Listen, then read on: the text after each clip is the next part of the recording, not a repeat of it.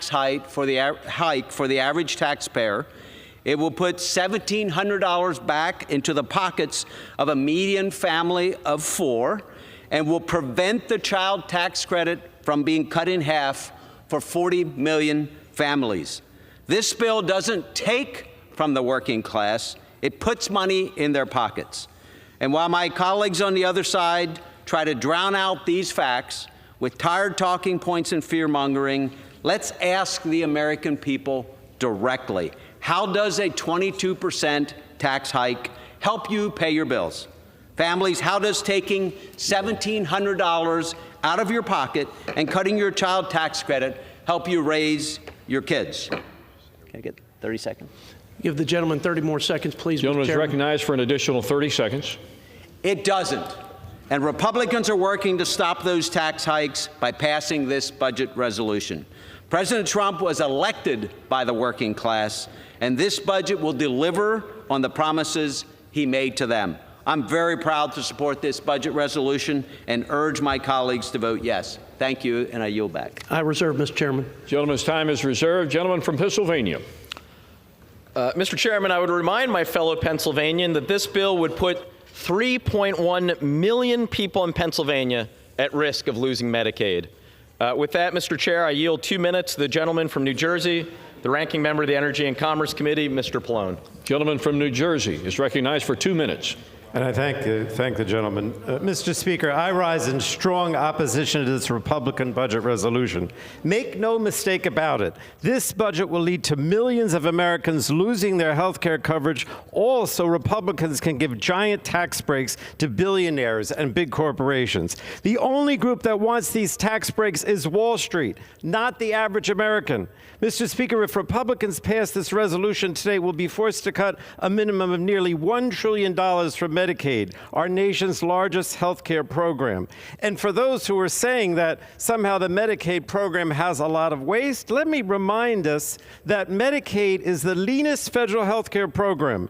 Every independent study says that Medicaid is financially sound, the most financially sound federal health care program.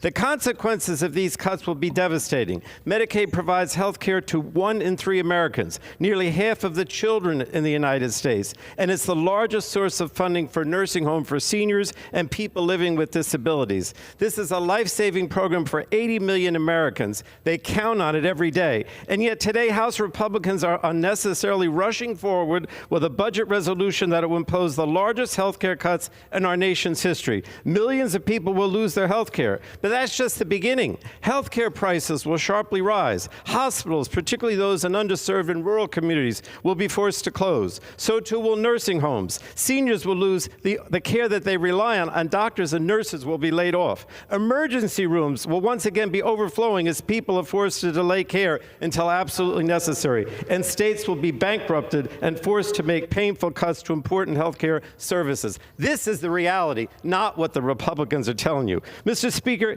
it doesn't have to be this way. If just a few of my colleagues on the other side of the aisle take a stand today, we can stop this from happening. So I implore my Republican colleagues to think about the harm, the devastating harm that would be done to their communities if this budget resolution is adopted. Stand up. I urge my colleagues to think twice and vote no. And I yield back. Gentleman from Texas. Chairman, I yield 1 minute to the gentleman from the Tar Heel State, former Speaker of the House of North Carolina and Budget Committee member, Mr. Tim Moore. Gentleman from North Carolina is recognized for 1 minute. Thank you, Mr. Speaker. Last November, the American people said enough is enough. They're tired of government waste, they're tired of rising prices, and they're tired of policies of the last administration. This budget is a critical step forward towards reining in out-of-control federal spending. To be clear, this resolution has no provisions that make cuts to Social Security, Medicare, and Medicaid. For those folks watching at home, read the bill. It's not in there. When Democrats vote against this today, they are voting to raise the average family of four's taxes by nearly $1,700. They're voting to raise taxes on small business, they're voting for open borders, and they're voting for higher energy costs. I'm proud to have worked with my fellow House Budget Committee members on this bill, as well as the chairman, who's done an amazing job on this, and I encourage my colleagues to vote yes on this important measure. I yield back, Mr. Speaker. Gentleman from Texas reserves. I reserve. Gentleman from Pennsylvania. I would remind the gentleman that this bill would put 2.8 million people in North Carolina at risk of losing Medicaid. Mr. Chair, with that, I yield 2 minutes to the gentleman from Massachusetts, the ranking member of the Ways and Means Committee, Mr. Neal. Gentleman from Massachusetts is recognized for 2 minutes. Thank you, Mr. Speaker. Well, the looting is underway. Our colleagues are running the same failed playbook of trickle-down handouts.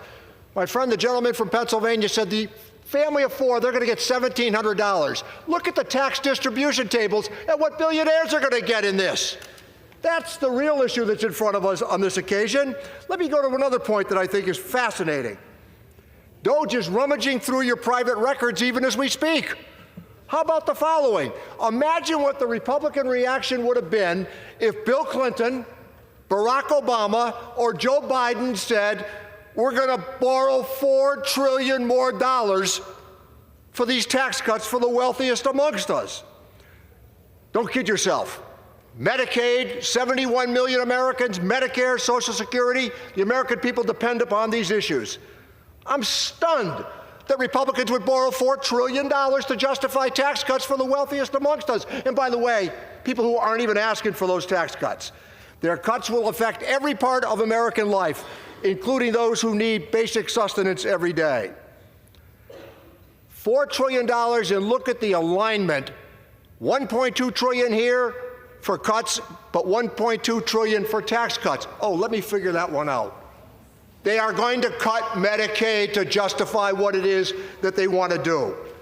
There is no reason why billionaires should be getting a massive tax cut.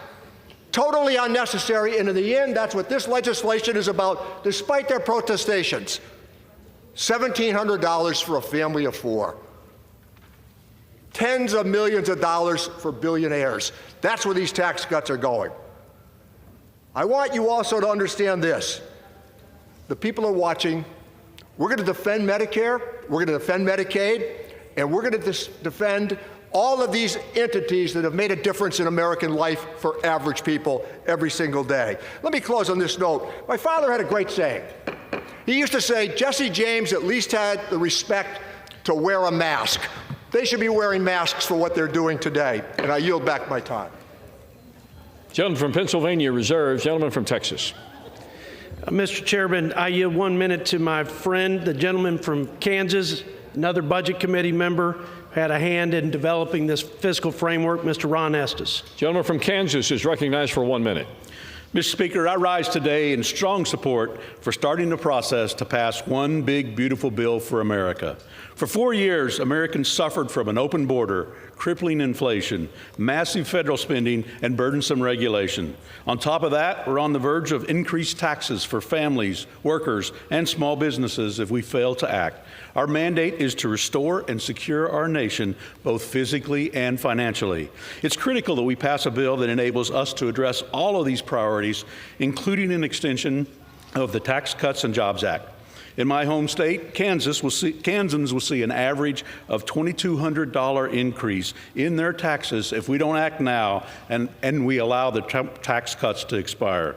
My colleagues on the other side of the aisle have made false claims about this budget resolution that will cut Social Security.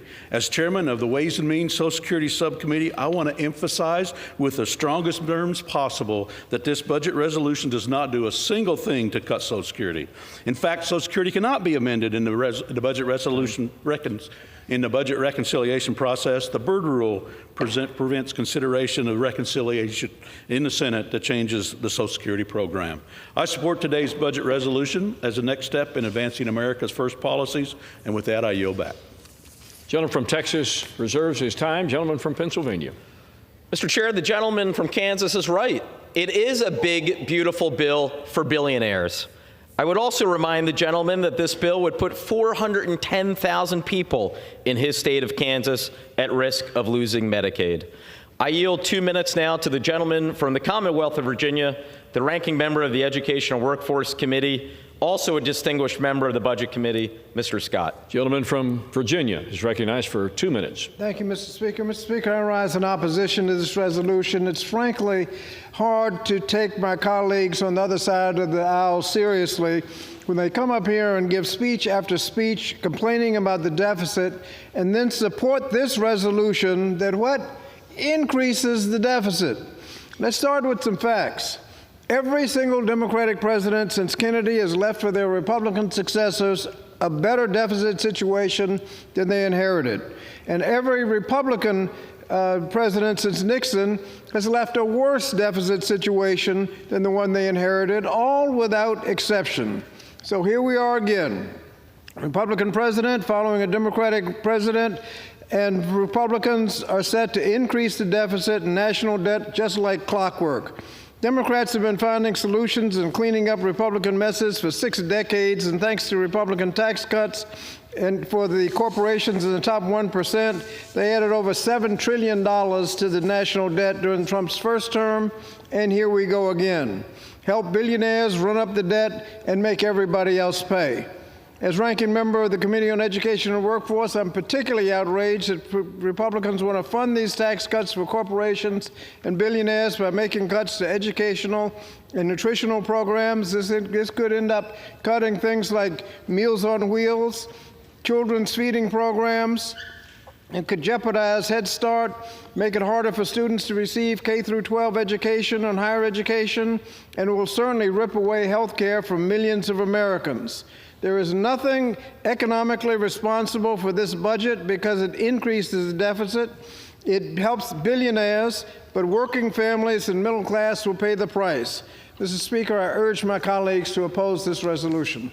Gentleman from Pennsylvania continues to reserve. Gentleman from Texas. Thank you, Mr. Chairman. I yield 1 minute to the gentleman, my good friend from Oklahoma, and our conference policy chair, Mr. Kevin Hern. Gentleman from Oklahoma is recognized for 1 minute. Mr. Speaker, I thank the chairman for yielding. You know, one of America's most famous sons, Will Rogers, once said, quote, "It costs 10 times more to govern us than it used to, and we're not governed 1/10 as good." And that was in 1932. I can only imagine what he would say today. That's why this vote is so important. It moves us closer to delivering on the mandate the American people overwhelmingly demanded in November. We are on an unsustainable path, and every member of this body knows it. Every member. This budget resolution commits us to investing in strong border security and strengthening our national defense. It directs committees to find ways to make the president's tax agenda permanent. It paves the way to unleash American energy production. The budget resolution calls for historic spending cuts as Congress works with the president to eliminate waste, fraud, and abuse. Something that every single one of us, regardless of party, should applaud, all in one big, beautiful bill. Failure to unite on this vote very well may result in breaking up the president's agenda. I urge my colleagues to vote yes. Together we can build a stronger, more prosperous America before it's too late. I yield back.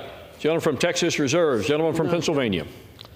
Mr. Chair, I would remind the gentleman that this bill would put 990,000 people in Oklahoma at risk of losing Medicaid. I'm now happy to yield 2 minutes to the gentlewoman from Minnesota, the ranking member of the Agricultural Committee, Ms. Craig. Gentlelady from Minnesota is recognized for 2 minutes. Thank you, Mr. Speaker. I rise to oppose this resolution that prioritizes tax cuts for billionaires over the well-being of hardworking American families and the livelihoods of our nation's farmers. The Supplemental Nutrition Assistance Program is our nation's most effective anti-poverty tool and a key part of the Farm Bill, which Republicans want to cut by $230 billion. This would cause millions of hardworking Americans to suffer, including some of the most vulnerable in our communities, children, seniors, and the disabled.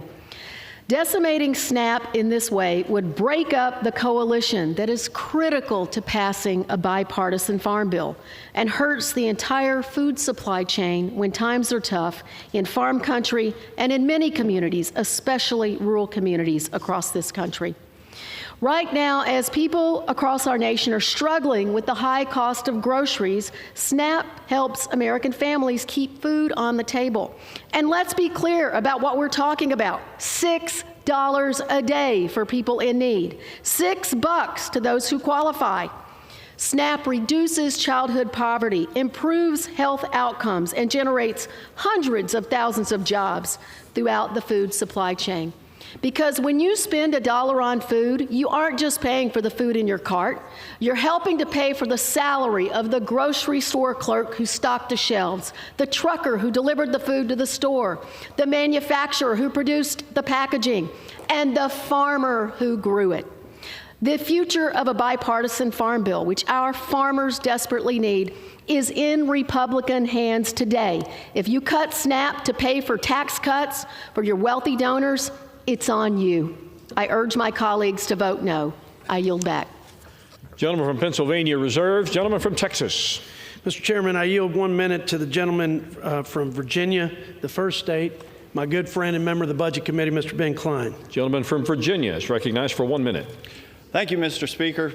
You know, back in November, the American people issued a resounding rejection of the profligate policies of the Biden-Harris administration that existed over the past 4 years by electing President Donald Trump. In the first month of the new administration, President Trump has answered this election mandate, signing executive orders aimed at securing our nation's borders, unleashing domestic energy production, and rooting out the waste, fraud, and abuse that was left over as the final remnants of Biden's failed legacy. However, the president cannot achieve all of these policy objectives alone. He needs Congress. It will take those of us in the House and Senate concerned about addressing our fiscally irresponsible the last 4 years, working together in unified fashion to pass a reconciliation package that is set in motion by today's budget resolution to give this administration the tools they need to succeed in fulfilling their election mandate. I urge my colleagues to vote yes on this budget as we work to deliver real savings for the American people. I yield back. Gentleman from Texas reserves. Gentleman from Pennsylvania. I would remind the gentleman this bill would put 1.8 million people in the Commonwealth of Virginia at risk of losing Medicaid. I now yield 2 minutes to the gentleman from Texas, distinguished colleague on the Budget Committee, Mr. Doggett. The gentleman from Texas is recognized for 2 minutes. Mr. Speaker, this is the Republican reconciliation because it makes a wreck of our nation's finances and it makes the wreck of the lives of so many of our fellow Americans. These Republicans are so troubled, so very troubled about our nation's debt that they want to add trillions more to it. In fact, according to the bipartisan Citizens for a Responsible Federal Budget, they want to make it bigger by about $4 trillion, deeper in debt. Elon Musk's Doge, it is Dodge also, is a sideshow for a multi-ring circus of deception and lies designed to create the illusion that billions are being saved from waste, fraud, and abuse when Doge itself is the abuse. Even with these fake savings, the insatiable demand of these Republicans for additional billionaire tax breaks requires denying opportunities to middle-class families, denying access to a family physician, first by slashing hundreds of millions from Medicaid, for which Trump professes to love and cherish. Medicaid, which pays for half the babies born at Seton Hospital in Austin, half the children that go to the children's hospital there. Millions of Americans will lose health protection, and millions more will lose educational opportunity. For those who are facing a dread disease like cancer, Republicans are cutting innovative medical research in the hope for a cure. With the looming threat of a bird flu pandemic, 40% cut in the staff of the Centers for Disease Control, CDC.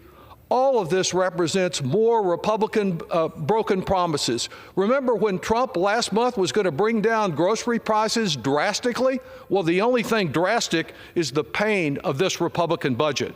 Now Trump tells us we'll have a golden age in America. With this budget imposing so many burdens on our finances, the sick, the hungry, and students, we see who gets the gold. Those billionaires that were on the front seat of his inauguration as working families are betrayed. I yield back. Gentleman from Texas. Chairman, I wonder when my Democrat colleagues will direct their indignation and outrage to the fact that that Doge and our friend Elon Musk has exposed a tremendous, outrageous, and utterly offensive waste like transgender operas in Colombia, DEI musicals in Ireland, transgender comic books, $20 million on Sesame Street, which is I would only have to assume my Democrat colleagues think that's the way to find peace in the Middle East. It's insane and it's offensive to the taxpayers, but you'll never hear a single word about that in this debate today. And with that, I yield 1 minute to my friend, General Jack Bergman from the great state of Michigan. Gentleman from Michigan is recognized for 1 minute. Thank you, Mr. Speaker. Thank you, Mr. Chairman. It's crucial that we're clear about the focus of today's debate. Our aim is not to remove vulnerable Americans from the government assistance programs they and their families depend on. On the contrary, we are focused on strengthening the integrity of these programs to ensure the taxpayers' dollars are directed to those who genuinely need them. In the past decade, Medicaid has accounted for over $550 billion, with a B, dollars in improper payments, making it one of the government's largest sources of payment errors. It would be irresponsible and a betrayal of our fiduciary duty to American taxpayers not to make a focused effort to recover these misused funds and redirect them to those who need them most. That said, it's essential that these efforts are made with a careful approach that avoids unintended consequences for vulnerable Americans and providers. As my colleagues on the Energy and Commerce Committee begin their critical efforts, I would urge them to keep this in the top of mind, and I urge all my colleagues to support this good resolution. Thank you. Gentleman from Texas reserves. Gentleman from Pennsylvania. I would remind the gentleman that this bill would put 2.4 million people in Michigan at risk of losing Medicaid. And Mr. Chair, let's be clear, that's what this debate is about. Because the other side is great at trying to distract you, holding up the shiny object of a few outlandish stories about tens of thousands of dollars to distract you from the trillions of dollars that are at stake. 1 in 3 Americans, 1 in 3, get their health care from Medicaid. That is at risk because of this proposal, and don't forget it. Don't allow yourself to get distracted. With that, I am happy to yield 2 minutes to the gentleman from California, my colleague and friend on the Budget Committee, Mr. Peters. Gentleman from California is recognized for 2 minutes. Thank you, Mr. Speaker. Our national debt is more than $36 trillion. We borrow nearly $2 trillion every year just to pay our expenses. And we spend more on interest payments now than we do on Medicaid, schools, child care, and the national defense. Republicans have raised the alarm about this deficit, but this budget actually makes the debt and deficit much, much worse. They say we have a spending problem. Okay, then cut annual spending to a level that's covered by our revenues and stop the deficits. But that's not what they're doing here. Oh, they will make big cuts to health care, air traffic controllers, cybersecurity, the people who fight wildfires, but they will not use those savings to cut deficits. They will use those savings to pay for tax cuts for people who don't need them. America doesn't have a spending problem. We have a borrowing problem. And this budget would lead to more borrowing we can't afford. It would limit our ability to borrow money when we do need it, when there's a future urgent need. But today the economy has low unemployment and high interest rates, the exact wrong time to blow up the debt. This bill will add between $4 and $11 trillion to the debt, which will increase interest rates, raise prices, and keep inflation high, and our kids are going to pick up the bill. Don't vote for this self-inflicted harm. I work with many of my Republican colleagues as co-chair of the Bipartisan Fiscal Forum on controlling the debt and deficit, and I know some are sitting here quietly agreeing with me. I know personally also how hard it is to buck your party, because when Democrats held the House, the Senate, and the White House, I voted no on our reconciliation budget to get a better product. Let me tell you, it was very unpopular. But I held my ground, and people at home knew I was standing up for them. We got a better product, and they sent me back. We work with presidents. We don't report to them. We report to our constituents. As independently elected members of Congress who are elected on the exact same day as Donald Trump, do your job. You know better. Vote no. I yield back. Gentleman from Pennsylvania reserves. Gentleman from Texas. Mr. Chairman, I yield 1 minute to the gentleman from the great state of Texas, my friend, Mr. Brandon Gill, also a member of the Budget Committee. Gentleman from Texas is recognized for 1 minute. Thank you, Mr. Speaker, and thank you, Chairman Arrington, for your leadership throughout this process. Mr. Speaker, President Trump delivered historic results. He is securing our border, restoring common sense, lowering costs, and reestablishing America's strength in the world. And he is stopping our tax dollars from funding woke, perverted projects that the other side of the aisle seeks to push. But today, 60% of American taxpayers are facing rising taxes and uncertainty. To address these challenges, this resolution will provide for the extension of the Trump tax cuts, funds the largest mass deportation operation in U.S. history, and cuts at least $1.5 trillion in waste, fraud, and abuse from our federal budget. This is something that should receive bipartisan support. Our commitment to fiscal discipline is clear. Conservatives on the Budget Committee added a provision that incentivizes a total of $2 trillion in reductions. The American people are begging for Washington to unlock the Trump agenda, which this bill does. They gave us a mandate to save this country. I urge my colleagues to support this resolution, and I yield back my time.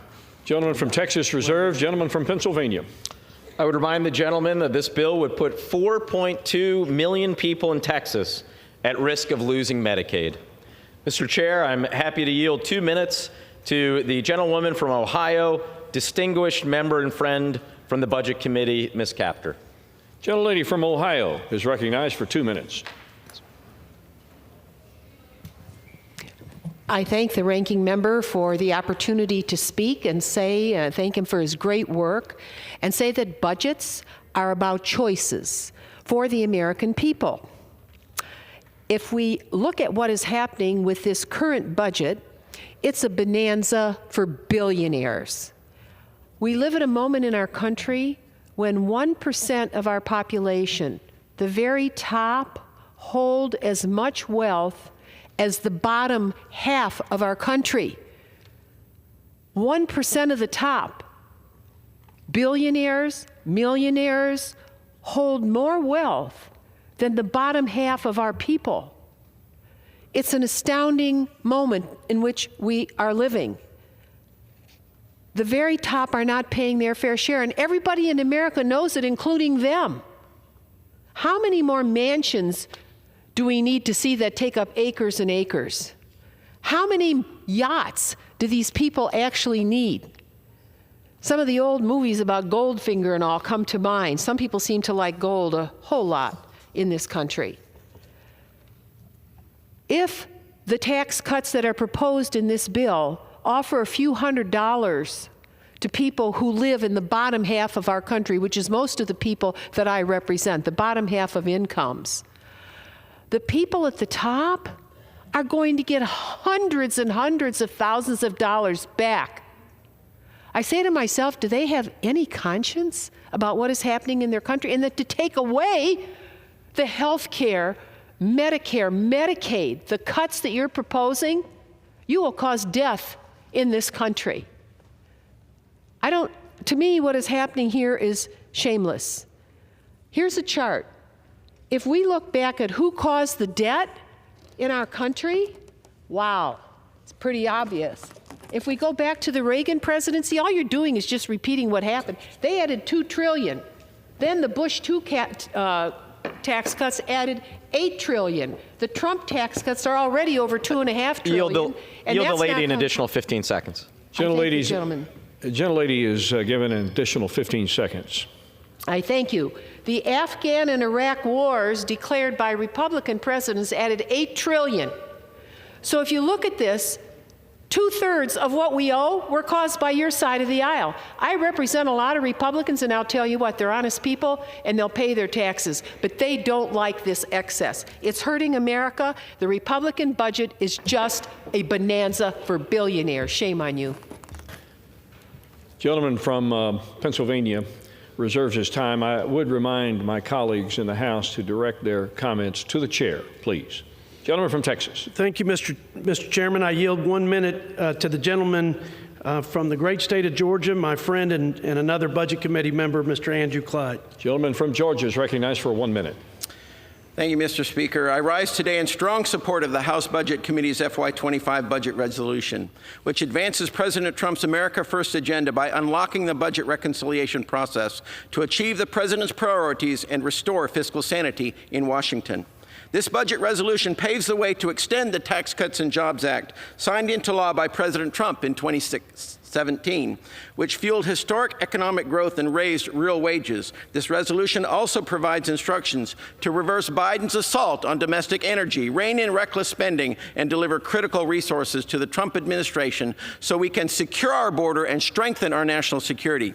Finally, I want to address the fear-mongering among our Democrat colleagues. This budget resolution does not cut benefits for any legitimate recipient of Medicare, Medicaid, or Social Security. I challenge anyone to find a single provision in this 45-page resolution that cuts benefits, because they can't.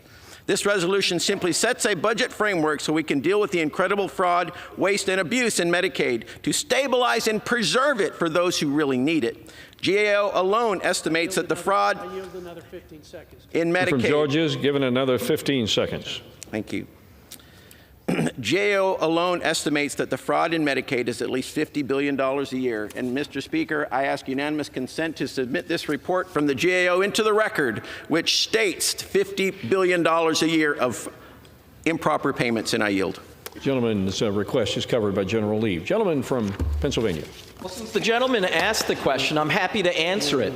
Right there in the bill, $880 billion directed to the Energy and Commerce Committee as a floor to find savings. In other words, for cuts. There is only one place that can come from. Literally, if they cut 100% else of everything ENC has purview over, it would still leave them hundreds of billions of dollars short. It has to come from Medicaid. It has to come from the ACA premiums, because much like when Willie Sutton was asked why he robbed banks, he replied, because that's where the money is. Likewise, in terms of the ENC cuts, the $880 billion, it has to come from Medicaid, because that's the only place you can find $880 billion. Don't be fooled by their rhetorical tricks. And with that, I yield 2 minutes to the gentlewoman from New Jersey, a distinguished member of the Budget Committee, Ms. Watson-Coleman. Gentlelady from New Jersey is recognized for 2 minutes.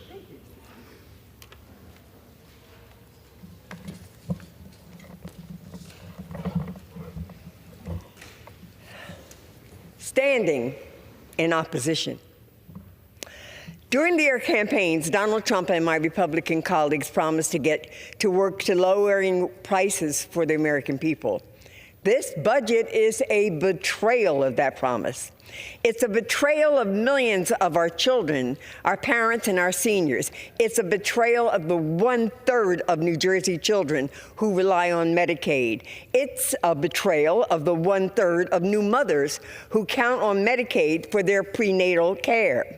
It's a betrayal of 6 in 10 New Jersey seniors living in nursing homes. It's a ripoff of New Jersey taxpayers, as Republicans have prioritized tax cuts for their billionaire donors over the lives of everyday citizens who will suffer under this new budget. My neighbor, Tom Kane, has over 70,000 Medicaid recipients, including over 27,000 children. Does Congressman Van Drew from New Jersey know a vote for this budget means abandoning 177,000 of his residents for the billionaire class? Does Congressman Chris Smith know that there are 178 Medicaid recipients in his district, including nearly 100,000 children, who will be cut and will lose their coverage simply to enrich Trump's billionaire friends? A few weeks ago, I offered an amendment in the Budget Committee to eliminate these disastrous cuts. Not a single Republican gave me a vote on this issue. Last night, I offered the same amendment to the Rules Committee, and the same outcome, not one Republican vote. I only hope that there are at least a few of my Republican colleagues today who have the courage and the humanitarian to stand up for their most vulnerable constituents and to vote no. I urge a no vote here, and I yield back my time. Gentleman from Pennsylvania reserves. Gentleman from Texas is recognized. Mr. Chairman, I yield 2 minutes to the gentleman from the Commonwealth of Pennsylvania, our Agriculture Committee Chair, and my friend G.T. Thompson. Gentleman from Pennsylvania is recognized for 2 minutes. Mr. Speaker, this budget resolution begins the process of delivering on President Trump's agenda, and that agenda is clear. It's securing the border, it's unleashing economic growth, it's providing efficiency and accountability in government. It's reining in reckless spending that spurred record inflation. My colleagues on the other side of the aisle continue to talk about the harmful provisions within this resolution. In reality, this is the beginning of the process. It's the beginning of a course correction that is desperately needed following 4 years of policy that placed America in a position of excess and decline. Speaking of excess, since President Trump's first term, increased enrollment and exploitation of the 2018 Farm Bill by the Biden administration ballooned the annual spending on the Supplemental Nutrition Assistance Program by 66% of the total cost at $256 billion, leaving workers on the sidelines while small businesses paying record wages struggle to find help. This egregious executive overreach not only violated the Congressional Review Act, but likely reduced the fraction of people participating in the workforce and contributed to inflation. Mr. Speaker, we must meet the vital supplemental food needs of Americans that Congress committed to fulfill through SNAP, and we will. We cannot allow excess or lack of accountability within the bureaucracy, though, to compromise fulfilling that obligation. Thoughtful policies that recognize the value of work, hold states accountable, promote program integrity, and in the long run, protect the safety net for those Americans who truly need it should be our priority. At the same time, we must use this process to advance the needs of the farm economy. We cannot leave our most ardent supporters in rural America without new resources and empty-handed for a third year. House Republicans have a mandate to restore America's faith in government, and we will protect hardworking taxpayers, bringing the largest tax increase in American history, and will provide for the neediest among us while simultaneously delivering a foundation for economic growth and prosperity. Mr. Speaker, let us ensure America is once again the land of opportunity and thriving communities, and passage of this resolution is one step in that process. I yield back. Gentleman yields back his time. Let me remind the managers on both sides of the time remaining in this portion of the debate. The majority side has 39 3/4 minutes remaining. Gentleman from Pennsylvania still manages 37 1/2 minutes remaining in this portion of the debate. Gentleman from Pennsylvania is recognized. Thank you, Mr. Chair. And I would remind my friend and fellow Pennsylvanian who just spoke, this bill would put 3.1 million people in our beloved Commonwealth of Pennsylvania at risk of losing Medicaid. With that, I yield 2 minutes to the gentlewoman from the Virgin Islands, distinguished member of the Budget Committee, Ms. Plaskett. Gentlelady from the Virgin Islands is recognized for 2 minutes. Thank you, Mr. Speaker. I rise in opposition to this budget. We know that a budget is a statement of values. In simple terms, you put your money where your mouth is. And the money my Republican colleagues are getting right now is going to the class that they are beholden to, the uber wealthy. The bulk of those called savings come from slashing Medicaid funding, which ensures that 70 million Americans, and funds from the Children's Health Insurance Program, CHIP, where another 10 million American children are helped. Those savings that they're getting are being created so that they can then give that money, give those savings to the ultra-rich. 20% of the population of the Virgin Islands are at risk of losing their health care under this budget. Veterans, children, families that are working, that are barely making it, rely on this. My fellow Americans, right here, right now, Republicans are trying to steal health care from 80 million people, and they're heading to the bank as millions of Americans are left helpless. What is happening? What's going on? Republicans are intentionally targeting grandmothers, targeting children, targeting veterans that live in your neighborhood. My fellow Americans, they're going to throw some peanuts, a couple of $100 at each one of us, and tell us that you're getting some taxes back. But that's the amount of money that the very wealthy are getting. Average $314,000 are going to them at the expense of American people. Fraud, waste, and abuse. They're going to tell you they're using that money to get rid of illegals. They're going to tell you that they're going to try and dramatically change the landscape. No, they're only changing the landscape for those individuals that they are beholden to. $2 trillion of cuts for $4 trillion of money that are going into the pocket of individuals that they are beholden to. That's what's happening. I'm disappointed, but I'm not surprised that the Republicans have used this process to satisfy the people that they are most beholden to. Americans must stand up. I yield back. Gentleman from Pennsylvania reserves. Gentleman from Texas. Mr. Chairman, I yield 4 minutes to my friend from the great state of Missouri and my chairman of the House Ways and Means Committee, Mr. Jason Smith, for 4 minutes. Gentleman from Missouri is recognized for 4 minutes. I want to thank the chairman for yielding. Mr. Speaker, 4 years ago, President Trump left Joe Biden a blueprint success, and then Democrats proceeded to open our borders, undermine American energy, and spend trillions of dollars on handouts to the wealthy. They created the highest inflation in 40 years that made it impossible for working families to survive. That's why the American people sent Donald Trump back to the White House with a mandate. Now it's up to Congress to deliver on that mandate to make our economy work again for working families. The economy isn't just numbers on a chart. It's the farmer who wakes up at 4 a.m., the mom or dad working 2 jobs to get by, the shop owner figuring out how to keep the store lights on, and the truck driver working overtime. To my Democrat colleagues, let's be clear. A vote against this budget is a vote to raise taxes on low-income Americans. $2.6 trillion of the tax cuts, and this are people making less than $400,000 a year. You campaigned on not allowing taxes to increase on people making less than $400,000 a year. Let's see if your voting card shows up. Extending the Trump tax cuts will give the lowest income families a tax cut of 15%, the highest of any income group. On the other hand, failing to extend these tax cuts means the average taxpayer will see a 22% tax hike.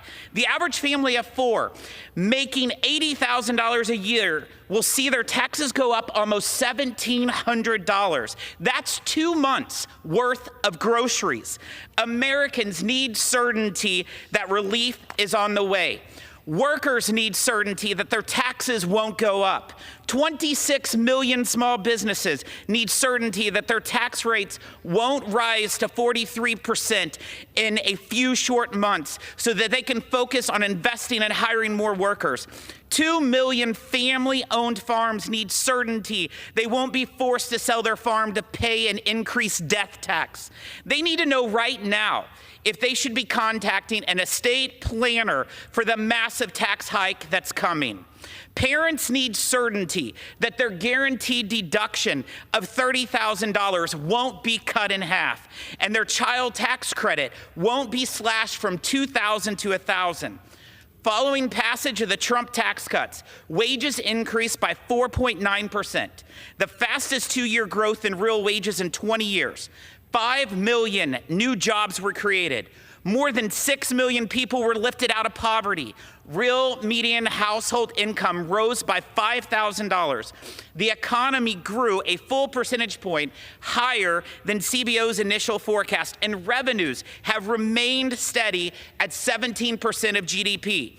Building on President Trump's tax cuts will deliver a new golden age of prosperity.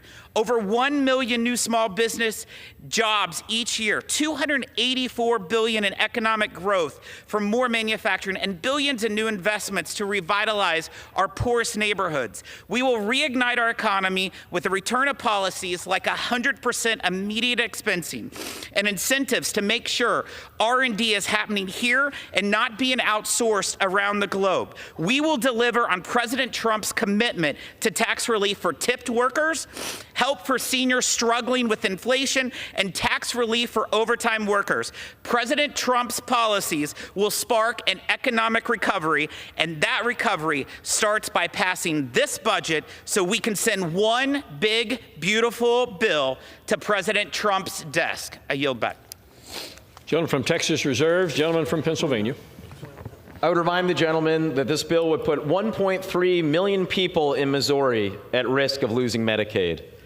With that, Mr. Chair, I yield 2 minutes to the gentlewoman from Texas, distinguished member of the Budget Committee, Ms. Escobar. Gentlelady from Texas is recognized for 2 minutes. Thank you, Mr. Chairman, and thank you, Mr. Ranking Member. To my fellow Americans, let's talk about what's really happening here today.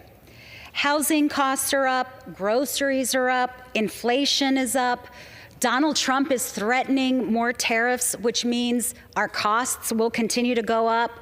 It's no wonder that the bond market is flashing a warning sign about slowing economic growth under Donald Trump. And my Republican colleagues, instead of working with us to lower costs, what are they doing? They are working to give billionaires massive tax breaks. And they'll do that by making life costlier for everyone else. In fact, this budget bill that will be on the floor today will have enormous consequences. It will make America poorer, sicker, and hungrier. It will close hospitals and clinics. It will kick seniors out of nursing homes. It ends support for Americans with disabilities. It will double health care costs and more. That's just the Medicaid portion of it. In Texas, in my state, over 4 million Texans stand to lose with the cuts that they will implement, that this bill will unlock, but with cuts to Medicaid. And it's not just that. It gets worse. This budget bill will explode the national debt. Why? So that billionaires can have another yacht, another luxury home, another jet. It doesn't have to be this way. We just need some of our Republican colleagues to stand with us and vote to protect the American people. Reject these billionaire tax breaks, reject the harm that it will do to their constituents and ours, and protect the American people. I urge my colleagues to vote no. I yield back. Gentleman from Pennsylvania continues to reserve. Gentleman from Texas. Mr. Chairman, I yield 2 minutes to the gentleman from Arkansas, the chairman of our Environmental and Energy Committee, Mr. Bruce Westerman. Gentleman from Arkansas is recognized for 2 minutes. Thank the gentleman for yielding. Mr. Chairman, I rise today in support of the fiscal year 2025 budget resolution. My constituents know firsthand how the failed policies of the left resulted in increased grocery and energy bills, opened our borders, imperiled our national security, accelerated our debt, and have made it next to impossible to build and use our natural resources here at home, making us dependent on our adversaries. This budget creates a blueprint to deliver on the promises we made to the American people, righting the wrongs of the past, unleashing America's energy potential, and implementing the full America First agenda. Advancing the budget resolution opens the door for the budget reconciliation process. It will allow committees to begin our work on the nuts and bolts of budget reconciliation, implementing savings across government and harnessing our biggest revenue generators, such as domestic energy production. By unlocking access to our energy and mineral reserves, actively managing our forests, streamlining burdensome permitting processes, and repealing wasteful IRA spending, we will deliver a responsible reconciliation bill that builds the wealth of our nation. As a former member of the House Budget Committee, I appreciate the budget process and have great respect for Chairman Arrington and his staff in getting this budget resolution to the House floor. Mr. Chairman, while our colleagues across the aisle are using made-up numbers that have no basis or substance as a scare tactic on the American people, I can say as a former state legislator, and I'm happy to remind my colleagues across the aisle, that Medicaid is a state and federal program, and not a single person will lose Medicaid coverage unless their state makes that choice. Mr. Chairman, this resolution has my full support, and I encourage my colleagues to vote for it, and I yield back. Gentleman from Texas reserves. Gentleman from Pennsylvania. I would remind the gentleman that this big, beautiful bill for billionaires would put 820,000 people in Arkansas at risk of losing Medicaid. Now, Mr. Chair, I yield 1 minute to the gentleman from New York, the Democratic leader of the House, and my friend, Mr. Jeffries.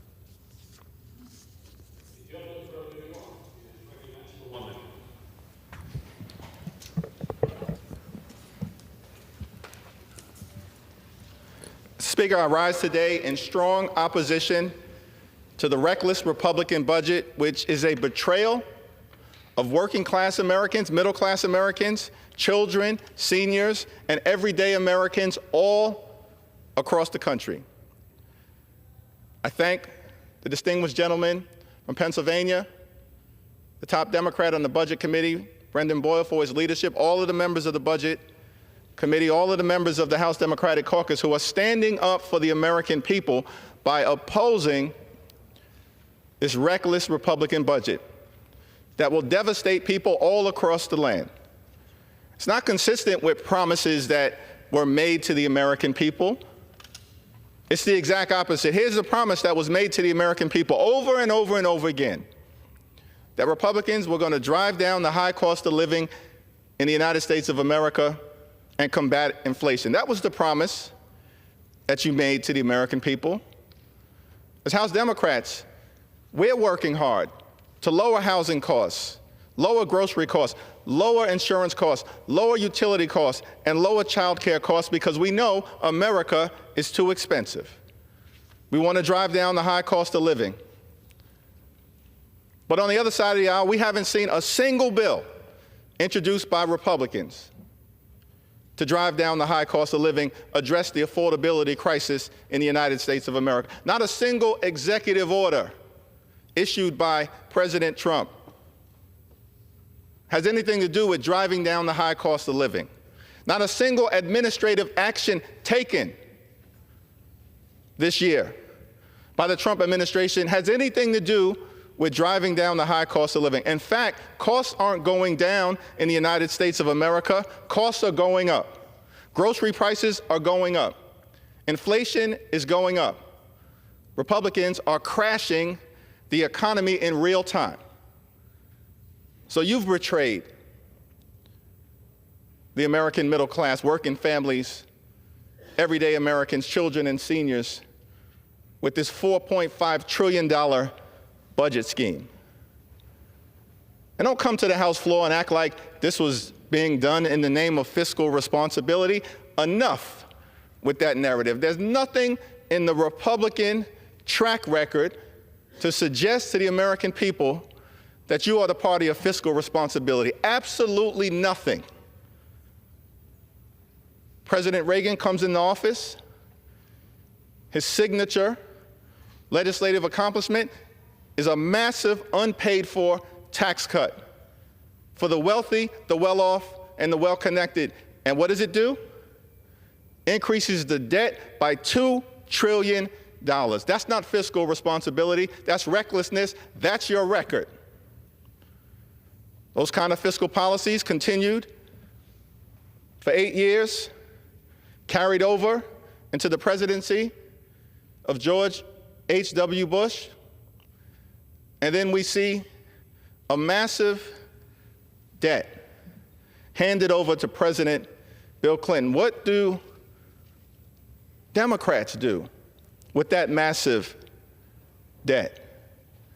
We turn that debt into a surplus over an 8-year period of time, and the economy exploded. That's what fiscal responsibility looks like. That happened under President Bill Clinton. Stop saying to the American people that you're the party of fiscal responsibility. The facts say exactly the opposite. And so a budget surplus is handed over to President George W. Bush, who proceeds in 2001 and then again in 2003 to pass massive tax cuts, same playbook, here we go again, massive tax cuts for the wealthy, the well-off, and the well-connected that explode the debt by $8 trillion. And at the same time, we have a failed war in Iraq and a failed war in Afghanistan. Over time, adding another $8 trillion to our nation's debt. That burden is handed over to President Barack Obama, who during the period of his time in office, when he had a $1.5 trillion deficit, cuts it by $1 trillion, despite the fact that he also inherited from Republicans the Great Recession and had to turn things around. So he cuts the deficit by $1 trillion, from $1.5 trillion to $500 billion. You asked about numbers? Here are the numbers. And then that gets handed over to President Trump in his first term, who proceeds, of course, to follow the same Republican playbook. Has nothing to do with fiscal responsibility and everything to do with massive tax cuts for the wealthy, the well-off, and the well-connected. And so Republicans passed the GOP tax scam, 83% of the benefits set aside for the wealthiest 1%. And in connection with the GOP tax scam, explode the debt by another $2 trillion that you force working families, middle-class folks, and everyday Americans to pay for. Republicans are not the party of fiscal responsibility. Stop trying to convince the American people otherwise. Same playbook. In fact, during the administration of Donald Trump, during his first 4 years, the debt exploded to such a degree that 25% or so of our nation's debt came from just the first term of President Donald Trump. 25%. We've been around for over 248 years. The party of fiscal responsibility. And then, of course, President Biden inherits significant deficit, overwhelming debt, and his 2 years, first 2 years, gets a lot done and cuts the deficit by $1.7 trillion. There's still a lot of work for all of us to do. But do not pretend that any of this, that this budget resolution has anything to do with fiscal responsibility or keeping your promises to the American people. You promised to lower the high cost of living, have done nothing about it. And so here we are again. There you go again with this GOP tax scam. Same exact playbook. $4.5 trillion worth of cuts for the wealthy, the well-off, and the well-connected disproportionately to benefit billionaire donors and well-connected corporations.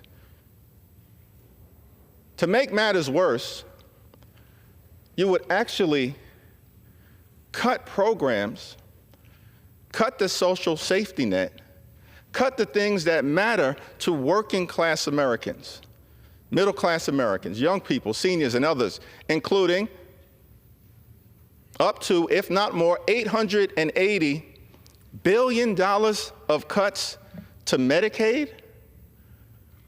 That's the largest cut to Medicaid in American history. That doesn't help working-class Americans, doesn't help middle-class Americans, doesn't help children, doesn't help older Americans. It will devastate them.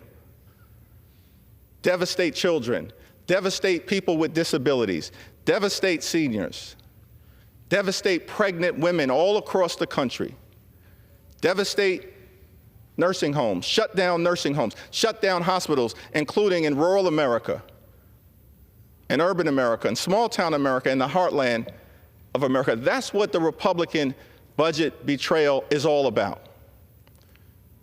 Devastate supplemental nutritional assistance programs for our children, for our veterans, for our families. That's what the Republican budget is all about. Has nothing to do with making life better for everyday Americans. It will hurt everyday Americans. So Democrats are not going to provide this reckless Republican scheme this out-of-control budget a single vote, not a single vote, because we're standing on the side of the American people. We will fight this reckless Republican budget today. We will fight this reckless Republican budget tomorrow. We will fight this reckless Republican budget until it's buried deep in the ground, never to rise again, and stand on the side of the American people at all times. Vote no. Gentleman from Pennsylvania reserves his time. Gentleman from Texas. Mr. Chairman, I yield 2 minutes to the gentleman from Alabama, my friend and the chairman of the House Armed Services Committee, Mr. Mike Rogers. Gentleman from Alabama is recognized for 2 minutes. Thank you, Mr. Speaker. Thank you, Chairman. I rise in strong support of this resolution, and I commend the Speaker, the leader, and the Chairman Arrington on their tremendous work. We've heard about all the ways the House budget resolution will deliver on President Trump's America First agenda. That includes making a generational investment in national defense. The $100 billion in defense spending this resolution unlocks will enable us to begin restoring American deterrence, prioritizing lethality, and ensuring peace through strength. It will help defend the DoD's mission at the border because border security is national security. It will help improve the quality of life of our service members and their families. It will help us start to revitalize our defense industrial base and restore readiness accounts to ensure we can fight tonight. It will also help us start to expand U.S. shipbuilding capacity and enhance our missile deterrence. It will also help begin restocking our nation's arsenal of critical munitions. And it will help us position our military to outcompete and out-innovate China. Achieving the President's goal of peace through strength will ultimately require us to get defense spending back above 4% of GDP. But none of that can happen unless we pass this budget resolution today. I urge my colleagues to join me in supporting this resolution. I yield back the balance of my time. Gentleman from Texas reserves. Gentleman from Pennsylvania. Mr. Chair, I would remind the gentleman that this bill would put 950,000 people in Alabama at risk of losing Medicaid. With that, it is my honor to yield 2 minutes to the gentlewoman from Minnesota, distinguished member of the Budget Committee, Ms. Omar. Gentlelady from Minnesota is recognized for 2 minutes. Thank you, Ranking Member. Thank you, Mr. Speaker. I rise in strong opposition to this Republican budget resolution because it is not a budget, it is a blueprint for American decline. Let's be clear. They want to exploit your labor, your tax dollars, and gut your earned benefits, all to bankroll tax cuts for their wealthy friends and donors. They want to increase your healthcare costs while Elon Musk and his friends hoard even more wealth. And they have the audacity to call it fiscal responsibility. This proposal will only deepen the constitutional crisis we are already in. A president trying to rule like a dictator, an unelected billionaire using hate and fear to expand his control over our country, and congressional Republicans pretending this chaos is normal even as their own constituents call them out for their cowardice. Our government is being hollowed out. Our institutions are falling apart, and today, House Republicans are slashing programs that people rely on to enact massive $4.6 tax giveaway to the rich. So I ask my Republican colleagues, who will you serve? The people who sent you here, or the billionaires trying to buy our democracy? I yield back. Gentleman from Pennsylvania continues to reserve his time. Members are advised to not only direct their comments to the chair, but to refrain from engaging in personalities toward the president. Gentleman from Texas. Mr. Chairman, the minority leader regurgitated a talking point from the Democrat Party we've heard now for years. We heard it prior to the passage of the Tax Cuts and Jobs Act in 2017. He said 83% of the Tax Cuts and Jobs Act benefits would accrue to the top 1% of income earners. The Washington Post, which is no bastion of conservative journalism, said that Well, they gave him 2 Pinocchios for that one and called it a zombie claim, called it galling, and PolitiFact agreed with them and said it was flat out misleading. With that, Mr. Chairman, I'd like to yield a minute to my friend, the gentleman from California, Mr. Tom McClintock, also a member of the House Budget Committee. Gentleman from California is recognized for 1 minute. Mr. Chairman, this resolution not only saves an average family about $16,000 over the next 10 years through reduced spending, it also prevents a crushing $1,500 annual tax hike on a struggling family earning just $75,000 a year. I have news for the minority leader. That ain't rich. They can't afford it, and they don't deserve that. The details will come in the reconciliation bill, which can't be drafted until this resolution passes. So our Democratic colleagues ought to wait to see what the committees actually propose before setting their hair on fire. You know, the people didn't save our country last November. They gave us the tools to save it. It's now up to us to use them. This resolution unlocks a powerful tool and is a critical step to stop the reckless theft of the earnings, the productivity, the prosperity, and the dreams of the American people. I yield back. Gentleman from Texas reserves his time. Gentleman from Pennsylvania. Mr. Chair, I would remind the gentleman that this bill would put 13.4 million people in California at risk of losing Medicaid. I would further remind my friend, the chair of the Budget Committee, that it was not the Democratic leader's statistic that he was quoting, about 83%. It was the Congressional Budget Office that found that 83% of the 2017 Trump tax cuts go to the richest 1% of Americans. With that, I yield 2 minutes to the gentleman from New York, distinguished member of the Budget Committee, Mr. Tonko. New York is recognized for 2 minutes. Thank you, Mr. Speaker. It was quite remarkable to go back home to New York's 20th District last week after spending 12 hours moving this monstrosity through the Budget Committee. Everywhere I went, folks were imploring me, begging, pleading to stand up to this cruelty. And that's after weeks of receiving nonstop calls from thousands of activated and engaged constituents, many of whom are reaching out to me for the very first time. I held a town hall at Albany High School, and like many of my colleagues in recent weeks, it was packed. The energy in the room was palpable. Fear, helplessness, anger. Why, Mr. Speaker, are we forcing through legislation that will hurt the very people we represent? My constituents should never have to stand up and tell me they will interrupt their lives to fight with me in D.C. against the Republican agenda. But they did. Our job is to serve the American people, not rip access to basic necessities away from them at the behest of a president who declared himself king. Frankly, it's insulting to me, to this institution, to the working families of New York's 20th District, and every American who is still struggling just to get by. But here we are, blowing a $3 trillion hole in our national debt to serve billionaire oligarchs instead. Billionaire oligarchs and donors who will never have to wonder whether they can afford to go to the doctor, retire with dignity, or even put food on the table to feed their children at night. It's outrageous. It's a ripoff. It's a heartless betrayal of the American people, the middle class, working families, and future generations. My district has asked me, where's the solution to this? It rests right in this chamber. Let us assume the responsibilities, the duties, the authority, the power we have by the Constitution, with the power of the purse placed in our hands here in the House of Representatives. Let's act accordingly. They didn't want a president to circumvent Congress. They didn't want an agent who never had a background check, who was never confirmed by the U.S. Senate, and who is wielding a chainsaw at our programs and not showing sensitivity, compassion, intellect, and academics that will make the true difference. With that, I yield back.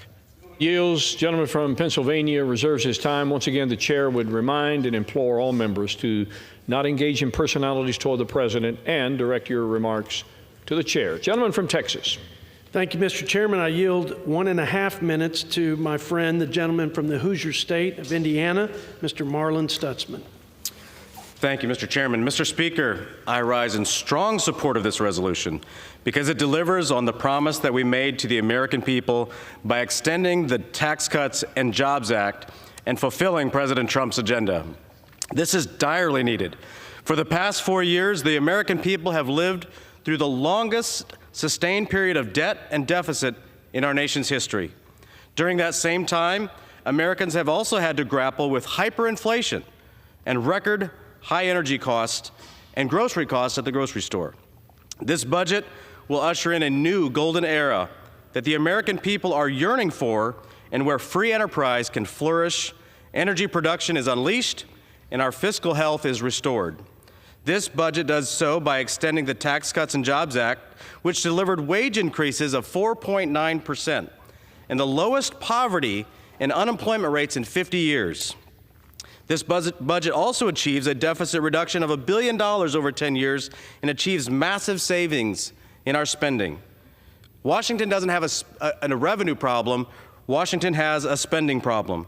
Mr. Speaker, the American people sent us here to fulfill a mission, putting our nation back on a trajectory towards success and prosperity. Passing this resolution is the first step in that process. This budget doesn't betray the middle class. It saves the middle class and empowers the middle class for a prosperous future. Mr. Speaker, I support this resolution, and I encourage my colleagues to do the same. This is the first time that I remember where we are actually being fiscally responsible, and I'll yield back the balance of my time. Gentleman yields. Gentleman from Texas reserves. Gentleman from Pennsylvania. Mr. Chairman, I would remind the gentleman that this bill would put 1.8 million Hoosiers at risk of losing Medicaid. With that, I'm happy to yield 2 minutes to the gentlewoman from California, the ranking member of the Financial Services Committee, Ms. Waters. Gentlelady from California is recognized for 2 minutes. Thank you very much, Mr. Speaker. I strongly oppose the Republican budget ripoff. I hear from constituents every day about the high cost of living. Under the Trump administration, health care costs are rising, and putting food on the table is getting harder as egg prices skyrocket and housing remains unaffordable. Unfortunately, the Republican ripoff is a slap in the face to working families. Trump, Elon Musk, and House Republicans are asking us to support axing Medicaid by $180 billion, even though food stamps reduce rural poverty. Republicans will cut this program too by $230 billion. Republicans are defunding the police by stripping funding from the Consumer Financial Protection Bureau, and the CFPB is the only federal cop on the block to hold Wall Street banks and big tech payment apps accountable when they cheat Americans. It is shameful that while families suffer from high prices, Musk is firing thousands of federal workers and stealing sensitive data from his competitors.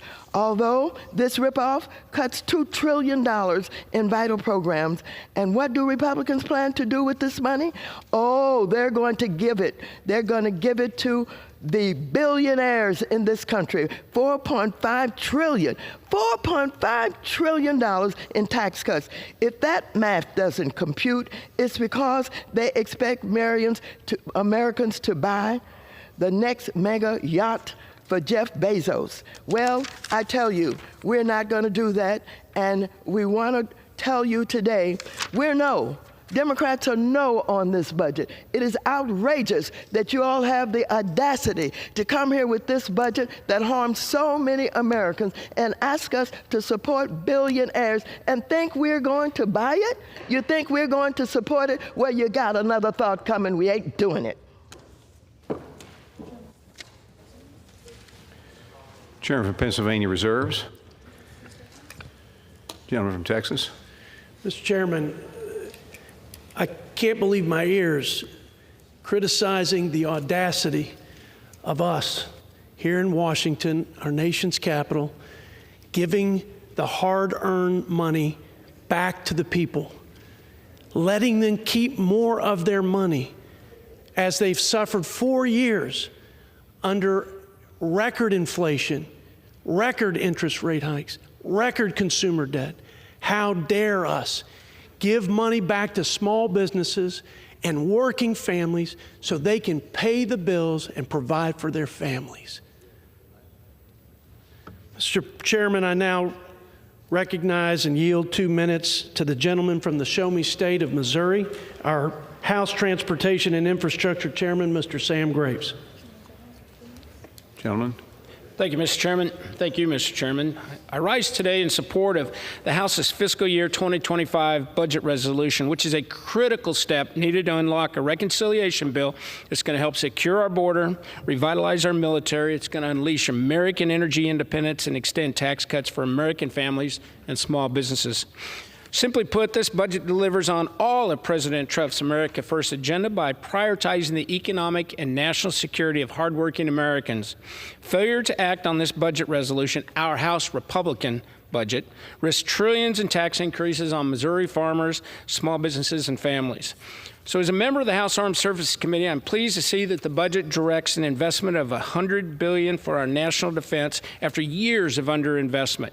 And as chairman of the Transportation and Infrastructure Committee, I am ready to do our part to produce a bill that fulfills President Trump's border security agenda by providing funding for the United States Coast Guard for drug and migrant interdiction.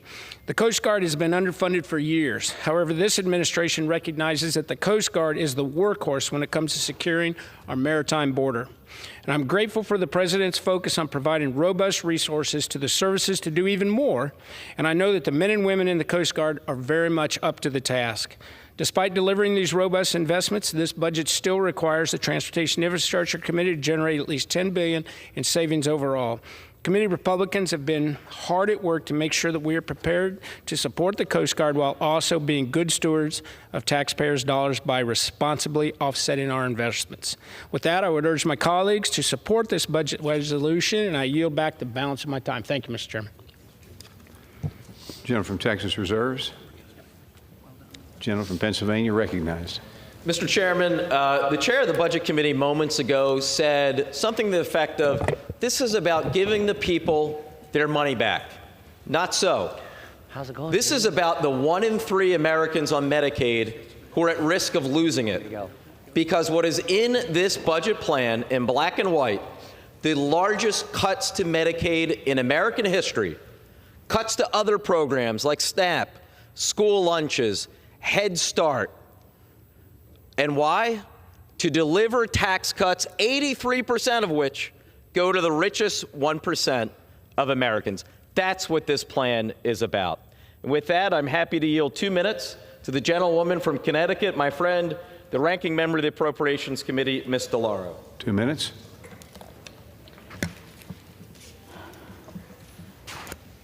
As ranking member of the Appropriations Committee, I am responsible for funding programs and services that the American people rely on. I also see the importance of programs like Medicaid, which help tens of millions of people afford health insurance. After all their talk about lowering the cost of living, Republicans wasted no time in making their real priorities clear. For this majority, billionaires and the biggest corporations always come first. Elon Musk, President Trump are hard at work trying to gut Medicaid and the Affordable Care Act, which helps nearly 100 million Americans afford health insurance, medications, life-saving care. Nationwide, Medicaid and the Children's Health Insurance Program provide medical coverage to nearly 4 in 10 children. Almost 40% of the children in the United States get their health care through Medicaid. These programs were designed, improved, and expanded over decades by both parties to help people deal with the high cost of health care, and they have delivered for so many families. In my district alone, there are 229,000 people on Medicaid, including 79,000 children, 33,000 seniors. Medicaid paid for 3,000 births last year, providing comprehensive prenatal, delivery, postpartum care to newborns and mothers. These are programs that help families and children. Medicaid works. Elon Musk is only interested in helping the richest among us. His dream is to fully extend more than $4.5 trillion worth of tax breaks to their billionaires and the wealthiest corporations in the world. How will they pay for these tax cuts? Pay for this massive giveaway? Republicans want to pay for this with cuts to Medicaid, $880 billion from Medicaid and the Affordable Care Act, putting coverage at risk for millions of Americans and raising their premiums. To cut even more from the program, they also want to make it harder for people. Thank you. Who bears the brunt of these cuts? Seniors, children, low-income families, people with disabilities, those struggling the most high health care costs are the first ones left behind. Republicans are coming for SNAP next, threatening 40 million Americans who are just trying to put food on the table. Democrats will stand where we always do, on the side of the middle class, against yet another reckless Republican budget that steals even more wealth for billionaire class. Thank you, and I yield back. Gentleman from Pennsylvania reserves. Gentleman from Texas. Mr. Chairman, I yield 3 minutes to my good friend from the great state of Ohio, also chairman of the House Judiciary Committee, Mr. Jim Jordan. Recognized. Thank you, Mr. Chairman. Thank the gentleman for yielding. The budget resolution will allow us to cut taxes, reduce spending, help our national defense, and secure the border, which is exactly what we told the voters we were going to do in the election.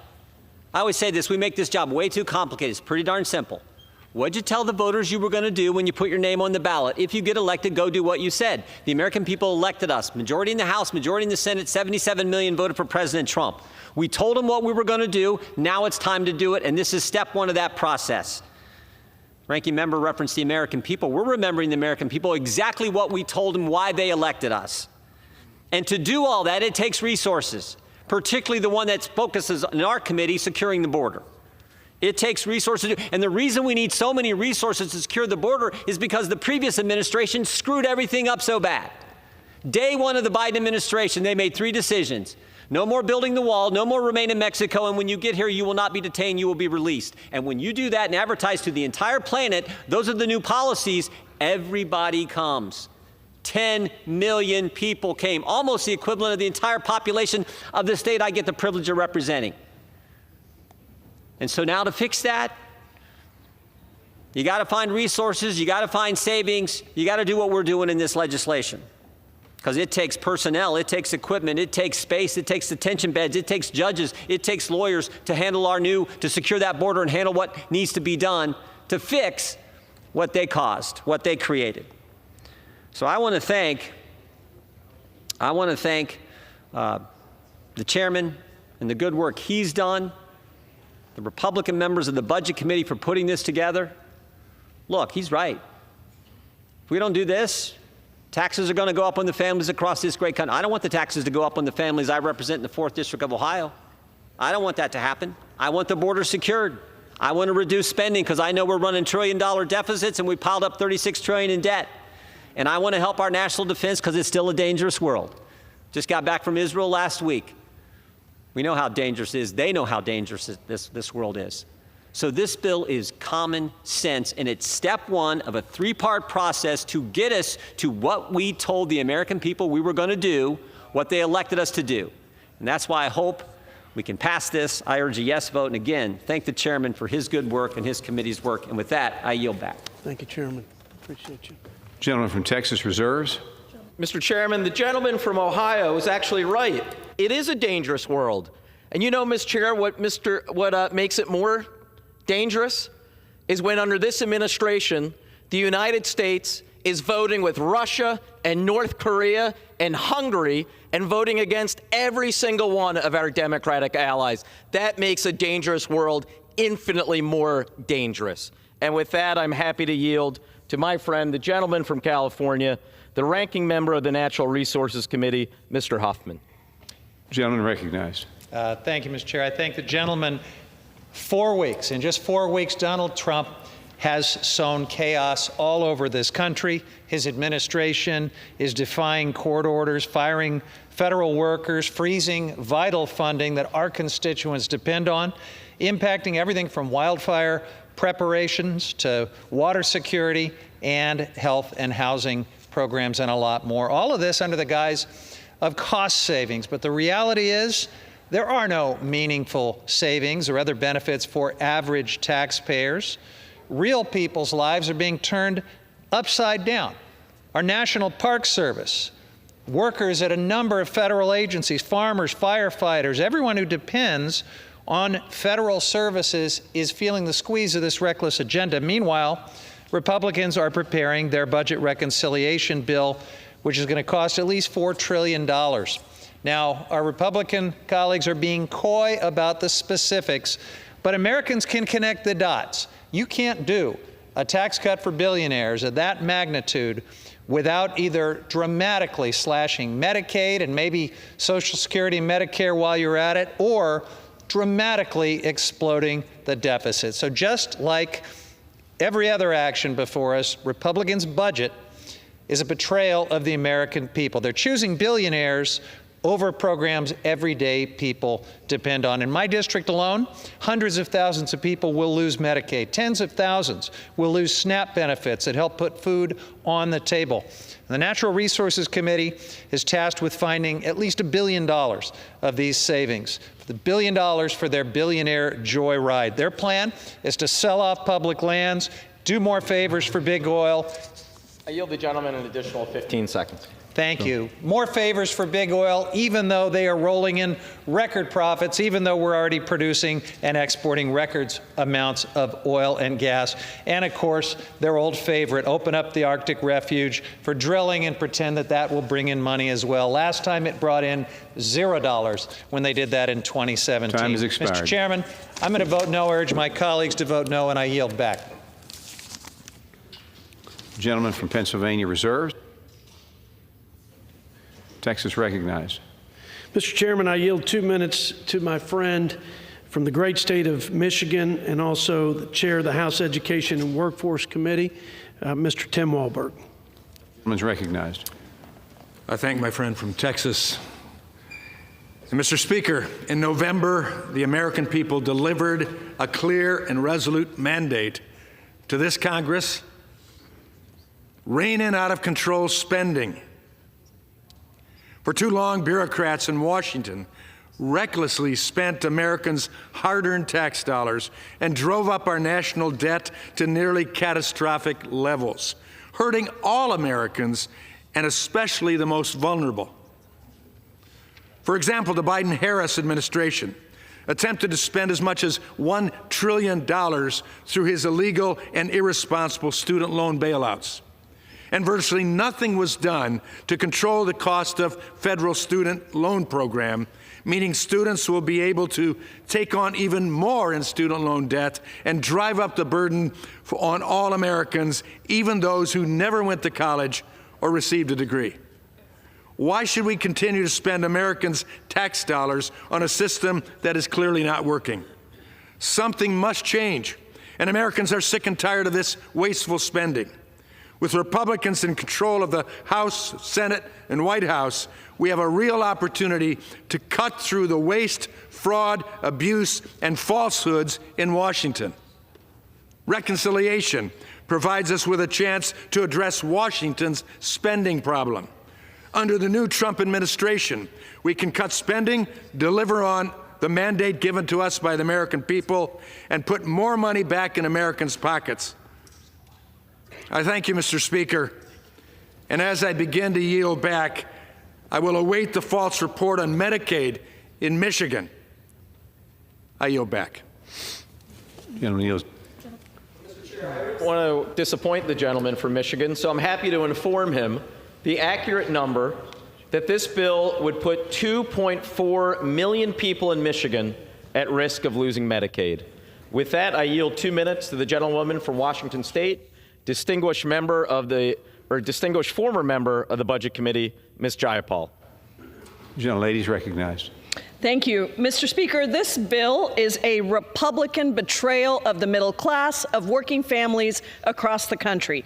If you are at home watching this, I want you to think about what Republicans want to slash from your life so that they can lower taxes for the biggest corporations and wealthiest billionaires like Elon Musk. They want to cut a minimum, the floor of $880 billion from Medicaid, which covers health care for 72 million Americans. Medicaid pays for nursing homes for 5 out of 8 seniors across the country, pays for health care for 38 million kids, including over 3 million kids in Texas and 1.2 million kids in Ohio.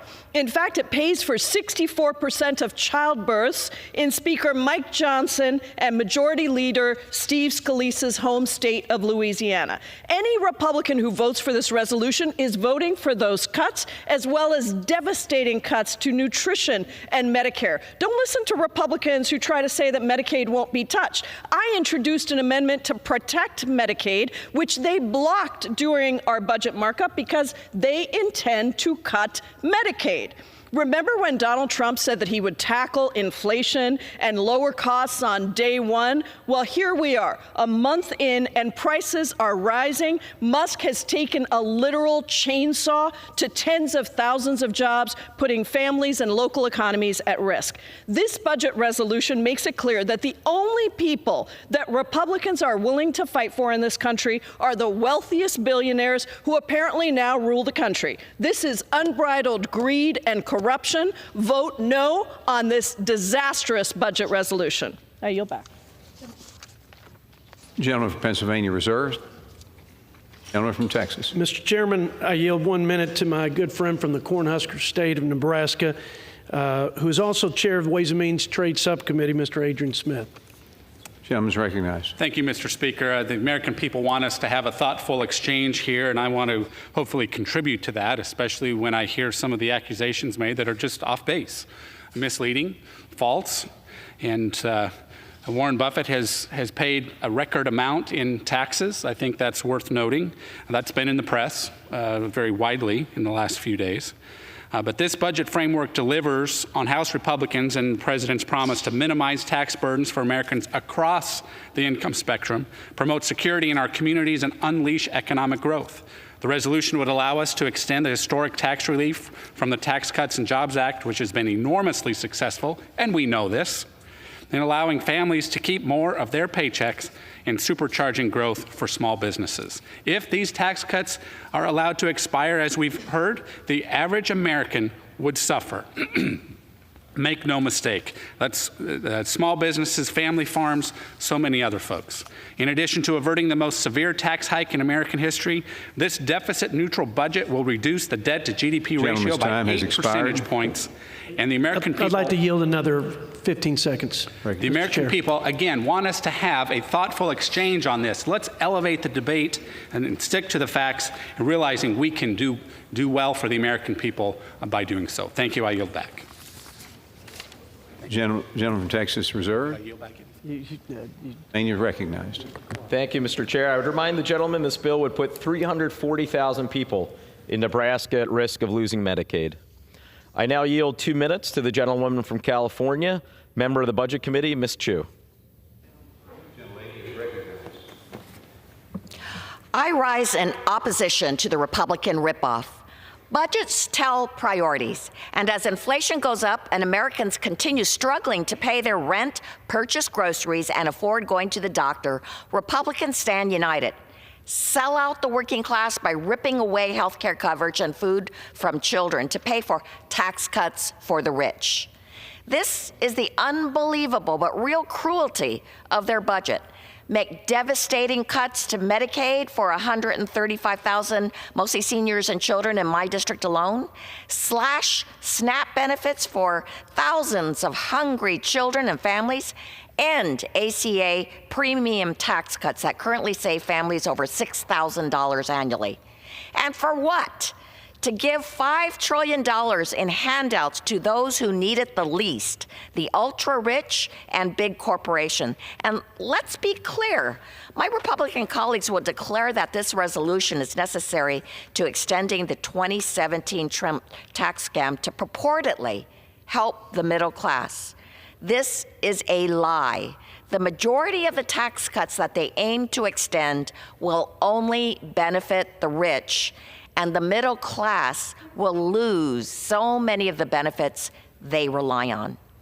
In their 2017 Trump tax scam, Republicans slashed the corporate tax rate and watched 100% of those benefits flow to shareholders, billionaires, and high-paid executives. And what did workers get? A big, fat zero. But even still, President Trump wants to cut the corporate tax rate by even more. What's more, Republicans' apparent concern for fiscal responsibility is nowhere to be found. Their budget will actually balloon our national debt in a reverse Robin Hood scheme that betrays working Americans we all represent. Time has expired. I'll yield the lady an additional 15 seconds. My constituents deserve better. All of our constituents deserve better. I once again voice my opposition to the Republican ripoff that will do nothing to address the needs of everyday American people. Gentleman reserves. Gentleman from Texas, recognized. Thank you, Mr. Chairman. I now yield 2 minutes to my good friend from Arkansas and the House Chair of the Financial Services Committee, Mr. French Hill. Was recognized. Thank the Speaker. I thank Mr. Arrington for yielding this time. What's irresponsible to those watching this debate and is the truth about the Biden-Harris policies, that when you combine irresponsible fiscal policy in this nation over the past 4 years and an irresponsible monetary policy, what's irresponsible, Mr. Speaker, is the fact that our families are suffering from inflation, the highest in 40 years. It takes $1.21 for what it cost $1 just 4 years ago. The resolution before us changes the direction. It delivers on President Trump's agenda to put the American people first. This resolution does protect the American people from the largest tax increase in American history. And let's set the record straight. The top 1% are paying more in taxes, the most they've ever paid in the history of the country. They pay 45% of all the taxes in this country. And yet the rest of us, at less than that 50%, they're paying the least amount of tax they've ever paid in American history. This bill goes on to support border security and national defense that President Trump campaigned on and Republicans campaigned on, and it reins in wasteful spending. It reduces our long-term debt to GDP. And in the Financial Services Committee, we're pleased to follow the directions of the House Budget Committee and deliver on spending reforms by cutting back one of the most wasteful agencies that we have, the Consumer Financial Protection Bureau. And with that, I yield back to the chairman. Gentleman from Texas reserved. Well, Mr. Chairman, upon hearing that the richest 1% of Americans pay 45% in taxes, my heart is breaking. I'll be sure that at church this Sunday we take up an extra collection, but God knows the billions of dollars they're about to get in this budget resolution will certainly help line their pockets. With that, I'm happy to yield 2 minutes to the gentleman from the Commonwealth of Kentucky, distinguished member of the Budget Committee, Mr. McGarvey. Gentleman's recognized. Mr. Speaker, I rise in opposition to the Republican budget resolution and urge my colleagues to reject it for what it is: a total scam and betrayal of the middle class. A budget isn't just a policy document. It's a moral document. And in their budget, the Republicans make their moral code clear. The rich get richer, and the rest of us pay for it. There is no reason a teacher in Louisville, Kentucky should pay more in taxes than Tesla did last year. Kentuckians, let's talk about how this budget will hurt you. This budget mandates at least $880 billion of cuts to Medicaid, $230 billion of cuts to take meals away from seniors, veterans, and kids, and at least $330 billion of cuts to our public schools. Let me make this clear for those of you watching from Kentucky. If you are one of the 1.4 million people in the Commonwealth who gets health insurance through Connect, Republicans are coming for your health care. If you have a kid in JCPS, Republicans are coming after their education, fewer teachers, fewer opportunities, and no more free school lunch. If you are one of our veterans or our seniors or the 1 in 5 Kentucky kids going hungry as we speak, Republicans want to take away your next meal. It's wrong. I met with over 1,000 of my constituents this weekend. They're angry. I'm angry too, because this budget hurts people. And for what? So Elon Musk can get even richer? It's a scam. I yield back. Gentleman, Pennsylvania reserves. Texas. Mr. Chairman, I yield 1 minute to the gentleman from North Carolina, also a Budget Committee member who's helped us draft this budget framework, Mr. Chuck Edwards. Recognized. Thank you, Mr. Chair. Mr. Speaker, first of all, I'd just like to acknowledge the great work that our budget chairman has done to bring us to this point today. It's taken him hundreds of hours and tested his blood pressure quite seriously to get us to this point. And I rise today in firm support of this resolution. In November last year, 77 million Americans demanded changes in how our federal government is working for them, particularly in the disastrous policies from the last 4 years. And I plan to help deliver on those demands by fixing how Washington works and implementing President Trump's agenda to make America first. This resolution gives us the framework that we need to meet the demands of those 77 million Americans. Those demands include fixing our border, this crisis once and for all. This resolution does that. Those demands include unleashing American energy. This resolution does that. Gentleman's time has expired. Mr. Chair, I urge strong support for this resolution. Thank you very much. Reserves. Mr. Chair, may I inquire as to how much time remains on each side? 15 and a quarter minutes remaining for Pennsylvania. 15 and a quarter on this side? Right. Yeah. Thank you. And I would remind the gentleman that just spoke, this bill would put 2.8 million people in North Carolina at risk of losing Medicaid. Now with that, Mr. Chair, I'm happy to yield 2 minutes to the gentleman from Rhode Island, a distinguished member of the Budget Committee, Mr. Amo. Mr. Speaker, I ask myself 2 questions on every vote. Who does this benefit? Who does this hurt? Today, the answers are clear. This Republican budget resolution would benefit the richest 1%. Who would it hurt? Working class families struggling to make ends meet. It threatens 3rd graders in my hometown of Pawtucket who rely on the community eligibility provision to eat school breakfast and lunch. It threatens a new mom on Aquidneck Island who needs Medicaid to afford postpartum care. And it threatens seniors in East Providence who depend on Medicaid's home and community-based services to stay connected to their loved ones as they age at home. All of these ordinary Americans would get hurt. For what? To pay for tax cuts for the rich. Don't believe me? Look at the numbers. The Republican plan could slash $230 billion from SNAP and $880 billion from Medicaid. 2 proposals which allow them to turn around and shovel $1.1 trillion in tax giveaways to the richest 1%. Mr. Speaker, when I first read through this resolution, I thought surely it must be a mistake. There's no way that Republicans would intentionally hurt working Americans, right? Wrong. Democrats tried to stop the madness over and over, but Republicans refused to listen. Just yesterday, Republicans refused to consider my amendment to block cuts to SNAP and programs that provide free and reduced-priced lunches for students. You heard that right. Republicans want to make it harder for hungry children to eat. Republicans also refuse to join me in supporting Medicaid. It provides health coverage to 72 million Americans, including over 300,000 Rhode Islanders. That's not a typo. Republicans are putting the needs of billionaires above the needs of ordinary Americans. If that isn't a betrayal, I don't know what is. I yield back. Gentleman yields. Gentleman from Pennsylvania reserves. Gentleman from Texas.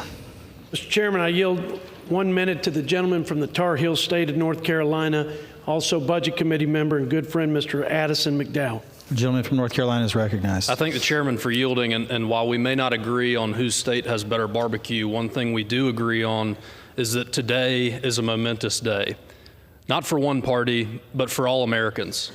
Today, we take a giant step towards fulfilling the mandate given by millions of Americans. For too long, the people's interests have been drowned out by an agenda pursued by elite left-wing politicians. You see, elite left-wing politicians don't feel the impact of their reckless policies, whether it be pursuing open border policies or policies that fuel inflation. It's normal citizens who feel the impact. Today, we start the process of restoring America's strength rather than pursue a reckless ideological joyride agenda. This resolution paves the way for historic investment in our country's border security, permanent tax relief for the middle class, getting rid of the inflation tax that's hit the working class, and rooting out waste, fraud, and abuse throughout our government. Mr. Speaker, Americans demand better. This resolution does that. I urge a yes vote and yield back. Expired. Gentleman from Texas reserves. Gentleman from Pennsylvania. Well done. Thank you, Mr. Chair. I would remind the gentleman this bill would put 2.8 million people in North Carolina at risk of losing Medicaid. I now yield 2 minutes to the gentleman from Florida, member of the Judiciary Committee, Mr. Moskowitz. The gentleman is recognized for 2 minutes. Thank you, Mr. Speaker. You know, today, Representative Thomas Massey, who is a budget hawk who walks around with the debt clock, which, by the way, I bought. It's $99 on his website, or on a website, talked about today that the Republican budget, if the Republican budget passes, the budget deficit doesn't get better, it gets worse. And then Elon Musk commented, and he said, "That sounds bad." Boy, that is awkward. I mean, you know how much we hate it when you guys fight amongst each other. And you know, so that wasn't enough, right? Then Representative Massey went to the meeting, the Republican meeting where the budget was being discussed, and he came out and he said, you know what, they convinced me. They convinced me that he's a no. And the reason he's a no is he said over the next 3 years, it's gonna add almost $1 trillion to the debt. And he said, and that's in the most best case, the most rosy scenario, and then he said, that's a lie. Man, you know, so this clock that we have that has the debt, you know, it's still going up. DOGE has not yet reversed it. And I say that as a member of the DOGE caucus who wants to shrink the size of government and cut spending. But this 36, instead of your budget making it a 35, it's going to make it a 37. We're going to go to $37 trillion in debt. And so, look, if you pass this today, this idea about DOGE or the Republicans being fiscal hawks or wanting to cut spending is no longer reality. I yield back. Thank you. Members are reminded to address their remarks to the chair. Gentleman yields. Gentleman from Pennsylvania reserves. Gentleman from Texas. Mr. Chairman, I want to remind the gentleman that the last 4 years, President Biden and my Democrat colleagues set a record of $8 trillion added to the national debt. If you add the $5 trillion in interest expense, well, I don't know that anybody's going to ever accomplish that feat. That's $8.5 trillion borrowed a day. And during that reign of reckless spending, they added $116,000 to the debt burden that our children will bear into the future. With that, I recognize and yield 2 minutes of time to my friend from California, also a Budget Committee member, Mr. Jay Obernolte. Gentleman from California is recognized for 2 minutes. I thank my chairman of the Budget Committee and my friend from Texas for yielding. Mr. Speaker, this year we will borrow almost $2 trillion, which represents almost a third of all federal spending. For the first time in the history of our country this year, we will spend more on interest paying the national debt that we have already borrowed. And in several years, 3/4 of all federal borrowing will be just to pay interest on the money that we have already borrowed. Several years after that, we won't even have enough money to pay the interest on the national debt, which will signal a devastating default for our country. Mr. Speaker, we cannot allow that to happen. And yet, Mr. Speaker, we have a spending problem. We do not have a revenue problem. Last year, we collected more dollars in federal tax revenue than ever in the history of our country. That's why this budget resolution is so important. It starts us finally down the path of reducing federal spending rather than increasing federal spending, and it does it without increasing taxes on hardworking Americans. That's why I'm proud to urge a yes vote. I yield back. Gentleman yields. Gentleman from Texas reserves. Gentleman from Pennsylvania. Thank you, Mr. Chair. I would remind the gentleman this bill would put 13.4 million people in California at risk of losing Medicaid. With that, Mr. Chair, I now yield 2 minutes to the gentlewoman from Vermont, a great member of the Budget Committee, Ms. Ballant. Gentlewoman is recognized for 2 minutes.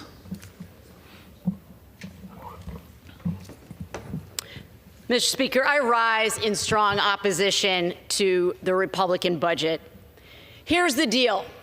Republicans have the House, they have the Senate, they have the White House, and they could be passing legislation to actually make your lives better, to lower costs on groceries, on prescription drugs.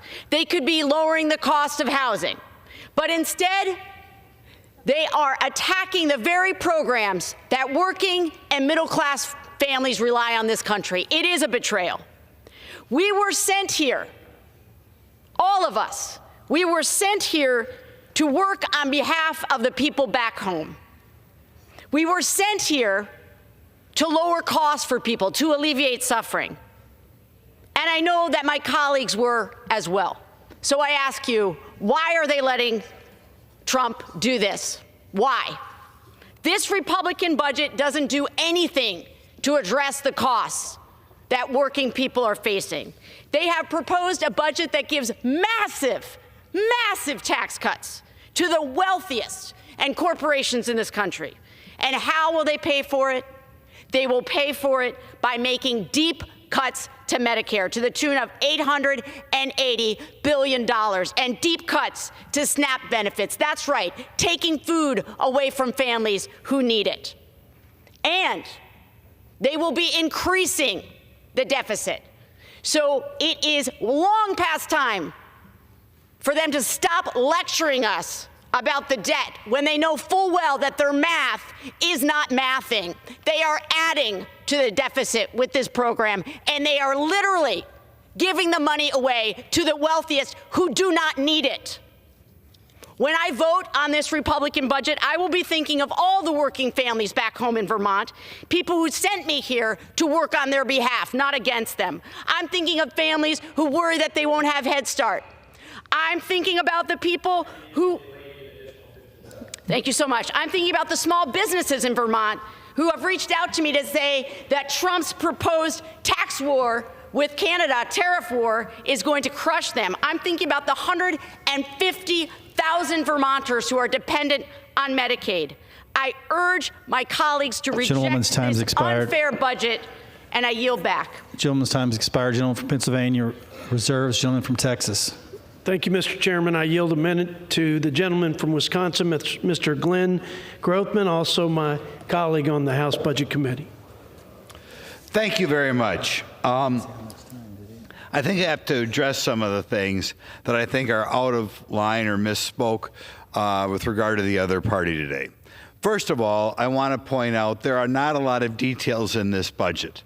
The budget has a lot of top-line numbers in which we try to keep tax cuts that went into effect 8 years ago in effect because we need a strong economy with high employment. But there are no specific cuts in here. The frustrating thing I hear from the other side is that they're taking out that any cut or any reduction in spending is a problem. Let me remind people, 26% of the current level spending for the current year is borrowed. That should be of huge concern to everybody. The average American has about $100,000 their share of a debt. Think of that. A family of four has $400,000 in their share of the debt. The average person, or the average American in the budget coming up this year will be spending about $20,000. I yield the gentleman another 15 seconds. Just follow up one more time. Remember, America has to know that 26% of every Social Security dollar, 26% of every new tank, 20% of every new education dollar is borrowed. And at a time where interest costs are going up. Thank you. Thank you, Glenn. Gentleman's time's expired. Gentleman from Texas reserves. Gentleman from Pennsylvania. Thank you, Mr. Chair. I would remind the gentleman this bill would put 1.2 million people in the Badger State at risk of losing Medicaid. With that, I'm very happy to yield 2 minutes to the gentlewoman from the Commonwealth of Massachusetts, distinguished member of the Oversight and Government Reform Committee, Ms. Presley. Gentlewoman's recognized. Mr. Speaker, I rise on behalf of the Massachusetts 7th Congressional District as the House prepares to vote on a truly horrifying Republican budget resolution, one void of empathy or common sense. I'm thinking of and censoring the people in my district who stand to be harmed the most.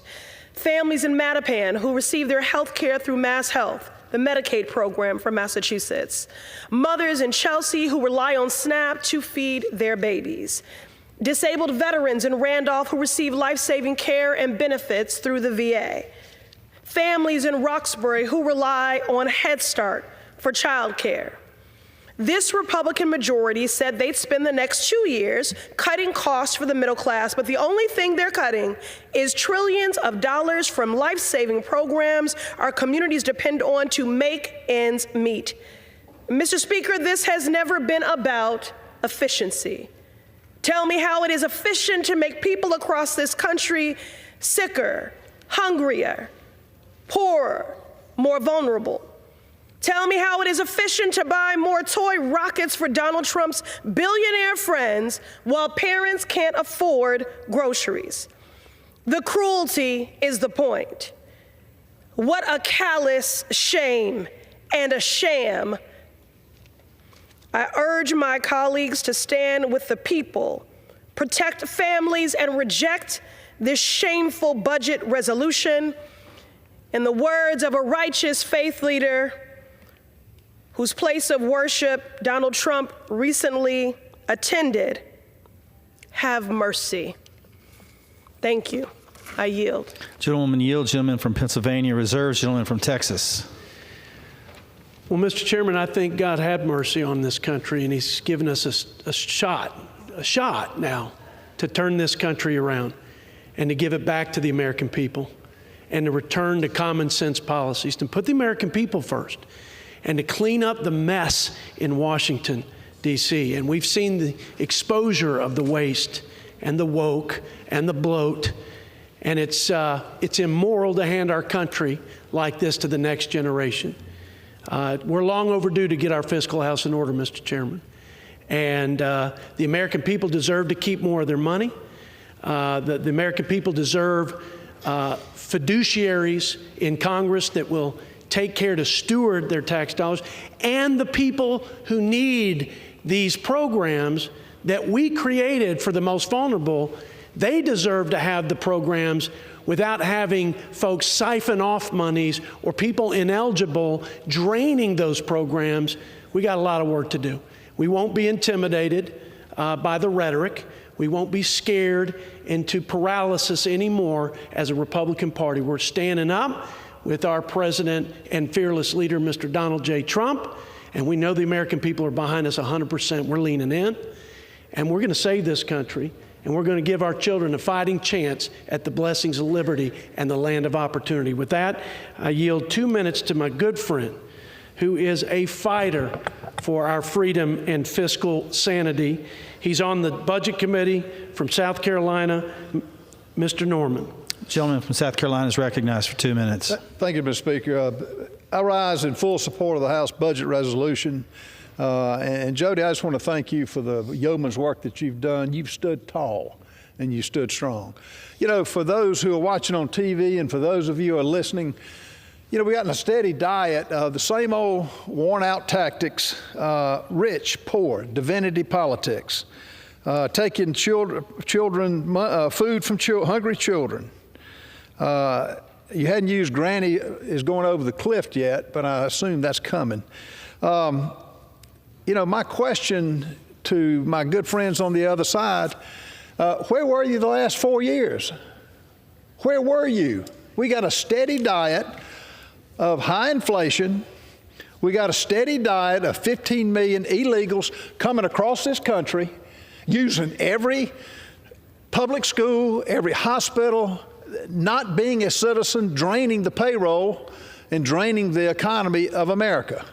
What about the empathy for the poor unaccompanied children who came over here and are in sex trades, and if they're still living, many of them, well over 400,000 children? What about the inflation at every level? Where were you the last 4 years? House prices, where were you? Interest rates, you were nowhere to be found. Where were your solutions? You didn't have any, because we've got a total two world views. You think taxes paid by Americans is your money to spend like you want. Elon Musk and what Donald Trump are doing are identifying the waste. Let the American people judge. 77 million Americans judged on who they thought could lead this country, and it wasn't an inept president who couldn't give a press conference if he had to or read a thank you card. That's who you put up with for 4 years. And folks, the past is the judge of the future. This bill, I would love to have 5 trillion in cuts. But we got. I yield the gentleman another 30 seconds. We've got more to go. This is the first step. The journey starts with the first step. We're going to fight, and we're going to stop the policies that have bankrupted this country that y'all have indicated, that y'all have put up with for the last 4 years. Time's up. It's time for a new day. Thank you. Thank you, Mr. Speaker. The gentleman yields. Members are reminded to direct their comments to the chair. Gentleman from Texas reserves. Gentleman from Pennsylvania. Well, Mr. Chair, I would remind the gentleman that this bill would put 1 million people in South Carolina at risk of losing Medicaid. But I appreciate the previous speaker's candor, his saying that he wants $5 trillion worth of cuts, and to quote him, this is only the beginning. So I hope that every middle-class American hears that and knows what is coming, that by his own words, this is just the beginning. This is bad enough. What are we talking about? $880 billion worth of cuts to Medicaid and the ACA, $230 billion worth of cuts to nutrition programs, $330 billion of cuts to student loan programs, Pell Grants, Head Start, school lunches, and more and more. And why? Also tax cuts worth $4.5 trillion can go to the richest 1% of Americans. With that, Mr. Speaker, I am happy to yield 2 minutes to a wonderful new member of this body, the gentlewoman from New Jersey, a distinguished member of the Transportation Committee, Ms. Poe. The gentlewoman is recognized for 2 minutes. Thank you. Mr. Speaker, I rise for the first speech on the floor of this body to reject the Republican so-called budget. I came to Congress to help my constituents. I came here to provide direct relief to struggling Americans and lift people up. This Republican budget does none of those things. It is nothing more than a blueprint for cruelty. This GOP budget will destroy Medicaid and take health care away from millions of Americans. In my district alone, this could strip health care from the 215,000 people on Medicaid, blow up hospital budgets, raise insurance premiums, and all to give trillions in tax cuts to the millionaires. Another cash giveaway to the super rich at the expense of ruining American lives. I reject and I intend to vote no to this cruel Republican budget and yield back. Thank you. From Pennsylvania reserves. Gentleman from Texas. Mr. Chairman, my good friend and ranking member made a comment about Mr. Ralph Norman from South Carolina. He said, listen closely to what he said. He'd like to cut $5 trillion from the budget. Well, you know what? Add my name to that list, because the GAO says there's $5 trillion of fraud throughout the four corners of this federal government. That's the people's money. And we ought to spend every waking hour together, across the aisle, bipartisan, to go and root out that waste and fraud that is fleecing the taxpayers. So you can count me in the camp of Mr. Ralph Norman. When the Government Accountability Office says that there are $5 trillion of defrauding the people's government and the people's money. You're not going to hear anybody on the other side of the aisle, and there's some good people and well-intended people. But in this debate, you're not going to hear them talk about illegals being on welfare rolls, or the fact that their president, President Joe Biden, with the stroke of a pen, welcomed illegals on to welfare and health care rolls. We can't even afford Social Security benefits that will, the fund of which will be insolvent within the next 10 years. And instead, we're bringing people that aren't even citizens onto the social safety nets that are paid for by taxpayers. And we're not spending that money, that precious treasure of taxpayers, to shore up Medicare and Social Security. It makes no sense to me, but you know what? It made no sense to the American people, and that's why they gave this president a mandate and gave this country unified Republican leadership. Now, they are still in denial, apparently, and they're definitely disconnected from the reality of the last 4 years. They may have had all the best intentions, but the pain and the suffering that the American people endured because of the reckless record trillions of dollars in spending and the failed economic policies of the last administration is real. They didn't forget it, and they voted with that acid test, that fundamental question: is my life better today? There's never been, I don't think, in American history, a clearer contrast between the two parties, back to back, Republican total control in 17 and 18, Democrat unified leadership on the heels of that, the philosophies, the values, the worldviews, the policies, and the consequences borne by the American people. And they have chosen a very different path, and they have asked us to reverse course and to reverse the curse that looms not only over this country, but our children's future. And I am surprised that I haven't heard one sentence about the waste, fraud, and abuse in the federal government at $5 trillion.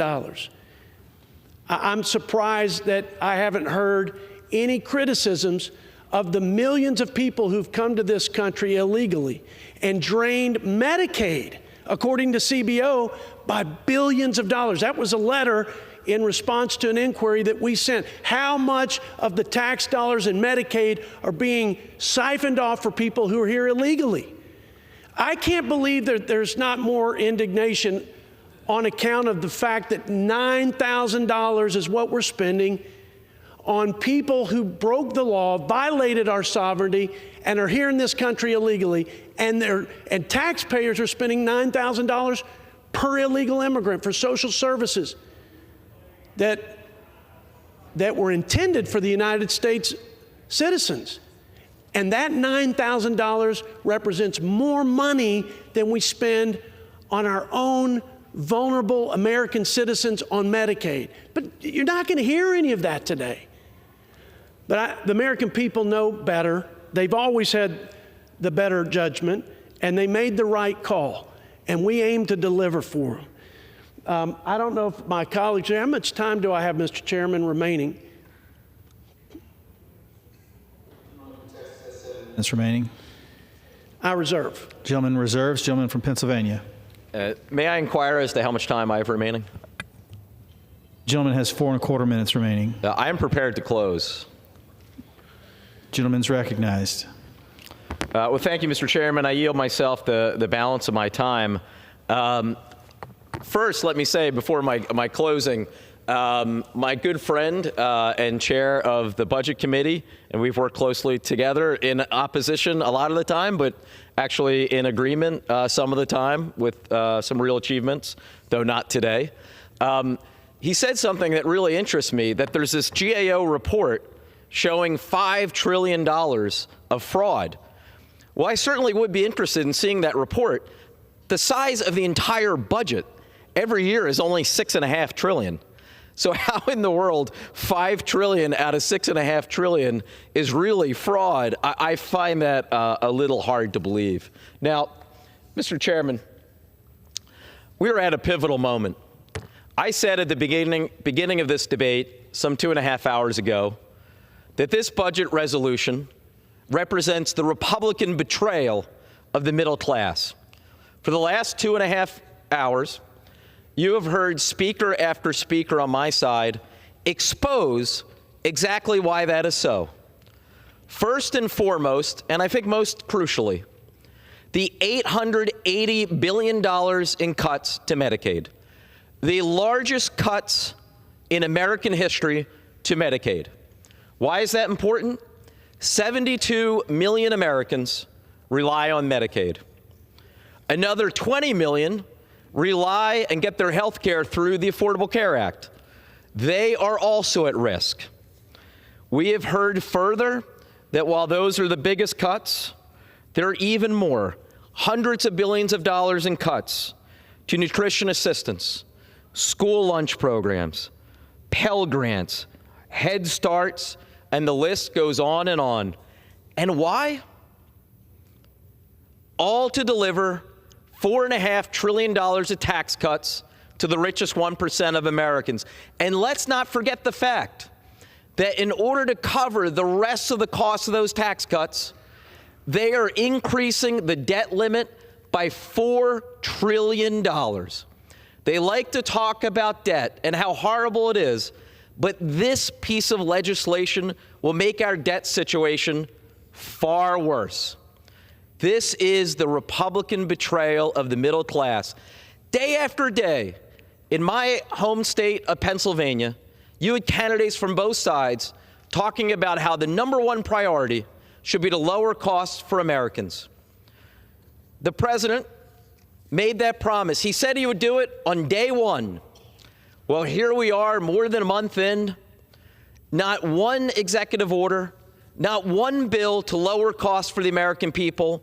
Instead, we have this bill to take money from the middle class and give it to those who need it the least.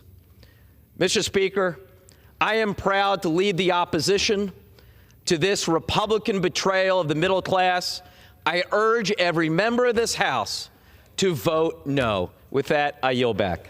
Gentleman yields. Gentleman from Texas is recognized. Mr. Chairman, I'd like to make my closing remarks consume as much time as we have on the clock here, but let me also pay respects to my ranking member. He is a great guy.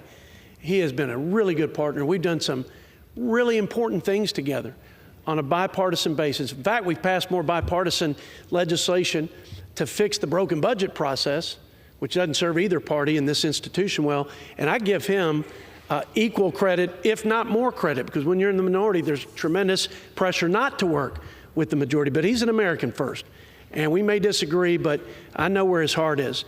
Now, let me answer the question of the ranking member. The $5 trillion is a CBO score.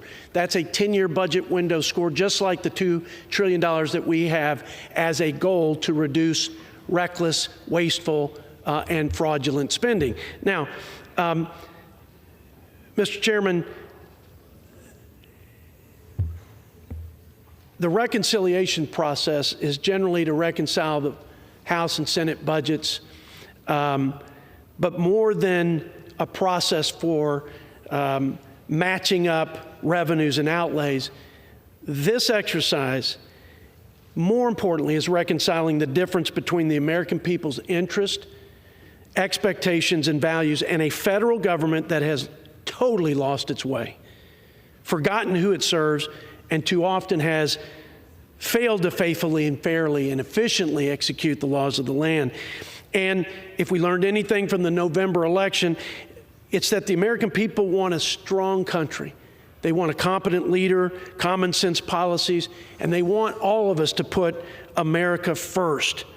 And that's what this budget resolution does. I'd like to think of this budget resolution as a promissory note to our children to preserve the land of liberty and opportunity by safeguarding it from an unwieldy government and with unbridled spending, taxing, and regulating that threatens to destroy it.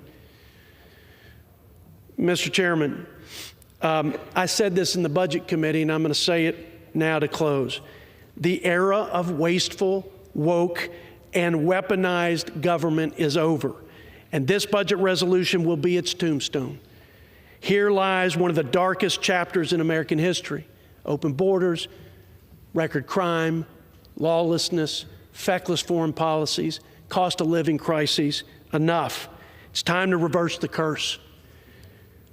It's time to reverse the reckless spending, the failed policies, do the first and most important job of the federal government, keep the American people safe.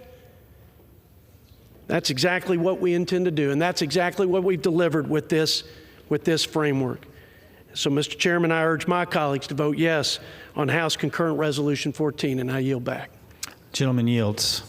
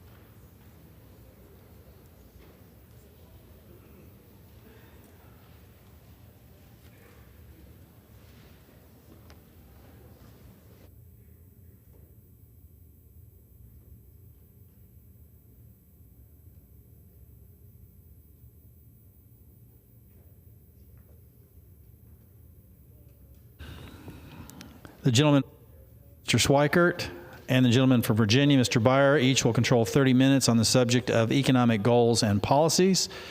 Chair now recognizes the gentleman from Arizona, Mr. Schweikert. Thank you, Mr. Chairman. I yield myself as much time as I may consume. Gentleman's recognized. And Mr. Chairman, and to the minority, I first want to apologize to everyone. I have one of my crappy lung infections, so at some point I'm going to start coughing and doing an inhaler. Just ignore me. Somehow I thought that'd be funnier. Mr. Chairman, and to my good friend Mr. Beyer, this I think is somewhat of a unique opportunity for those of us from the Joint Economic Committee. We actually take math seriously. We don't always see things alike.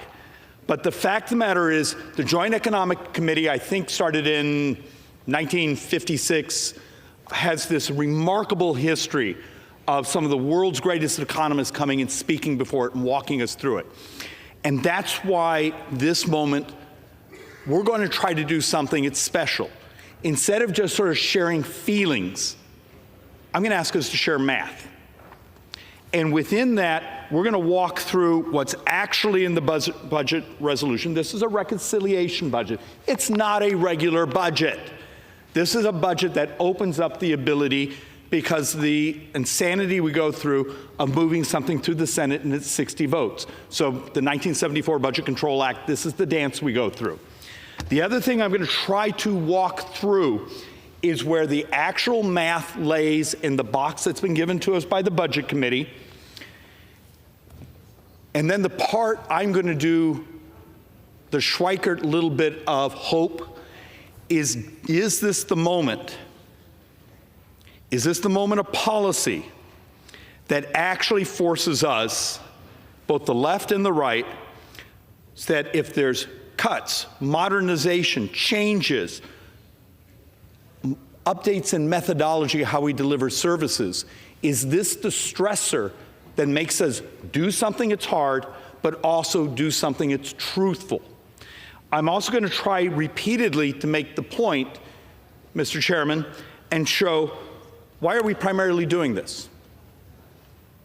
We have a handful, actually a bunch of provisions of the 2017 tax reform that begin to expire.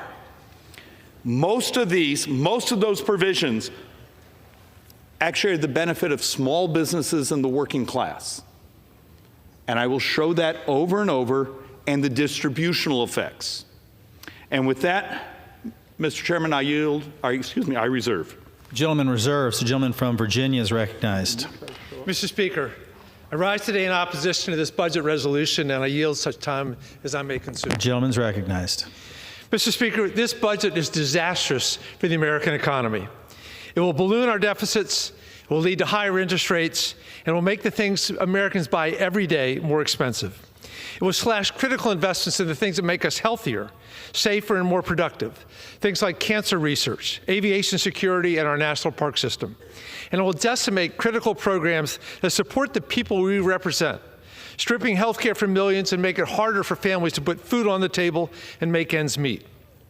All of this for billionaires and corporations that get tax cuts they do not need and that our country cannot afford. I'm pleased to do this with my friend, Chairman Schweikert. I also believe in math, and I rarely brag, but I'm good at math. Americans have been clear. They want lower prices and an economy that works for them. Yet instead of focusing on making life easier for American families, at every turn, this administration and our Republican colleagues have engaged in a scorched earth policy. A policy that creates chaos across the country as the richest person on the planet eliminates services that our nation depends upon.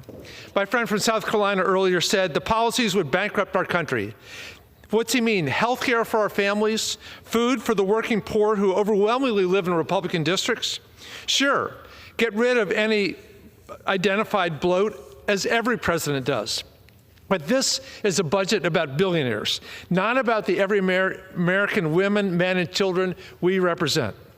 Yes, I want to move towards a much smaller budget deficit. I listen to David Schweikert every closing afternoon during his special order hours. I hate the higher interest costs, but who pays? Our families or the 1,000 billionaires, that small percentage, 1% or less, of American population that has way more wealth than they could ever spend in lifetimes to come. You know, this budget depends on, my Republicans have long sung from the altar of fiscal responsibility, yet the plan they put in front of us today is a fiscal sacrilege. It depends on fantasy math. It ignores that their deficit-busting tax breaks will add at least $4.6 trillion on our nation's credit card, adding even more interest that our families must pay. And this interest has real costs. It slows economic growth. It depresses the standard of living. It leads to higher inflation and higher interest rates, and it makes it even harder for families already faced with high prices and borrowing costs to make ends meet. Wasteful, woke, and weaponized policies, my friend from Texas said, that's a very small percentage of the federal budget. You're going to never achieve what's in this budget resolution on wasteful, woke, and weaponized policies. So what is this Republican plan? How do they address? They double down on the policies that will widen the growing wealth gap this nation by giving billionaires trillions in handouts while providing pennies to the middle class. According to the Treasury Department, the top 1% of Americans, those making over $750,000 a year, can expect to get an annual tax cut of over $32,000. Working families will see a tiny fraction of that. Of course, the other main beneficiaries will be the wealthiest executives of the wealthiest corporations at a time when corporate profits are at an all-time high. Americans who rely on government services will be told they need to make sacrifices to pad those profit margins even further. How does that make any sense? To pay for these tax cuts for the ultra-wealthy, the Republican budget proposes to cut programs Americans rely on to afford health care and to put food on the table. Almost 100 million Americans, including seniors, children, families, and those from every corner of this country, depend on Medicaid and the Affordable Care Act to afford medical care. Yet this budget would slash almost $900 billion from these critical programs, ripping away life-saving coverage and raising health care costs for those who rely on them. And at a time when prices at the grocery stores continue to climb, this budget would make it even harder for the 40 million Americans who rely on SNAP to put food on the table. The budget we are considering today will nothing to support the economic growth of this nation. It will benefit the wealthiest at the expense of those who make this country work, and I urge my colleagues to reject it. With that, I reserve, Madam Speaker. The gentleman from Virginia reserves. The gentleman from Arizona is recognized. Thank you, Madam Chairman. All right, let's, I've got to figure out, do I sit here and just spend my time correcting things that are mathematically not true or not in the design of what's actually here, or just over and over say how much I like working with Mr. Beyer as because one day you'll be the chair and I'll be in your position. So let's actually walk through some basic math together. What will our spending be this year? It will be $7 trillion. What is actually in the cuts, remember the horrible draconian cuts, is $120 billion in a year. So 7 trillion, a trillion is 1,000 billion for those of you who are math dysfunctional. Let's walk through. And 120 billion is the Armageddon. So let's actually have a little, and we're probably going to end up using these a couple times here because I think they make a point. The way a reconciliation budget is laid out, it creates a series of boxes. Here's all these authorizing committees. We need you to find savings. We need you to find those savings through modernization, through waste and fraud. And we're going to spend a little time actually talking about some great documents even the Biden administration produced on waste and fraud. And I'm sure every member here has actually read them and some of the other articles we have from Wall Street Journal doing on Medicare Advantage and all these others. And many of them, when all added up, are $1 trillion+. Are we capable of actually being intellectually honest and walking through? So one of the charts, and we're going to come back to this again, is you've been hearing the Armageddon being said, but it's Medicaid. Look, I used to do my state's Medicaid budgets. Now, Arizona has a somewhat unique system. We actually buy managed care, capitated policies for our indigent population, and it's remarkably effective. And we deliver remarkably effective health care cheaper than almost every other state in the country, demonstrating that actually plan design, managed design, actually can both be much healthier for our society and save money. But you don't actually start to have those revolutionary conversations in Congress until you have moments of stress like this. So once again, I just want to add, in the document, 96% of the budget authority within energy and commerce is not touched. We're talking 4% of their budget authority, and that's spread over a decade. If we can't find 4% of modernization in these programs, we're actually in much more trouble than even just the brain trust here as we tell our stories. And with that, Madam Chair, I reserve. The gentleman from Arizona reserves. The gentleman from Virginia is recognized. Thank you, Madam Speaker. While we're doing math, when I divide $2 trillion in savings and cuts over 10 years, I get $200 billion a year. With that, let me recognize the gentlelady from Massachusetts, the whip of the House Democratic Caucus, Ms. Clark. How much time? For 4 minutes, Madam Speaker. The gentlewoman's recognized for 4 minutes. Thank you, Madam Chair. Despite all the promises on the campaign trail, House Republicans have chosen to do 3 things with their majority: raise the cost of putting food on the table, raise the cost of getting health care, and use that money, deserving taxpayers' money, to cut billionaires' taxes. That's it. That's the agenda. And let's look at the scale of what they're sacrificing. Funding that feeds 15 million children, a program that pays for half of all the births in America, a service that keeps nursing homes and health centers' doors open, all to cut Elon's taxes. If that sounds outrageous to you, Madam Chair, and I sure hope it does, you are not alone. Let's be clear about the kind of money we're talking about. You know what it costs to keep a kid on Medicaid? $10 a day. How about keeping that child fed with SNAP benefits? $6 a day. What do Republicans want to give away to the already rich? $6 million per billionaire. Think about that. For a billionaire, $6 million is not even a rounding error. For a hungry child, it's enough to eat every single day for 34 lifetimes. Inflicting hunger on children to give billionaires money they don't need and won't even notice? There is no moral code under which that is acceptable. There is no public demand for it.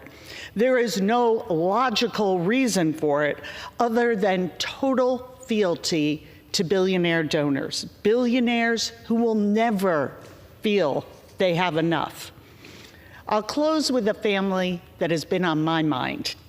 A mom-to-be, 5 months pregnant. She and her husband are happy, they're in love, and they are excited for their daughter to arrive. But every month, their budget is tight. They get a little bit of help from food pantries, but sometimes, even if they arrive by 6 a.m., the food is already gone. Without the SNAP program, the mom said, I honestly don't know what we would do. Honestly, don't know what we would do. Every Republican has a choice to make with this vote. Will they vote to keep that mom and her daughter fed, or will they keep padding the pockets of those who will not even notice? The American people can forgive a lot, but they will not forgive this betrayal. I yield back. Reserve. The gentleman from Virginia reserves. The gentleman from Arizona is recognized. Thank you, Madam Chairwoman. Look, I love public policy by storytelling, but this being the Joint Economic Committee, let's actually go back to math. And to Mr. Beyer, I want to make sure I'm communicating right, but at least we're down to, instead of the Armageddon, his number was, well, if you cut $2 trillion over 10 years, that's $200 billion. He's right, but that's actually not what's in the document here. It's functionally 1.2 with a shock absorber. Once again, I'll give you the shock absorber, depending on what Ways and Means ultimately does. So thank you again. I mean, it shows actually we're fairly close on math. Another thing, and this is just someone who actually had worked on the tax reform in 2017 and the storytelling that has existed, particularly with my brothers and sisters on the left. Madam Chairwoman, how would you feel if I could document to you that the post-2017 tax reform was more progressive? Now, there were lower rates, but the top portion of income earners actually were paying a higher percentage of federal income tax. So when you actually start looking at this, remember, and this is the distributional problem that I was going to try to walk through. I believe when you do the math here, 5% of the population, now these are people making stunning amounts of money. And if we want to have a discussion, should they pay more? Guess what? This opens up that discussion because there are no rates locked into this. It just creates the capacity to now have the discussion. But the fact of the matter, the top 5% pay 38% of all federal income taxes. Functionally half the workers in the United States pay less than 1%. And the bottom, and I'll take a correction if someone actually knows the actual number, I think the bottom 25% actually receives more because substantially earned income tax credit, which is the old negative income tax model. Look, we have a distributional problem. If you want to have a discussion of wealth and income equality, I have some great charts to show you of what inflation did, what the previous punctually 3.5 years of inflation did to wealth in the working class. When you inflate up people who have assets and you crush those who are trying to survive, congratulations.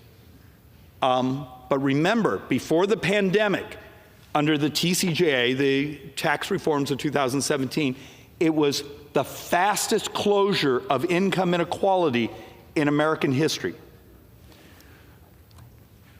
What's being discussed here is, do you allow those very tax benefits for small businesses, for individuals, to expire? Now, we don't get a huge economic pop from continuing them. You maintain consumption, but we know if you don't do them, that loss of consumption in those populations actually really hurts us economically. I'm going to reserve in a moment, but then we're going to come back and we're going to talk about some of the other provisions that we're just, once again, Madam Chair, just trying to create the capacity so we can actually have the more elegant debate of what should the distributional effects be? Where do we get the most economic growth from? And next time we're going to come back, let's actually do a bit of where the economic growth can come from, and we'll walk through what the model of expensing and those things. And with that, I reserve. The gentleman from Arizona reserves. The gentleman from Virginia is recognized. Thank you, Madam Chair. To add to the distributional impacts, the top 5% pay 38% of the taxes, but they have more than 60% of the wealth. The bottom 10% pay very little, but live hand to mouth, including more than 12% of our children. Madam Chair, I yield 2 minutes to the gentleman from California, the chairman, the distinguished chair of the House Democratic Caucus, Mr. Aguilar. The gentleman is recognized for 2 minutes. I thank the gentleman for yielding.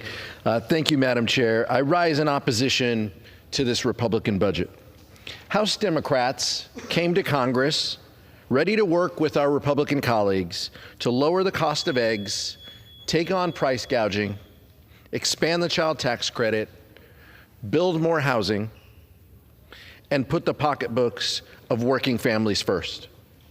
This is what the American people told us was their top priority. And these are the issues that drive our caucus. Instead, Madam Chair, they have turned their attention to the only policy priority that they really care about: ensuring billionaires pay less. My constituents can't afford eggs at the local grocery store, while my Republican colleagues are fighting amongst themselves about who to hand out tax breaks to, corporations or individuals.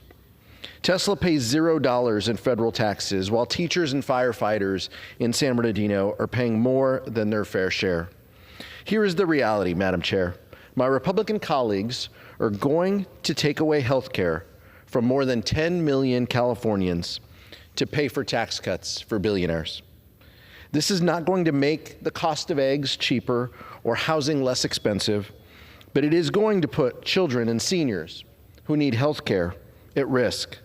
House Democrats believe that the people who work for a living ought to get a little breathing room, and the wealthy and well-connected shouldn't get special treatment. The Republican budget is not good for the economy, it's not good for the country, and it's a betrayal of the middle class. I urge a no vote. The gentleman from Virginia reserves. The gentleman from Arizona is recognized. Thank you, Madam Chairwoman. I actually made a board for what the gentleman's point was, showing that within this budget this reconciliation budget document, how much additional tax cuts are there for C corporations? There's your board.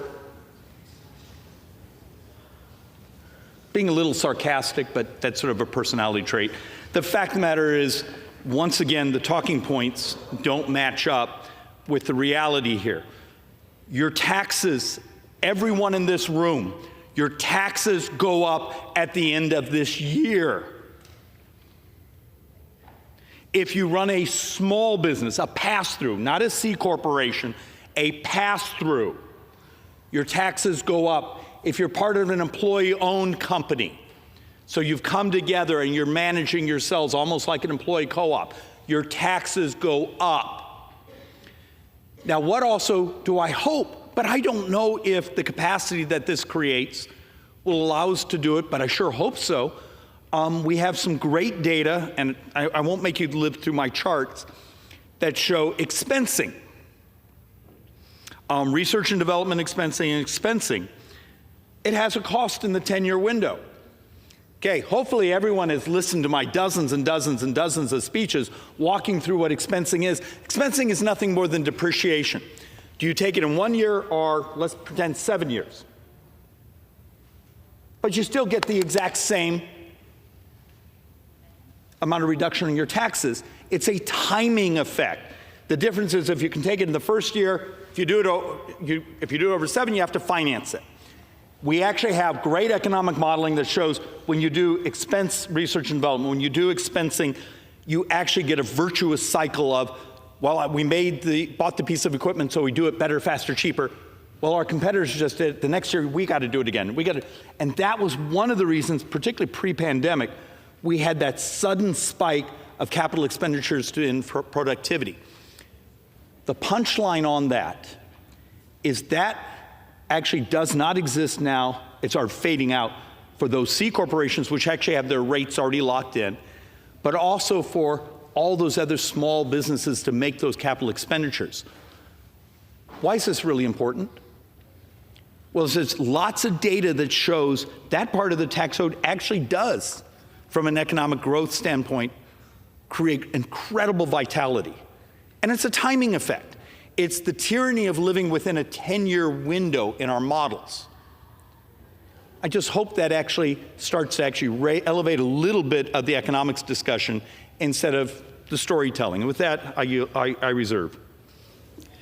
Gentleman from Arizona reserves.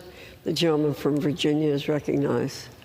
Madam Chair, I am thrilled to yield 1 minute to the gentlelady from Wisconsin, a distinguished member of both the Ways and Means Committee and the Joint Economic Committee, Ms. Moore.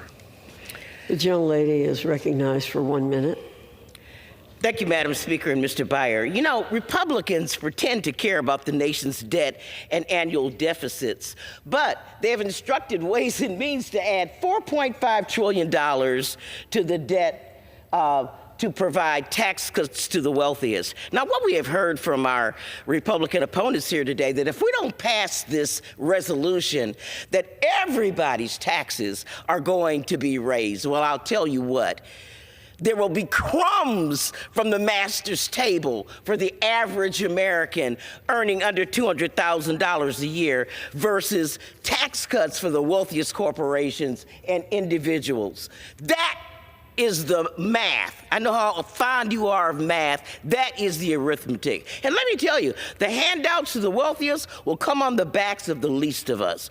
From affordable health care to the ACA and Medicaid, veterans health care, nursing home coverage, food assistance, student loan repayment options, energy tax credits, national security, cancer research.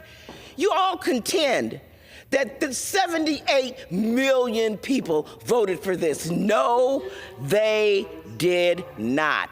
15 seconds.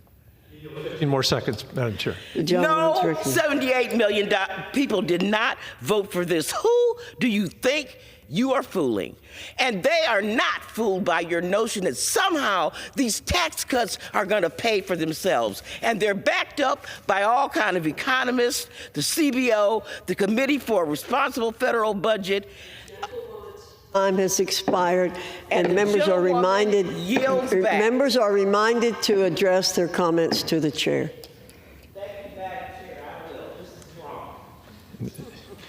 We reserve, please. Madam Chair. The gentleman from Virginia reserves. The gentleman from Arizona is recognized. Madam Chair, average family,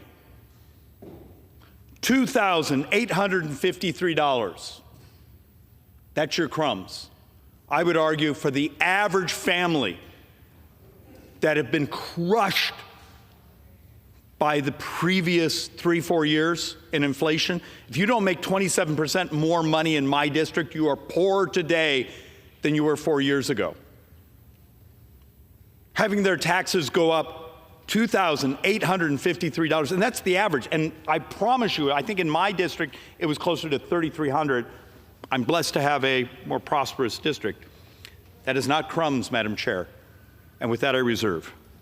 Gentleman from Arizona reserves. The gentleman from Virginia is recognized. Madam Chair, I yield 1 minute to the gentleman from Illinois, a distinguished member of the Joint Economic Committee and our preeminent environmental economist. Gentleman from Illinois is recognized for 1 minute. Madam Speaker, I want you to imagine that a friend came over to you and said, Donald Trump taught me how to save 50% on my shoe purchases. All you got to do is cut off one leg. It's just math, as the gentleman from Arizona says. So let's get out the saw and head to Foot Locker. Now, if you were a good friend, you would tell them you're crazy and you need to stop thinking that Donald Trump likes you. But here we are today, talking about the idea that we're going to save money by gutting Medicaid, slashing food assistance, defunding white-collar law enforcement, the police, and exploding budget deficits so that we can do what Donald Trump told you he wants, give a $4.5 trillion tax cut to the wealthiest Americans. And so I would say to my Republican colleagues, as a friend, Donald Trump doesn't like you. He doesn't really like anybody. He just assumes that you will never find the courage to stand up to him, so he's going to keep asking you for more until you finally do.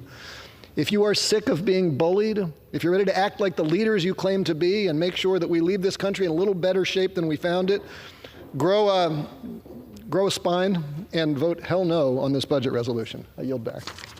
I reserve. Members are reminded to refrain from engaging in personalities toward the president. Gentleman from Virginia reserves. The gentleman from Arizona. Madam Chair, may I inquire into time? I may need you to go more. The gentleman from Arizona has 16 and a half minutes remaining. The gentleman from Virginia has 18 minutes remaining. Okay. Madam Chair, I reserve. The gentleman reserves. The gentleman from Arizona reserves. The gentleman from Virginia is recognized. Madam Chair, I yield 1 minute to the gentleman from Illinois, the distinguished ranking member of the China Select Committee, Mr. Christenberthy. The gentleman from Illinois is recognized for 1 minute. Madam Speaker, I rise today as the ranking member of the Select Committee on the Strategic Competition with the Chinese Communist Party, the CCP, to express serious concerns about the proposed cuts in the Republicans' budget resolution. First, the resolution includes $880 billion in cuts to programs that risk stalling the advancement of technologies crucial to our competition with the CCP. Second, these cuts will likely jeopardize our ability to enforce critical export controls with the Chinese, as well as gutting programs that help us reshore manufacturing from China. While we gotta restore our fiscal house, these cuts to critical programs amount to the GOP's perverted version of DEI, devastating, extreme, and irresponsible. The CCP is cheering for the GOP budget resolution tonight. I object. I yield. The gentleman from Virginia reserves. The gentleman from Arizona.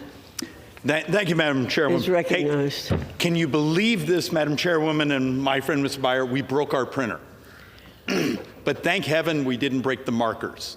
So I thought actually just because we're doing we're trying to do fact-based, the average family, your taxes are going up at the end of this year, $2,853, and 62% of taxpayers, 62% of taxpayers will see hikes.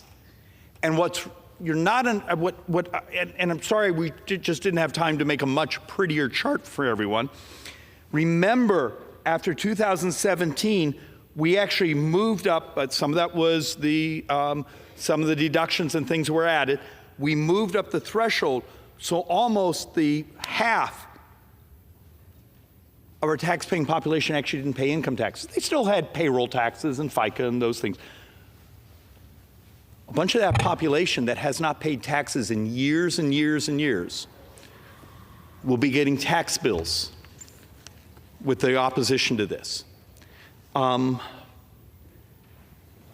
Chair, I'm going to reserve, and then we'll come back and go over more. The gentleman from Arizona reserved. The gentleman from Virginia is recognized. Madam Chair, I yield 1.5 minutes to the gentleman from New York, the distinguished ranking member of the Administration Committee, Mr. Morelli. Thank you, Madam Chair, and I thank the distinguished gentleman. The gentleman's recognized for 1.5 minutes. Thank you, Madam Chair. I want to thank my friend, the gentleman from Virginia, for giving me time. I rise today in strong opposition to this budget resolution. As an Appropriations Committee member, thoughtful consideration of government spending is a responsibility I don't take lightly.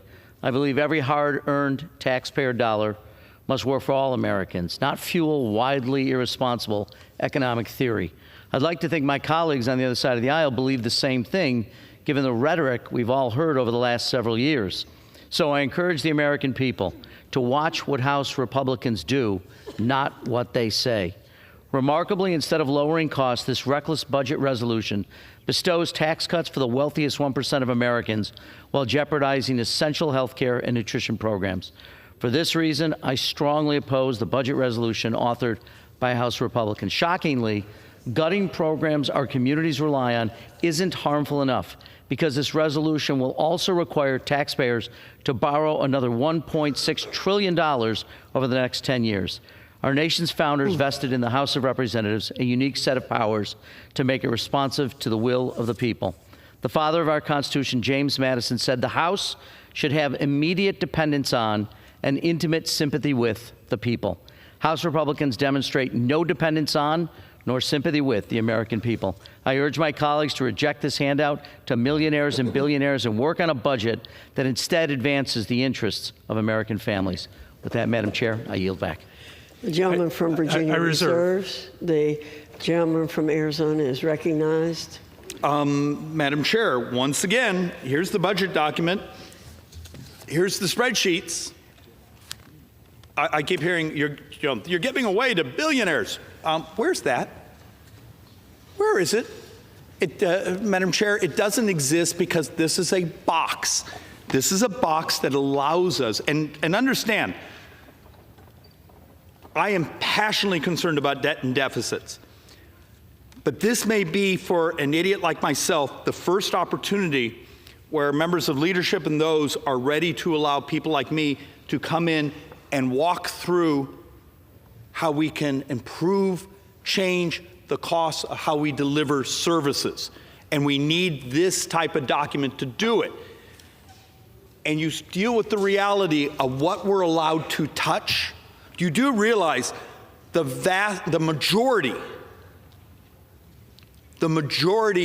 of mandatory spending, we're not even allowed to touch in a budget reconciliation because it's interest in Medicare is the majority.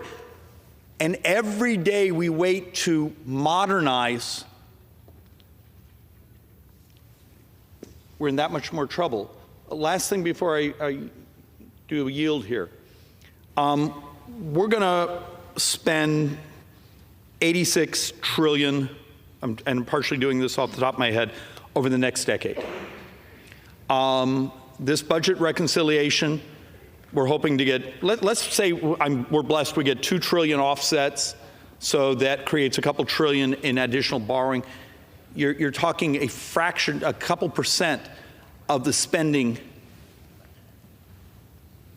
I would argue this is the moment for us where it's not about cuts.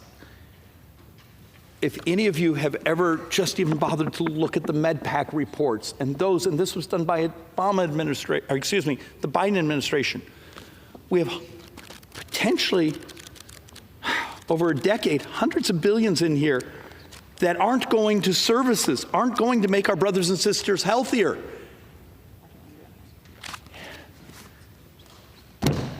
Help us. Help us engage the morality of doing this better, faster, and cheaper.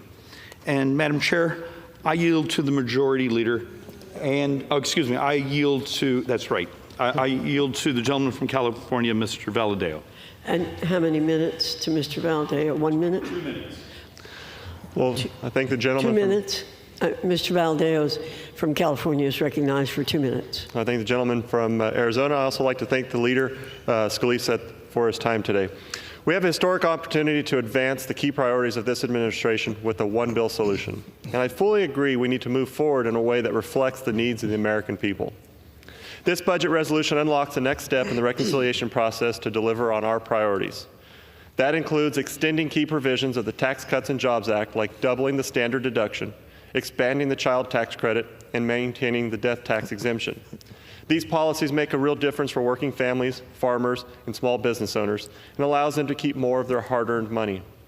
We also need to fulfill our commitment of securing our border, strengthening our economy, and rooting out fraud, waste, and abuse. It is my understanding, after this resolution passes, House leadership will be working with the Senate to come to an agreement on reconciliation language so that the committees can begin drafting specific policies to achieve the administration's agenda. There's been a lot of political rhetoric about what this upcoming budget resolution does and does not do, and I want to be clear on where I stand. As a representative of one of the most agriculturally rich districts in the country, it's my constituents who are responsible for putting food on everyone's tables. My district also has one of the highest Medicaid populations in the nation. I've heard from countless constituents who tell me the only way they can afford health care is through programs like Medicaid, and I will not support a final reconciliation bill that risks leaving them behind. Medicaid cuts are deeply unpopular with the American families who sent us here to deliver on President Trump's agenda. I understand Medicaid is not explicitly named in this bill, but achieving $880 billion in budget cuts within ENC's jurisdiction would be really is not an easy task. I ask that leadership remains committed to working with my colleagues and I to produce a final product that strengthens critical programs like Medicaid and SNAP and ensures that our constituents are not left behind. Would the gentleman yield? I yield to the gentleman from Louisiana. Thank the gentleman for yielding. I want to thank the gentleman from California and the Central Valley for his passion. He's been a vocal advocate for the things that are necessary to keep these programs like Medicaid strengthened. And as we know, so many of these programs are weakened right now. The gentleman's time has expired. 30 seconds. Someone from Arizona yield additional time to Mr. Valadao. 30 seconds. Madam Chair, I yield another 15, 30 seconds. 30 seconds to the gentleman from California. The gentleman from Louisiana was speaking, so I'll recognize the gentleman from Louisiana. Thank you, Madam Chair. And as I was saying, the gentleman from the Central Valley has been so passionate about this issue. And as we move this through the process, he surely has my commitment and all of leadership that we'll continue to not only listen to him, but his district is going to have a very loud voice as this process moves forward to protect and make sure that people who are on these programs, who are deserving, who need these programs, are going to, frankly, we all ought to be focused on getting better services to these people and rooting out the waste, fraud, and abuse. That's what we're focused on, protecting those people who are on these programs, who need them so desperately, as Mr. Valadao has fought for years to deliver, and he will continue to do that. We absolutely commit to that for him and others. I yield back to the gentleman from California. The gentleman from Arizona reserved. The gentleman from Virginia is recognized. Madam Speaker, I yield 1 minute to the gentlelady from New York, the distinguished ranking member of the Small Business Committee, Ms. Velasquez. The gentlewoman is recognized for 1 minute. Thank you, Madam Chair, and thank you to the gentleman for yielding. I rise today in strong opposition to this Republican riposte. This budget slashes $880 billion from Medicaid, putting 286,000 people in my district, including nearly 100,000 children, at risk of losing health care. Madam Chair, cruelty is the point. It also targets food assistance, leaving over 147,000 New Yorkers in my district struggling to afford meals. Cruelty is the point. And why? All this to hand out trillions of dollars in tax breaks to the top 1%. Republicans tried to this trick before in 2017. They promised it will raise wages, pay for itself, and boost the economy. It didn't. Instead, it made the rich richer while working people fell further behind. Now they are doubling down, making American sicker, poorer, and hungrier, just to funnel more money to their billionaire donors. The gentlewoman's time has expired. Republican responsibility is economic cruelty. Vote no. The gentlewoman's time has expired. The gentleman from Virginia reserves. The gentleman from Arizona is recognized. Thank you, Madam Chairwoman. Economic literature, and I think even the board here demonstrated that if we go back to the original TCJA, those corporate tax cuts, over 70% show up in wages. That's one of the reasons there was such remarkable wage growth without inflation. If you care about workers, you get tax policy correct. And with that, Madam Chair, I'd like to yield 60 seconds, a magic 60 seconds, to the leader. The majority leader, the gentleman from Louisiana, is recognized for 1 minute. Thank you, Madam Chair, and I thank my friend from Arizona for yielding for 1 minute. I rise in strong support, first of all, of this budget resolution. It's a critically important piece of legislation. Frankly, might be one of the most important resolutions that this chamber's taken up in years to start the process of delivering on the mandate that President Trump and this House and Senate Republican majority got from the voters of America in November. Now, I understand that my friends on the other side of the aisle are upset with the voters of America that they lost the election. They're upset with the results.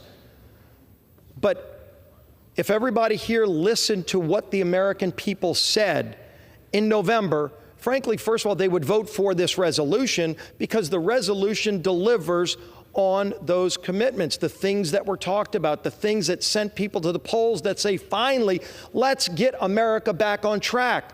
And how do we do it? We start, number one, by staving off a $4.5 trillion tax increase. $4.5 trillion. So we've heard a lot of hyperbole over the last few days. Just here on this House floor, we've heard from the other side of the aisle, Madam Chair, about millionaires and billionaires. For some reason, it seems like if somebody's successful in America, the other side of the aisle wants to demonize them, as if that's wrong. But clearly, if you read this bill is not about millionaires and billionaires. This bill is about whether or not you're going to stand up for the middle class of America, who will be devastated if this bill fails. A lot of times when we come to the House floor, Madam Chair, you can vote for or against a bill. And maybe the bill does good things, maybe you think the bill does bad things, and if you vote against the bill, nothing happens.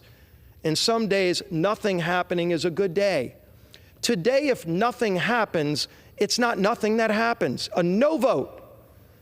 And let's be clear, you've got options, Madam Chair. You can vote yes to pass this resolution and get this process of budget reconciliation started, or you can vote no, like all of my colleagues on the other side of the aisle brag they're going to do. So if that's the case, Madam Chair, and maybe I can persuade a few, because maybe they don't know this, because clearly they haven't read the bill. You hear them talking about Medicaid over and over and over again, cuts to Medicaid, cuts to Medicaid. Clearly they haven't read the bill, because if you read the bill, the word Medicaid is mentioned a total of 0 times in the bill. 0. But that's all they want to talk about. If you read the bill, you would talk about what this does to engage 11 different committees in this Congress, 11 committees, to start a process called budget reconciliation, where they will go into open hearings on C-SPAN. Everybody in America can watch the deliberations, where there will be a discussion about how to get this country back on track, which the people of this nation are hungering for. Not people yelling and screaming and telling lies and trying to scare people with false information. We are here to talk facts. And the facts are a no vote imposes $4.5 trillion in taxes that primarily hit middle and low income families, not the millionaires and billionaires that they seem to want to demonize. You know, we're trying, for example, and you heard President Trump at every rally talk about no tax on tips. Now, clearly the other side of the aisle was against that. They wanted everybody's taxes to go up. They said they were against renewing the Trump tax cuts, let alone adding things like no tax on tips. And so we know they were against making sure that those people that work for tips don't have to pay taxes on it. Well, who are those people that work for tips? Last time I checked, Elon Musk does not work for tips, Madam Chair. The billionaires aren't the ones working for tips. In fact, we went back and checked. There's over 6 million Americans in this country, 6 million, that actually do work for tips. And what is their average salary, Madam Chair? Is it $1 million? Is it tens of millions? Is it $1 billion? No. In fact, the average salary for tip workers is $32,000 a year. That's who we're helping in this bill. If you vote no, you're saying to those tip workers who are struggling, some of them may be working 2 or 3 jobs. They're not the millionaires and the billionaires. They might actually be able to take a family vacation for the first time if they don't have to pay tax. If the 87,000 new IRS agents that they created in the last administration are not unleashed on them to go audit them to try to make them pay more money on their tip money, which is what is happening, we say no, they shouldn't have to pay taxes on those tips, Madam Chair. And the other side of the aisle says no to that. And they hide behind Elon Musk. They hide behind billionaires and millionaires, except it's not the millionaires and billionaires that we're trying to help. They want to confuse the voters of this country so that when they vote no, the middle class of America doesn't realize in revolt that they just voted with their no vote to impose a $4.5 trillion tax hike on the middle class of this country. Look at the big number. Every income level tax goes up. You pay income taxes in America. If the other side of the aisle, Madam Chair, votes no, everybody's income tax rate goes up in America. But who are those folks? 145 million families. Not 145 million people. I'm talking about 145 million families in America who make less than $1 million. Will see their taxes go up. Go up. A tax increase, not on the millionaires and billionaires, if they vote no, but it's a tax increase primarily on middle and lower income families. Why aren't they telling us that? Why haven't they said that on this House floor? Because they don't want the American people to know the truth. They want to create class warfare and try to divide the country against itself.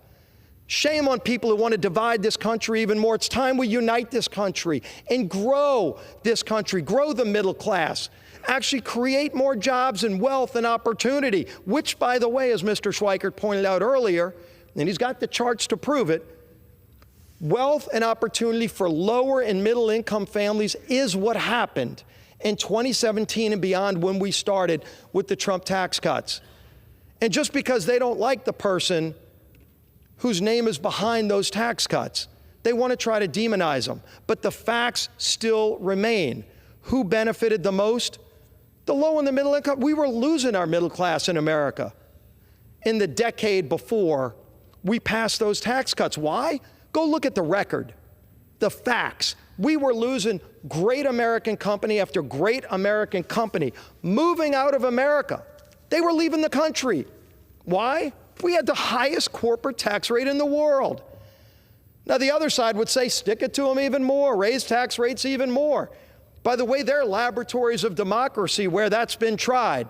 It's called New York and California. And every time they keep raising rates, what happens? People move in droves. Million-plus people have left those states to go to other states, Texas, Florida, Tennessee, that have no income tax. So sure, you're seeing it happen in America, but what happens if they destroy America's system? Where do you go? Well, some of those people left America. Madam Chair, we don't want that to happen. We actually brought companies back. Great, recognized. You would know the logos of all of them if we put them up. There's too many to mention. That had left America over years and years, and nobody did anything about it. Everybody knew why it was happening. And so we made our country competitive again. How? By lowering tax rates. Now, everybody should have been for that. Unfortunately, their party back then, the Democrat Party, said, we're going to vote no on that. Every single Democrat voted no. Why did they make it an issue, a partisan issue? I don't know, but I know this. When we lowered those tax rates to make America competitive, we're a global competing economy. Our companies in America don't just compete against the person down the street. They're competing against companies all over the globe, and we should applaud that. We shouldn't just applaud it, by the way. We should make sure they remain the most competitive businesses in the world. America remains the most competitive country in the world, but we weren't. We were not. That's why we were losing people. Imagine people saying, I'm going to leave the United States of America, greatest country in the history of the world, because our country stopped being competitive. And we finally did something about it. This Republican majority in 2017 did something about it and finally brought those jobs back and brought wages up. Wages grew for everybody. Companies were giving out bonuses, pay raises. Our unemployment rate went to virtually zero. Those are the facts. And so they want those tax rates to go up. Not all of them expire. The corporate rate remains, by the way, competitively low at 21%. The corporate rate stays at 21. You know what doesn't stay low? If they vote no, and I'm a yes vote, because I want our country to be competitive. I want our small businesses to be able to be competitive with big businesses. They love beating up on the big guy, but guess what they're going to do? And let's look at the facts. Anybody who votes no on this bill, Madam Chair, will tell every small business in America. It's a provision of the tax code called 199A. And if you're not a small business, you've probably never heard of 199A. But you know what? If you are a small business, a 20-person mom and pop shop on Main Street, America, anywhere in this country, 199A is your lifeblood. Why? Because that's what allows you as a small business, a 10, 15, 20-person American dream store. You started your own business. But you can now compete and pay the same tax rate as the big global multinational corporation, who's at 21. But what happens, Madam Chair, if they vote no? And again, the no vote does not mean nothing happens. If you vote no, you are saying you want the small business now to go from a 21% effective rate to as high as 43% taxes. So think about this. You're the mom and pop small business, and you're barely hanging on. You've beaten all the internet competitors, and you're still being able to hold on to those jobs. You know, show up at work every day, employ the 20 people, the 15 people that you're creating jobs for. If the other side gets their way, you jack up to 43% tax rate when your competitor, the big global billionaire corporation, is still at 21. That's what happens if they vote no. Why haven't they said that during the debate? I haven't heard it yet. Again, all you hear about is the billionaires and the millionaires are the ones getting all the breaks. Except it's not true, Madam Chair. It's just not true. Every small business in America gets kicked in the gut if this fails. Every small business in America. And look at the numbers. You're talking about over 20 million small businesses. Think of how many workers that is. Do they just want to kick all those workers out to the street, to the unemployment rolls? Because if you're paying 43% and your competitor's paying 21, you don't need a math degree to figure out how quickly you're not going to be able to compete. We made them competitive in 2017. Why does the other side want to vote no and all of a sudden make every small business in America uncompetitive with the big billionaires? They're defending the billionaires, Madam Chair. This is insanity. But that's the reality of what happens if you vote no. And again, maybe by me going through the actual details, we might convince a couple of folks that maybe somebody duped them. They gave them some talking points. You just mention the word millionaire and billionaire, and next thing you know, you got a parade of 200 people that'll just line up and bash the bill. Except it's not in the bill. Do you want to stand up for the middle-class families of this country? Vote yes on the bill, because that's who we're defending. Republicans are going to defend the ability for the next billionaire company maybe, but right now it's a dream in somebody's basement. This is what's great about America. And if you haven't, go look at your favorite company. Go look at the biggest companies. Most of them started with the dream in somebody's garage in Silicon Valley. I know a lot of entrepreneurs who started with great ideas and risked it all over and over again, and then ultimately they might have hit it big. But the only way they were able to hit it big is because they had the ability in the United States of America to turn that dream into a reality where now all of a sudden they might hire 300 people. We ought to applaud that. We ought to celebrate that. We ought to make sure that remains in place. The day we take away that ability in the United States, God help us as a country, because the few people that still want that dream, but they don't have America to go to pursue it, they might go to other places, but there just aren't that many other places in the world to pursue it. We cannot crush the American dream of America. It starts with strengthening the middle class and the lower income families' ability to compete with the big guys so that one day maybe they can be. And then they too will be demonized by the other side. But in the meantime, give them that ability to compete fairly, and you take that away if you vote no on this bill. Facts. Those are the facts. Whose rates go up, whose rates don't if this bill fails. That's where we are.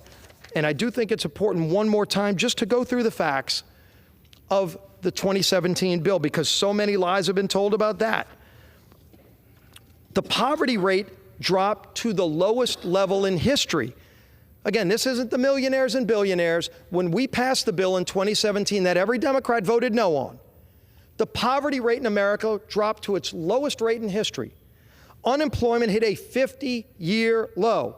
And lower income workers, not the millionaires and billionaires, lower income workers saw their wages grow substantially faster than the highest 10% of income earners. So whose side are you going to be on today? We're going to give everybody an opportunity. Stand up for those hardworking people who want their shot at the American dream. Stand up for that waiter or waitress who's working their tail off tonight, who's going to come home and go, wait a minute, I might not have to pay taxes on my tips. I can save that money and for the first time start a college fund for my kid, because it's not the millionaires and the billionaires that benefit from that. It's the average income worker, millions of them, by the way, the average income of $32,000 a year. That's who we're fighting for. That's who House Republicans are fighting for. And we're going to deliver for them, because that was the mandate that the people of this country gave us. Whether you agree or not, whether you like Donald Trump or not, Donald Trump ran on very specific things, and he's delivering on those things. And I applaud President Trump for actually following through on the promises that were made. Promises made and promises kept actually matter in this town, and they're rare. And when it happens, we ought to applaud it. When this majority actually delivers, we're going to see on that board real soon who actually stands with the 77 million people of this country who said, we want this change. We demand this change. We're going to go to the polls to vote for this change. Let's preserve the American dream. Yes, at the risk of offending a couple of people, I'm fine with saying let's make America great again, because America deserves to be great again. Don't put a $4.5 trillion tax on the middle class of this country. Let's let this country grow. Let's see the opportunity flourish. We will do it. We need to pass this bill to start that process. I urge all of my colleagues to vote yes, Madam Chair. And with that, I yield back the balance of my time. The gentleman from Louisiana yields back. The gentleman from Arizona reserves. The gentleman from Virginia is recognized. Madam Chair, I yield 1 minute to the gentlelady from Oregon, distinguished member of the Educational Workforce Committee, Ms. Bonamici. The gentlewoman is recognized. Thank you, Mr. Byer. Madam Chair, last week I had 5 town hall meetings across Northwest Oregon in urban, suburban, and rural areas, and not one person, not one of the thousands who attended asked me to support a budget that cuts Medicaid, gives tax breaks to the wealthiest, raises the cost of living, or undermines safety and security, but that's what we're voting on today. The Republicans are stealing the hard-earned tax dollars of Oregonians and Americans to line the pockets of people like Elon Musk. This ruthless Republican budget will rip away health care from low-income and working families and children, and take us back to the days where if you get sick, you either go without treatment or you go bankrupt. It could rip away resources from local schools and prevent children, especially students with disabilities, from getting a good education. Republicans say they're eliminating waste. Want to talk about waste? Waste is giving the wealthiest big tax cuts while regular Americans are struggling to put food on the table. The cost of groceries is increasing, wages continue to remain stagnant, and too many families can't afford housing or childcare. The Republican majority's answer? Rip you off and give tax breaks to the wealthiest, and then hope, unrealistically, that it's going to trickle down. We must oppose this Republican billionaire budget. We must focus instead on the American people so everyone, not just those at the top, have the opportunity for a better future. I yield back the balance of my time. The gentlewoman yields back. The gentleman from Virginia is reserves, and the gentleman from Arizona is recognized. Madam Chair, may I inquire into the time?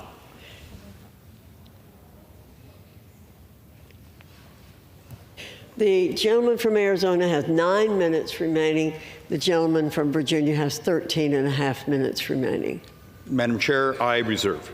Gentleman from Arizona reserves. The gentleman from Virginia is recognized. Madam Chair, I yield 1.5 minutes to the gentleman from California, the ranking member of the Veterans Affairs Committee, Mr. Takano. The gentleman from California is recognized. I thank the gentleman from Virginia for yielding. Madam Speaker, as the ranking member of the House Committee on Veterans Affairs, I rise today in complete opposition to the Republican rip-off budget resolution. Let's be clear. This is a tax break for billionaires like Elon Musk, paid for by working people, including millions of our veterans. The Republican rip-off cuts at least $880 billion from Medicaid, the program that 80 million Americans, including 9 million veterans, rely on for health insurance coverage. This extreme budget also cuts $230 billion from SNAP. Every year, SNAP helps almost 43 million Americans, including over 1 million veterans, put food on the table. But Republicans aren't just going to leave American veterans without health care or make them go hungry. They also want to take a chainsaw to VA, attacking the very people who provide care to the veterans who've served our country with honor. This is completely unacceptable, and I urge every member to oppose this abomination of a resolution that uses veterans as a piggy bank to pay for a billionaire tax break. I yield back. The gentleman from Virginia reserves. The gentleman from Arizona reserves. The gentleman from Virginia is recognized. Madam Chair, yield 1 minute to the gentleman from Nevada, a distinguished member of the Ways and Means Committee, Mr. Horsford. Gentleman is recognized for 1 minute. Thank you, and to the gentleman for yielding. I rise today not in favor or opposition. I rise in defense.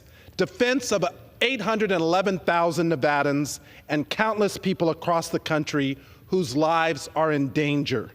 I rise in defense of my constituents who will be impacted if Republicans are able to slash their health care services to fund $4.5 trillion to the ultra-wealthy and to big corporations.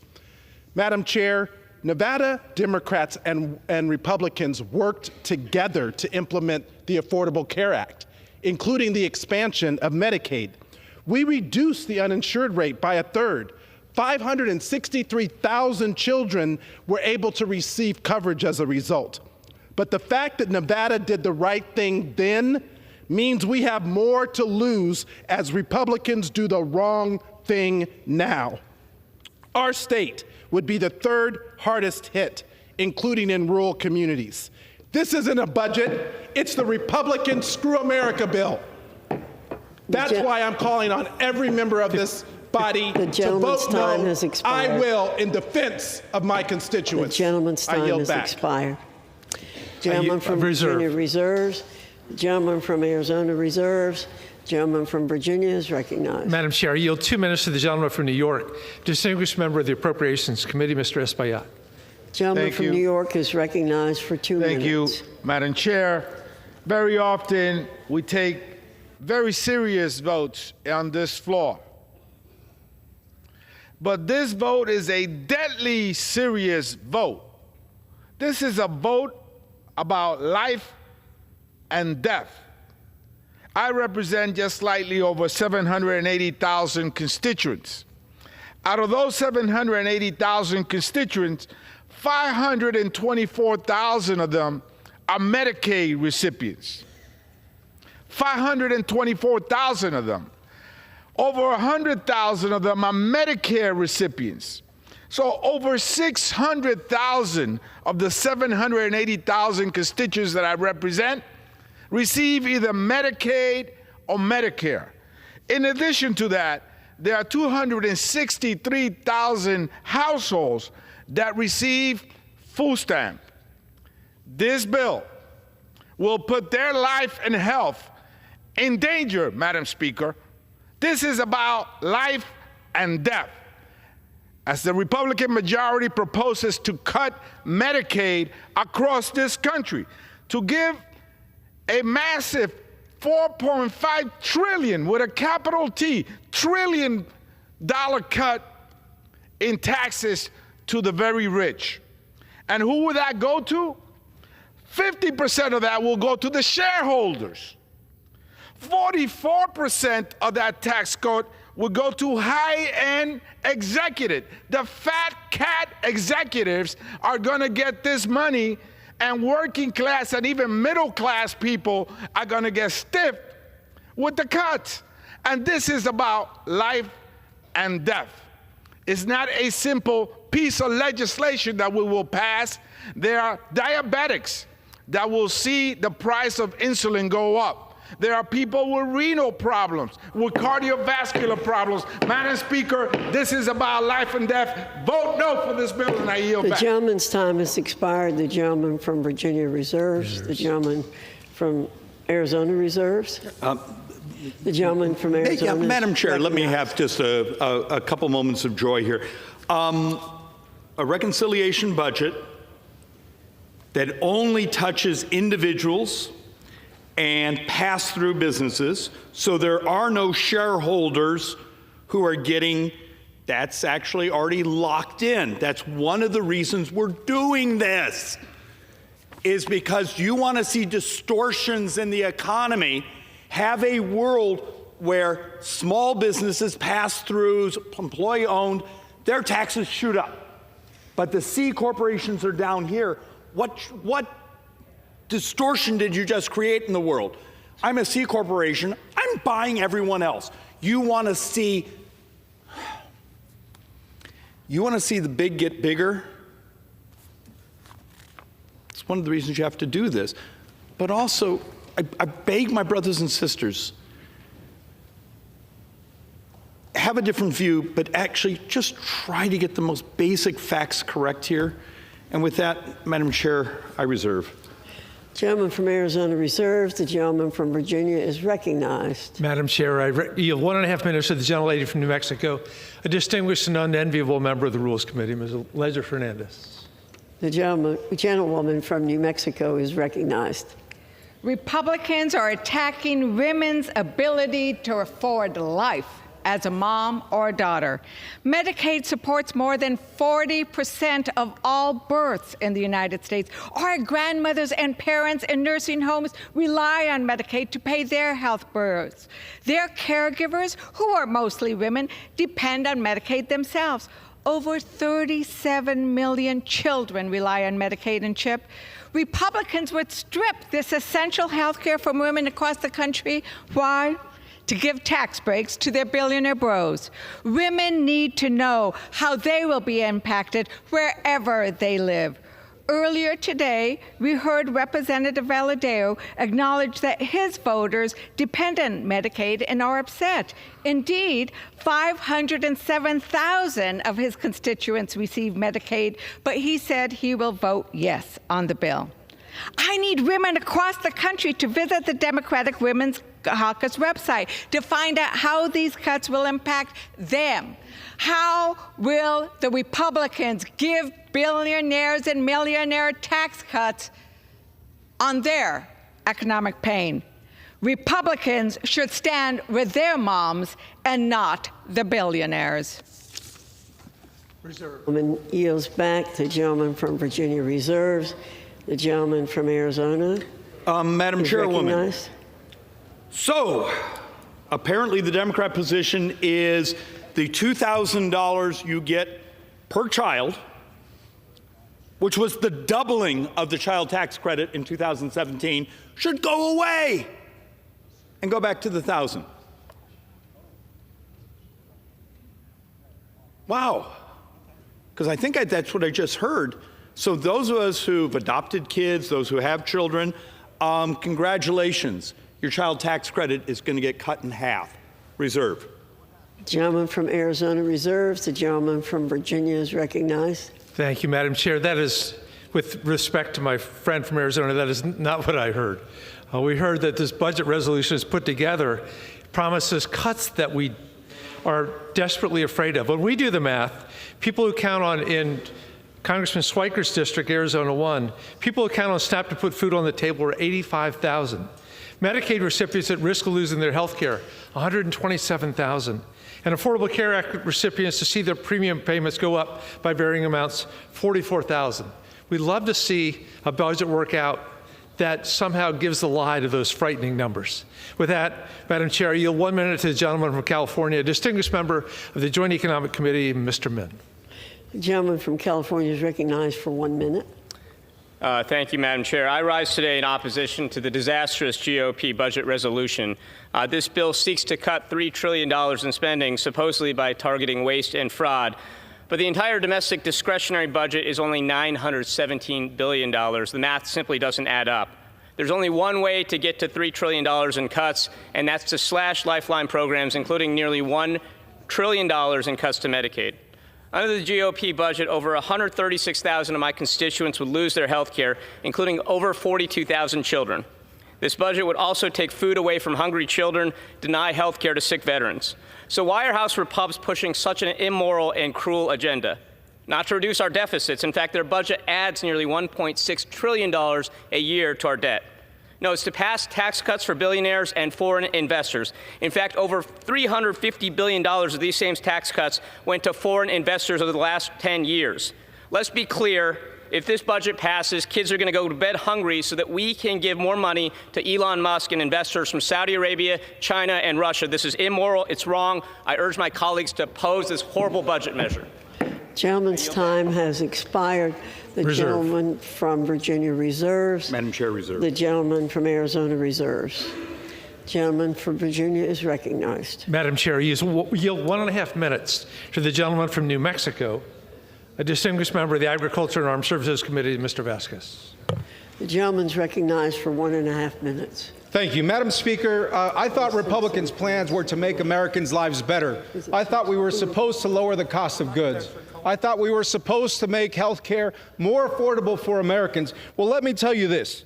When you strip health care away from 290,000 New Mexicans, many of which are in my district, 132,000 children and 26,000 seniors, can anybody on the other side of the aisle tell me how is that making life better for my constituents and for New Mexicans? Well, it's not going to. And in fact, this Republican budget is going to raise health care premiums by nearly $1,000 a year for 20,000 people in my district. It could force a 60-year-old couple to pay over $16,000 more annually for coverage. Now, in my district and in my state, we have some of the best service records of veterans in this entire country. In fact, we are home to the code talkers. We are home to folks who have served our country with pride and with dignity for so many years that when I look at the cuts that are being made to the VA healthcare system, I'm ashamed of what this body is doing. I'm ashamed of what my colleagues across the aisle are doing.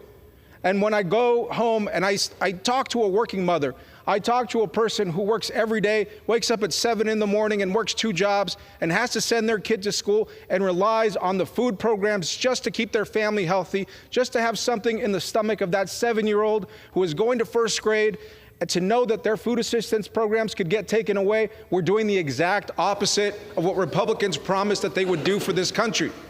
This budget is a statement of where we're at as a country, and this is the wrong statement that we need to be making. Thank you. I yield back. Gentleman from Arizona. Mr. Chair, may I inquire once again on time? The gentleman has 7.5 minutes remaining. The gentleman from Virginia has 4.5 minutes remaining. Mr. Chair, just as having hearing some of my Democrat colleagues, I was just thumbing through the actual document. I know this is crazy and literacy being sort of a lost art, but I'm trying to find where this heresy, these cuts, now look, there's a discussion here that basically says we need not to just purely stick this on the debt and deficit. Okay, but like in the E&C instruction, which is energy and commerce for I think it's 4% of their area of authorization. You're telling me after the hundreds of hours idiots like me have come behind this microphone and done presentations showing the distortions, the waste and fraud, the misallocation, the lack of use of technology, the duplications, you can't produce 4%? Why is the left so terrified of the moment where maybe a document that forces us in some ways to listen to each other, to maybe how do we do this better, faster, and cheaper? Because I'm going to say this 3 or 4 more times. Does the left really want to raise taxes on the average American family $2,853? Is that the plan here? Because this is 63% of those who are tax filers will see their taxes go up. Is that the plan here? Mr. Chair, reserve. Mr. Chairman, let me just respond to my good friend from Arizona. No, that is not what Democrats want. We don't want to see taxes go up for average middle-class Americans at all. But this is what our budget experts say based on the budget resolution before us, is that it will, as my friend Mr. Schweikert knows well, to achieve significant cuts, the kind of cuts that you're talking about, inevitably we have to look at Medicaid, Medicare, and Social Security. We look at the fact that in Virginia, just eliminating Medicaid Advantage is 660,000 Virginians. We look at Medicare, 46% of the children in America receive their health care through Medicaid. And then we look at Medicare, it's beyond belief what that would do. I am looking forward to somehow seeing how you achieve the massive budget cuts that are in this resolution without touching those. That's why you've heard so much concern today about what this will do to the average American people. It's not that we don't want to revisit not raising taxes on the American public. We also just don't want to cut away their health care, their SNAP benefits, their ability to put food on the table, and the like. And Mr. Chair, I am ready to close when my distinguished chair of the Joint Economic Committee tells me it's time. Gentleman reserves. Gentleman from Arizona. Mr. Chairman, just because I want to help out, because I know this is heresy around here, truly one of my favorite members to work with, even though we're on different sides of the aisle, you may want to retract the word Social Security, which you just said, because you know Social Security cannot be allowed in any of this package. Happy to retract it. And with that, I reserve. Mr. I also noticed that our anxiety about Social Security will not go away. Oh, no. And who else has been working for a decade now to save it? Because remember, in 2033, about halfway through the year, the trust fund is gone. And is that a Republican or Democrat problem? I would say it's a morality problem. We will be doubling senior poverty in America in 8 years. And how often are we allowed to come talk about it? With that, Mr. Chair, I reserve. Gentleman reserves. Gentleman from Virginia. Mr. Chair, I'm ready to close. And in doing so, let me first begin that my good friend John Larson on the Ways and Means Committee has for years promoted Social Security 2100, which would actually fix it for the rest of this century. Mr. Chairman, President Trump and the Republican majority were elected last November to deliver on a simple promise to lower costs for Americans. Unfortunately, this budget does not do that. My Republican friends have decided that providing billions of dollars in tax breaks for a few millionaires and billionaires is worth ordinary Americans bearing, as Elon Musk put it last year, some temporary hardship. That hardship brought about this budget will come in many forms and may not mean much to the richest man in history, but will certainly mean a lot to ordinary people. It will grow our debt by $4.6 trillion. It will lead to higher interest rates and raising prices on goods that Americans pay every day. And it will cut crucial government services that keep us safe, healthy, and productive. And it will strip health care and food assistance from tens of millions of Americans who are already struggling to make ends meet. And what are Americans getting in exchange for this hardship? Tax cuts for billionaires and corporations that they do not need and that our country cannot afford. This is a bad deal. I urge all of my colleagues to reject this proposal. Thank you, and I yield back. Gentleman yields back the balance of his time. Gentleman from Arizona. Mr. Chairman, I am prepared to close, but I'd like to inquire in time. Gentleman has 5 minutes remaining. Mr. Chairman, I know it's painful to listen to an idiot like me for 5 minutes, but let's have some fun here. And first I want to say for everyone who's spoken, I love the passion. I love the caring. I'm just once again got to come back. So this is a reconciliation budget. It basically builds boxes. It's boxes for here's your authorization. You can go more, but you can't go less. Okay, I'm on the other side. I actually believe there should be more cuts in spending because I think we can achieve that by modernization, changing processes, the adoption of technology. Last week, I believe I was behind this very microphone, and we were showing charts of, hey, this is Medicare. How many billions and billions do we spend every year on duplicative MRI, ultrasounds, X-rays? Does that make someone healthier? Does that make them better?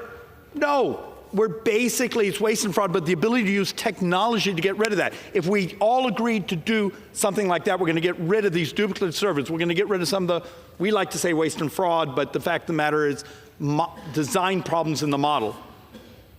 You didn't cut a single service. You didn't take anything away from someone. But what you gave is my kids a chance to survive.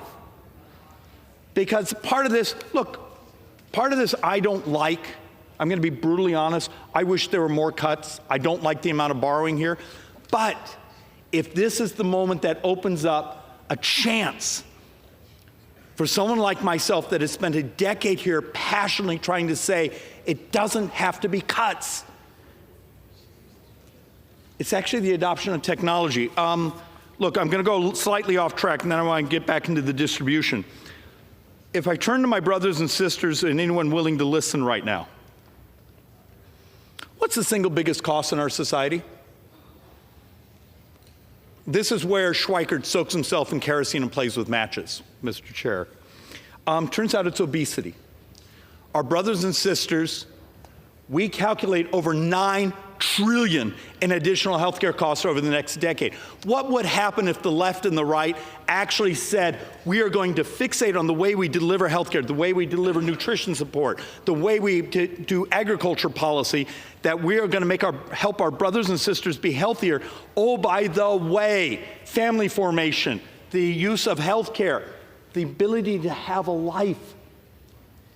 Maybe it's moments like this where we go to battle and committees that have really smart people, but armies of lobbyists outside these hallways who look at us, who stress out when we start saying, time to modernize, time to find a better, faster, more elegant way to deliver services and slow down the piling of debt. Because the math still comes back to 63% of our tax-paying brothers and sisters will see their taxes go up. Now, for the comments you've heard over and over here that the distributional effects, okay, Mr. Beyer and I are both on Ways and Means, battle in the committee saying, because remember, there is no bill, coming out of the committee yet. What's it going to look like? Do we actually have to make elegant changes? Are there things we can agree as a body that will maximize economic growth? Because at some point, you got to look, and I'm sorry I've beaten up this chart, but we've been trying to model what happens to the economy if we allow these tax hikes to come in automatically. But it turns out also the economy is benefited if we maximize how much we pay for. At the end of 10 years, and I know changing spending policy is hard, but if we were to maximize both, at the end of the decade, we're more prosperous. And Mr. Chairman, at some point, that's the ultimate question here. Is prosperity moral? Is there a way we can actually do our work here where we maximize the prosperity for my 2.5-year-old, but also the person heading to retirement, to our brothers and sisters who are out there working their hearts out? There is a way. The hardest part is we're going to have to do things differently than we've done in the past. And with that, I yield back, Mr. Chairman. All time for general debate has expired. Pursuant to the rule, the amendment printed in House Report 119-5 is adopted and the concurrent resolution as amended is considered read. Under the rule, the committee rises.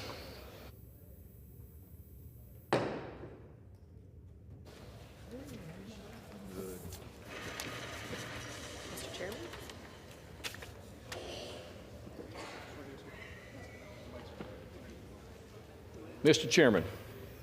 Mr. Speaker, the Committee on the Whole House on the State of the Union has had under consideration House Concurrent Resolution 14, and pursuant to the House Resolution 161, I report the concurrent resolution as amended by that resolution back to the House.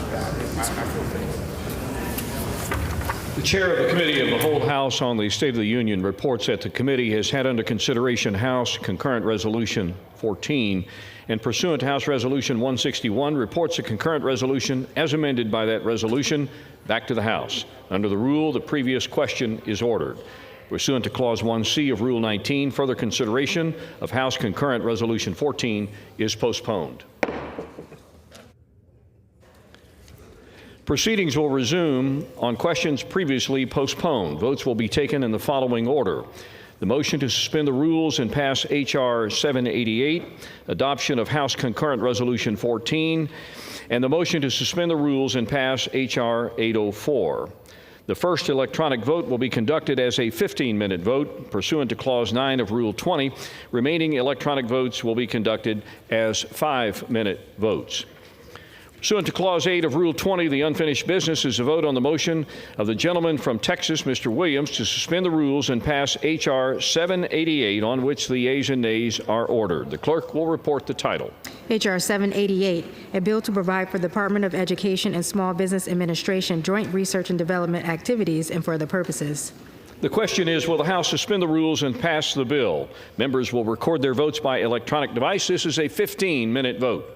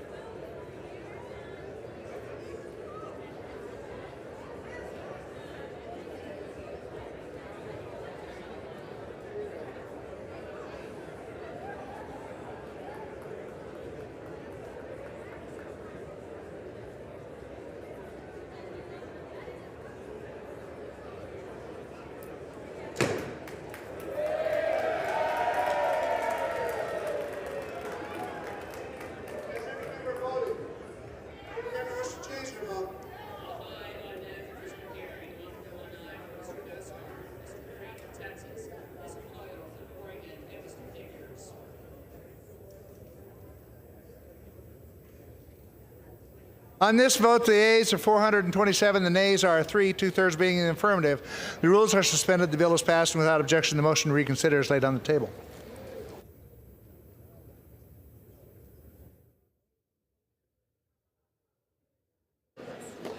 Pursuant to Clause 8 of Rule 20, the unfinished business is the vote on the motion of the gentleman from Texas, Mr. Williams, to suspend the rules and pass H.R. 804, on which the ayes and nays are ordered. Clerk will report the title. H.R. 804, a bill to require the administrator of the Small Business Administration to improve access to disaster assistance for individuals located in rural areas and for other purposes. Question is, will the House suspend the rules and pass the bill? Members will record their votes by electronic device. This is a 5-minute vote.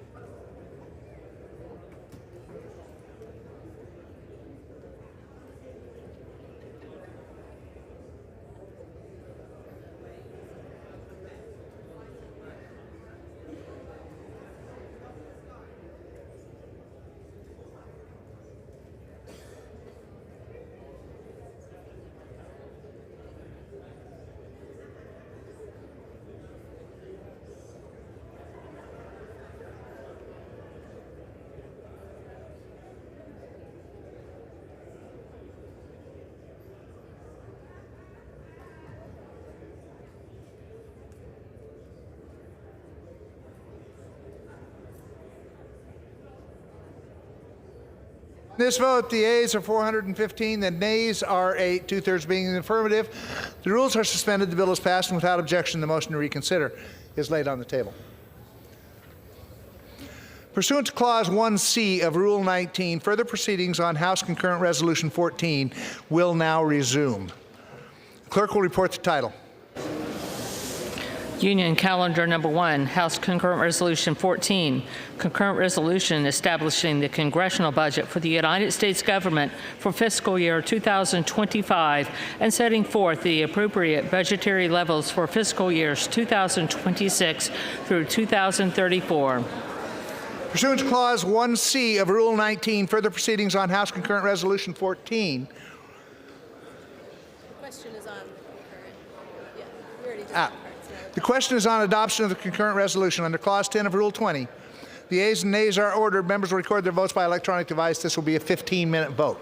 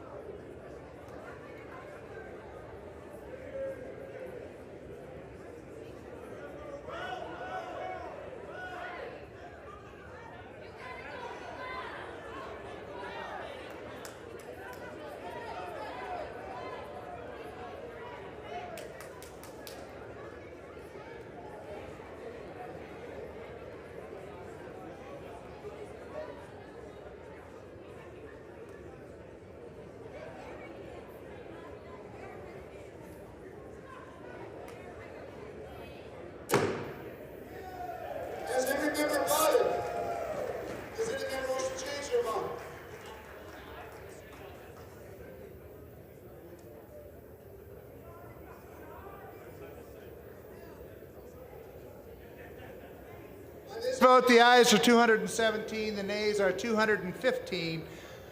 Majority voting in the affirmative, the concurrent resolution is adopted.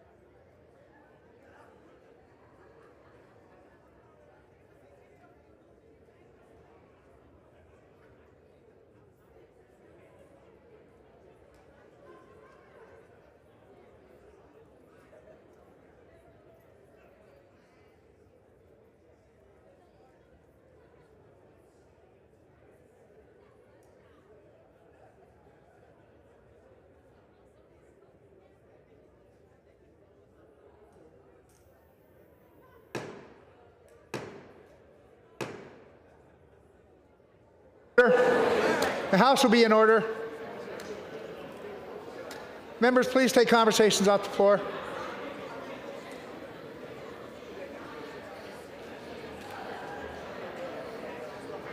House will be in order.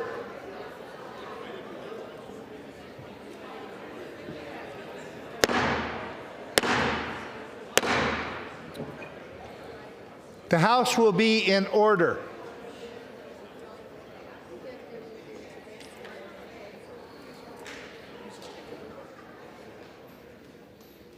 For what purpose does the gentleman from Pennsylvania seek recognition? Mr. Speaker, I ask unanimous consent on behalf of the Pennsylvania delegation to speak out of order.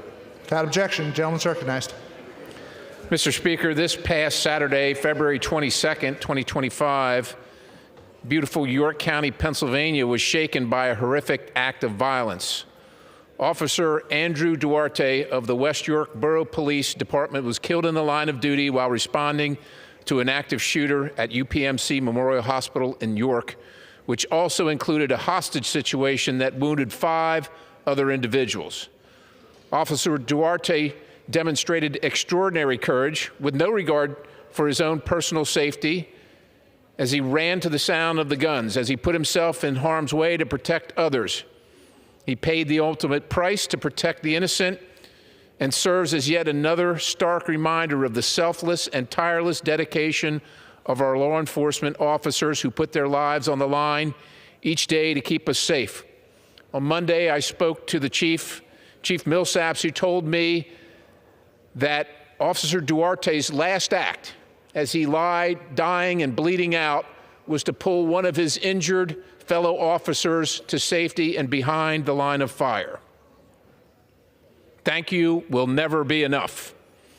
As we mourn this breathtaking loss, we pray for Officer Duarte and extend our deepest condolences to his family, fellow officers, loved ones, and all who are fortunate enough to have crossed his path. May his bravery remain at the forefront and his legacy endure.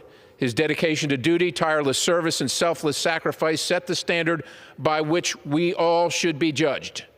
Let us honor him by remembering the immense price of safety and peace. May God bless you, Andrew.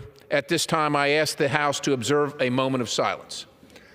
Members, staff, guests, please rise for a moment of silence.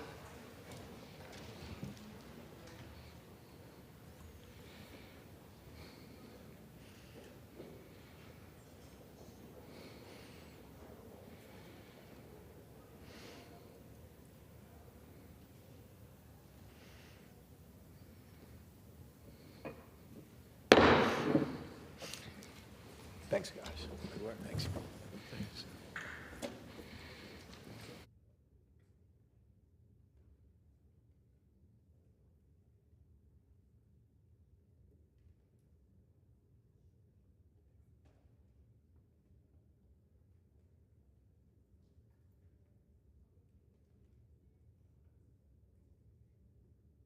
The chair will now entertain requests for 1-minute speeches.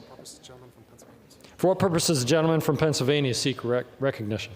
Mr. Speaker, I request unanimous consent to address the House for 1 minute and to revise and extend my remarks. Without objection, the gentleman is recognized for 1 minute. Thank you, Mr. Speaker. Mr. Speaker, I rise to recognize Public Schools Week. Approximately 9 out of 10 American students receive their education from a public school. Our public school system, envisioned by our founding fathers, is meant to give every child, regardless of zip code, background, or ability, access to a quality education. These schools provide knowledge and skills that allow our young people to thrive and contribute to our communities. As a senior member of the Education and Workforce Committee and a former school board member, and having attended public schools growing up, I understand the vital role our school system plays in the success of not only the Commonwealth of Pennsylvania, but also our nation. Mr. Speaker, as part of Public Schools Week, I also want to acknowledge and recognize the tireless efforts of educators and staff who work each day to inspire and to support our students. Every child deserves access to a high-quality education, which helps foster growth and encourages students to achieve their greatest potential. Thank you, Mr. Speaker, and I yield back the balance of my time. For what purposes the gentleman from Illinois seek recognition? Mr. Speaker, I seek unanimous consent to address the House for 1 minute to revise and extend my remarks. Without objection, the gentleman is recognized for 1 minute.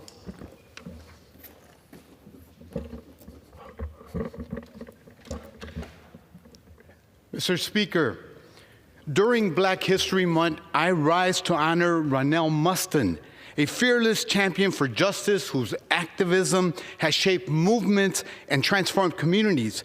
Ronell was a founding force behind the first organization to demand sanctions against South Africa's apartheid regimes. In 1979, as co-chair of the Chicago Peace Council, he fought to curb excessive U.S. military spending and redirect resources to those in need. His impact runs deep in Chicago. As a key architect of the 22nd Ward Independent Political Organization, Ronell helped pave the way for Harold Washington's historic election as the city's black mayor in 1983. For decades, he's been a relentless advocate for equity, justice, and true representation. His work has empowered countless voices and strengthened our democracy. Ronell, your legacy is one of courage and conviction. Thank you for your unwavering dedication to justice and your friendship. I yield back. For what purposes the gentleman from Tennessee seek recognition? I seek unanimous consent to address the House for 1 minute, revise and extend my remarks. Without objection, the gentleman is recognized for 1 minute. Mr. Speaker, I rise today to honor the many families still grieving from the heinous assault that claimed 1,200 innocent lives on October 7th, 2023. Last Monday marked the 500-day mark since Hamas terrorists perpetrated the unprovoked and truly evil attack. It was the deadliest assault on Israel and the Jewish community since the Holocaust. I want to commend President Trump and Israeli Prime Minister Netanyahu for their efforts to secure the recent ceasefire agreement. Because of their collaboration, we're seeing some of the 240 hostages be released, including Americans. I urge my colleagues to keep the events of that horrific day top of mind. It is imperative that the United States show unwavering support for Israel and the Jewish community so that Hamas terrorists or any other bad actors never attempt another attack on our closest ally in the Middle East, Israel. Thank you, Mr. Speaker, and I yield back. For what purposes the gentleman from Oregon seek recognition? I ask unanimous consent to address the House for 1 minute and to revise and extend my remarks. Without objection, the gentlewoman is recognized for 1 minute.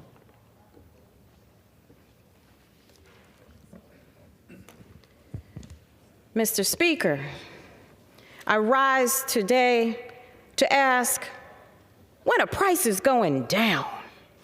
I was told that this would be priority number one for this administration and Speaker Mike Johnson, but I've yet to have a chance to vote on a single piece of legislation that actually lowers costs. I'm hearing from my constituents over and over and over and over and over again that their grocery bill is too high, that they can't afford to buy a home, and that their paycheck just doesn't go as far as it used to. We need to be doing more to help families get by instead of focusing on petty, partisan politics. I've said over and over again, my focus is lower costs, more jobs, and a better quality of life for Oregonians, and that I'll work with anyone to get that done. I'm pursuing all of that by co-leading bipartisan legislation to help rural small businesses, by advocating for funding for my district, and by actually listening to my constituents. It's time for others to do the same. I yield back. For what purposes does the gentleman from Arizona seek recognition? I ask unanimous consent to address the House for 1 minute and revise and extend my remarks. Without objection, the gentleman is recognized for 1 minute.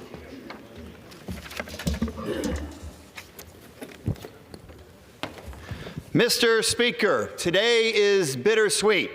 Diana Taurasi of the Phoenix Mercury announced her retirement.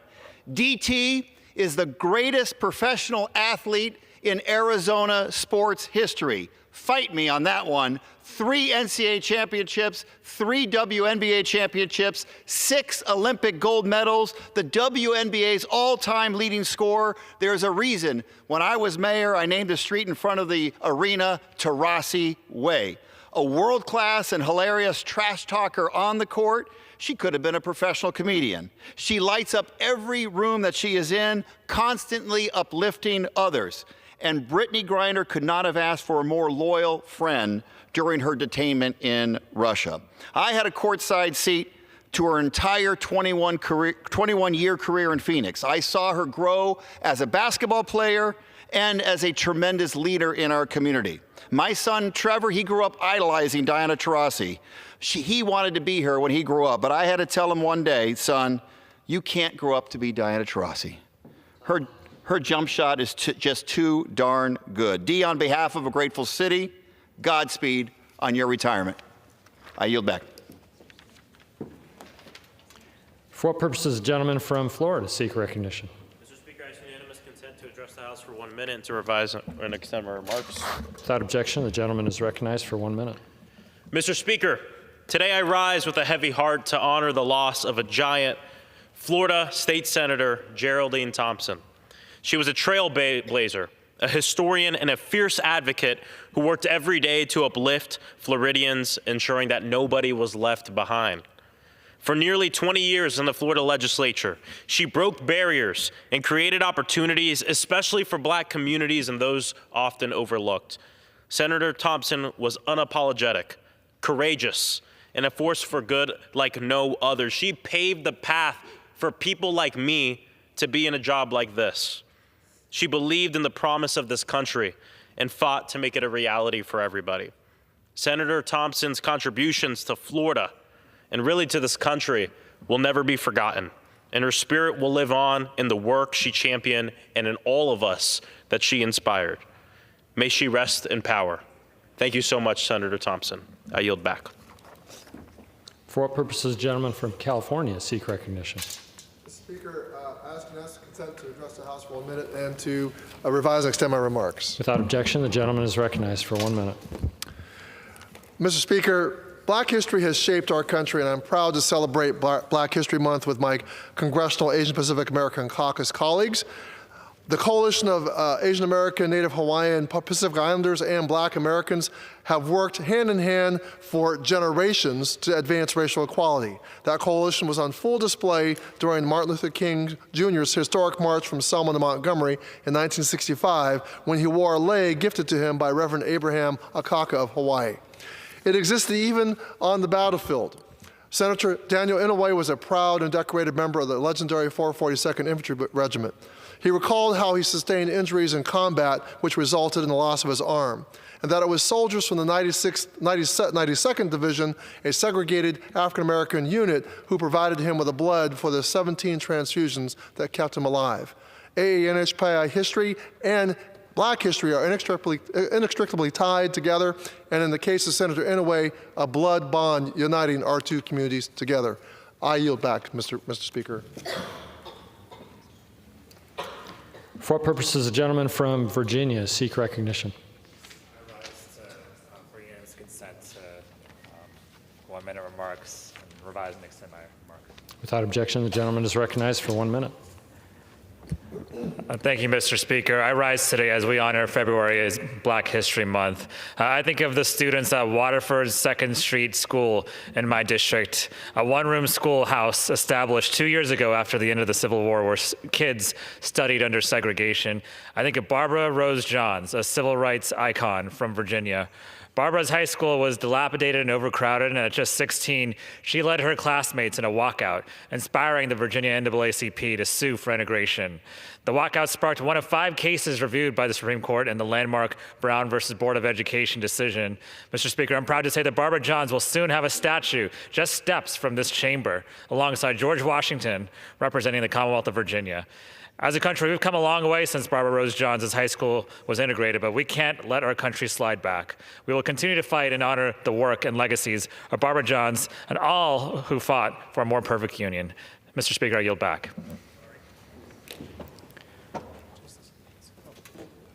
For what purposes the gentlewoman from Washington seek recognition? Mr. Speaker, I seek to address the House for 1 minute. Without objection, the gentlewoman is recognized for 1 minute. Thank you for recognizing me. Mr. Speaker, I have the distinct honor as being the only Black and Korean person serving in the U.S. House of Representatives. As I stand with my colleagues from KPAC in recognition of Black History Month, I celebrate the long history and importance of allyship in the Black and AAPI community. From when Frederick Douglass denounced the Chinese Exclusion Act in 1869, from Jesse Jackson taking a stand and taking time away from his presidential campaign to protest the murder of Vincent Chin, to when AAPI groups stood with the Black community after the murder of George Floyd. And today, we continue that fight. As a Republican majority seeks to cut Medicaid, which 11 million Black and 4.5 million AAPIs rely on, we know that we have a lot in common, and when we work together, we can be powerful and strong and use our voices. Cutting SNAP, food assistance, of which 30% of recipients are Black or AAPI. We must continue to stand together, to use our voices, to use our political power, and to show up. As this administration seeks to attack civil rights that our ancestors fought for, we must let everyone know that the Black experience and the Asian American experience is indeed the American experience. I yield back. For what purposes the gentlewoman from California seek recognition? Mr. Speaker, I ask unanimous consent to address the House for 1 minute. Without objection, the gentlewoman is recognized for 1 minute. There is a long-standing allyship between the Black and Asian communities in LA, exemplified by the Hollywood Bowl, once located in the heart of my district. Founded by 5 Japanese Americans in 1957, the Hollywood Bowl served everyone, but had a particularly significant impact on the growing Black community in the historic Crenshaw corridor. Both the Japanese and Black communities in LA were targets of redlining and racial discrimination from the government and banks, which left them with few places to settle. While Japanese Americans worked to recover from the unjust internment camps and post-war discrimination, Black Americans continued to fight against racial segregation and voter suppression. The Hollywood Bowl provided a space to come together as Angelenos, offering residents of Crenshaw a safe space for entertainment, healing, and protection. This solidarity was tested during the 1992 LA riots, which erupted following the horrific beating and arrest of Rodney King. In a time when racial tensions dominated our city and much of South Central was engulfed in flames, the Hollywood Bowl stood as a beacon of light amid the destruction. Not only did the Hollywood Bowl emerge unscathed from the riots, but people actually gathered to bowl on the night the riots broke out. Although the bowling alley closed in 2000 and was eventually demolished, its impact on our South LA community will be felt for decades to come. Thank you, and I yield back. For what purposes the gentlewoman from New York seek recognition? Without objection, the gentlewoman is recognized for 1 minute. Thank you, Mr. Speaker. My Congressional Asian Pacific American Caucus and I are proud to honor Black History Month and stand with our Congressional Black Caucus colleagues in the shared fight for equality and justice. There's a long and storied history of solidarity between the Black community and the Asian American, Native Hawaiian, and Pacific Islander communities. In the 19th century, Frederick Douglass spoke out against the racist Chinese Exclusion Act and used his voice to advocate for Asian immigrants who wanted to earn the right to become U.S. citizens. During the Civil Rights Movement, Asian American activists protested alongside Black Americans in the fight for equality. The allyship between our two communities remains critically important in the face of a vicious campaign to erase our stories, voices, and contributions to this nation. But make no mistake, we will fight tooth and nail for our communities and stand up to these attacks. We will not let anyone tell us that our stories don't matter. Our stories are American history, and without us, our nation would not be where it is today. Thank you, and I yield back. For what purposes the gentleman from New York seek recognition?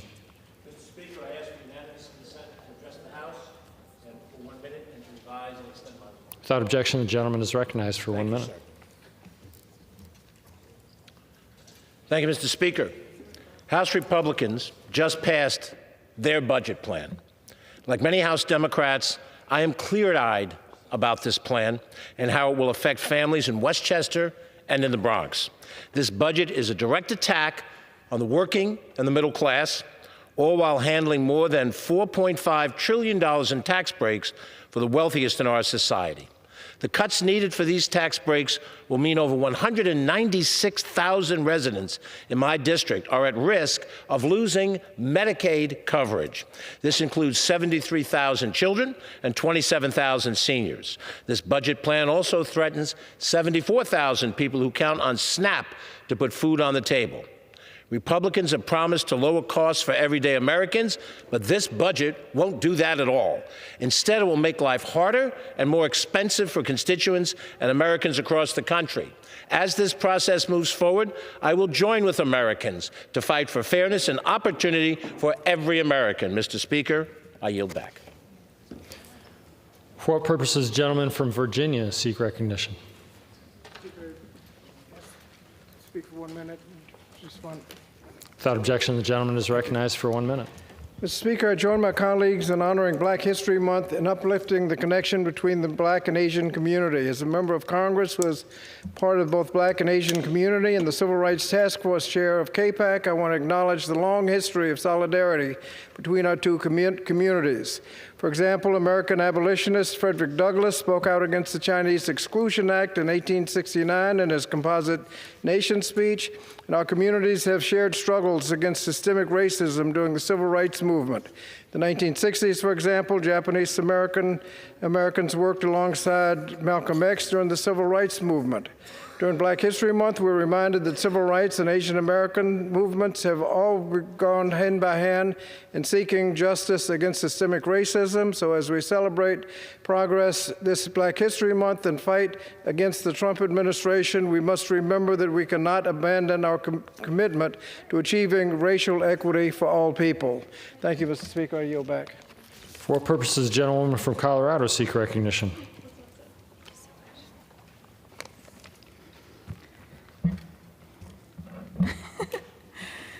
Without objection, the gentlewoman from Colorado is recognized for 1 minute.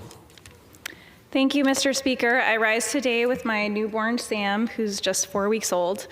Unfortunately, I wasn't given the opportunity to vote remotely after giving birth, but I wasn't going to let that stop me from being here to represent my constituents and vote no on this disastrous Republican budget proposal.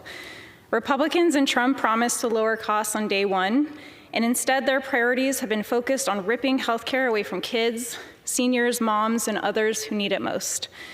And this is not going to save money. It includes people like my mom who work for hourly wages but are still unable to afford health care.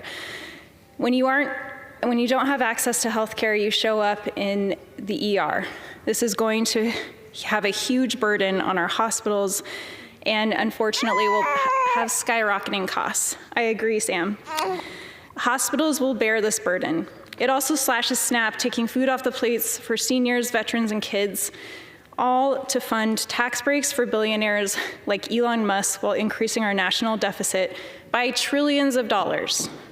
How can anyone show their face in their district after voting yes for this? Thank you. I yield back. Under the Speaker's announced policy of January 3rd, 2025, the gentleman from Arizona, Mr. Schweikert, is recognized for half the time remaining until 10 p.m. as a designee of the Majority Leader.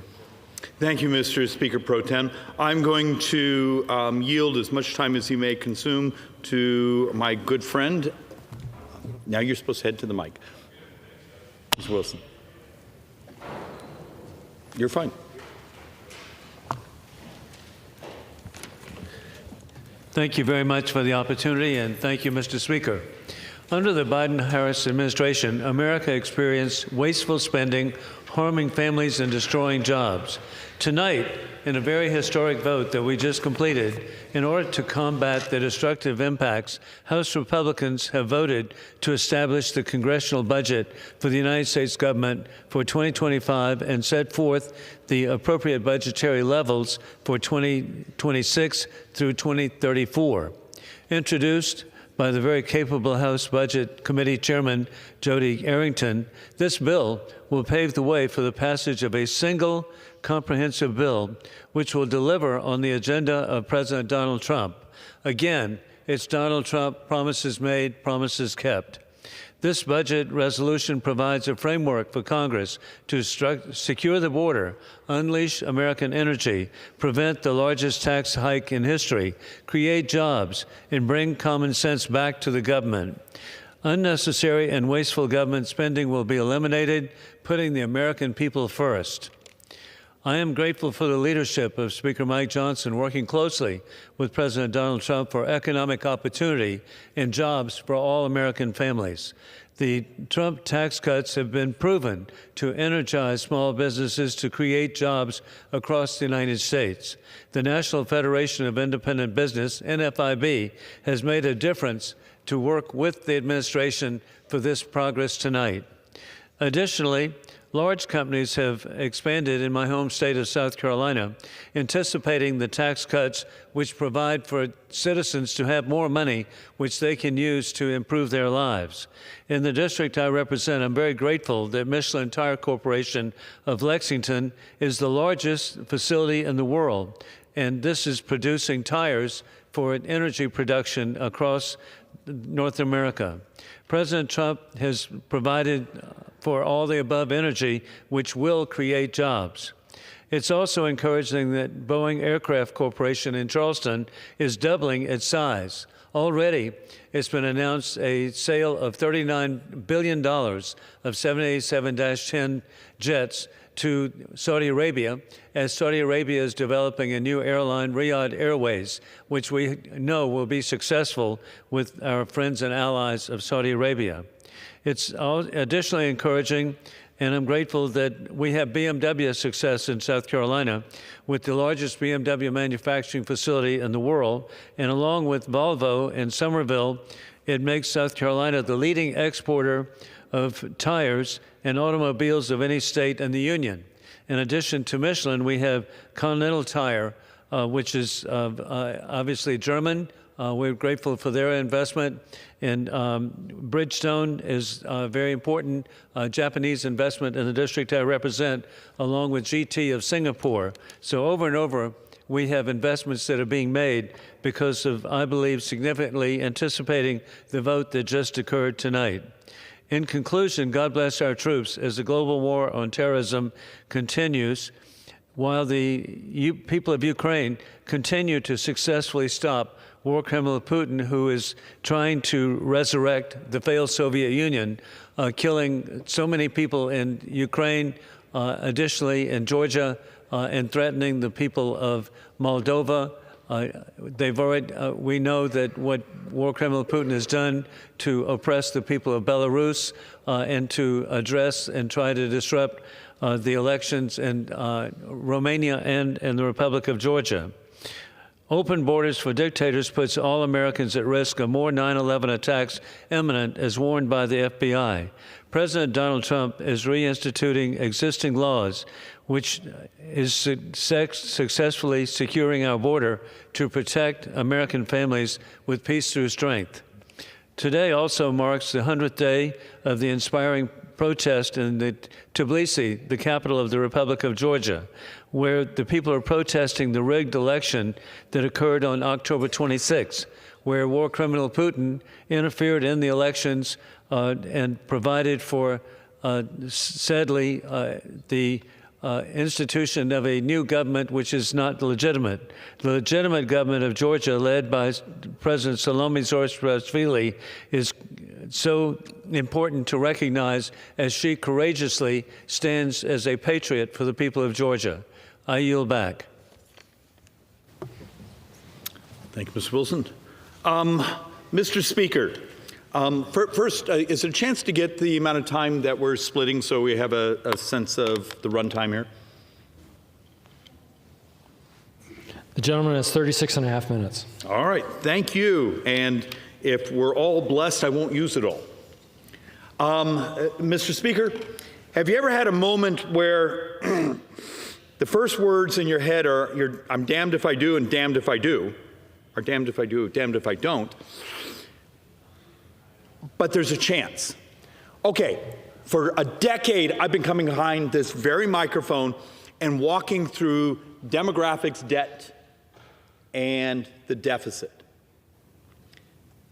and trying to explain that something that the left doesn't like and the right doesn't like is almost 100% of the growth of the deficit for the next functionally 3 decades is demographics. And we don't like saying that because it's harder to play the politics of blaming each other. So look, there's been dozens of things said, and that's just the nature of it, in regards to the reconciliation budget resolution that was just passed. And I manage part of the Joint Economic Time, and my job there as the chair of Joint Economic is to represent the committee. Now I get to represent myself. I worry, but the opportunity of having the basically authorizing committees do what's necessary to save our future. A little while ago, you saw a beautiful little baby here. Last week when we were here, I had my 2.5-year-old that we've adopted with me. Here's some basic pieces of math. For my 2.5-year-old, when he's 24, 25 years old, every U.S. tax rate has to have been doubled, all of them, just to maintain baseline services. So the whole presentation of walking through what happens when you get a moment here to actually disrupt policy and do things that are better, faster, cheaper. Because I will argue the army of lobbyists, basically the rent seekers, if you remember your high school economics, that are around us all despise the concept of reform. They despise the concepts of modernization. And that's actually, so some of the basic things I want to go over tonight, and I'll try to do it efficiently. First off, I know I used this board a little while ago, and I'm sorry it's handwritten, I broke the printer. It's just simply making a point for the average American at the end of this year. If we don't fix the expiring provisions, your taxes go up $2,853, and functionally 62% of all taxpayers will be subject to higher taxes. Okay. Now, when you actually have our friends on the left basically saying, you're raising, you're going to give away to the millionaires and billionaires, that's not the distributional effect of 2017. Matter of fact, one of the great trivia points, and I've actually had some fun with this one, because it comes from a progressive analysis from a few years ago. After the 2017 tax reform, the U.S. tax regime actually became more progressive. Now, there were lower rates, but it meant the top tier of taxpayers were paying more of the federal budget.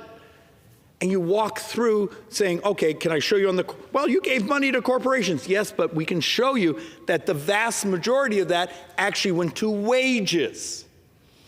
And people forget many of the things we did to force the repatriation back of capital, of intellectual property, of expensing, of R&D expensing.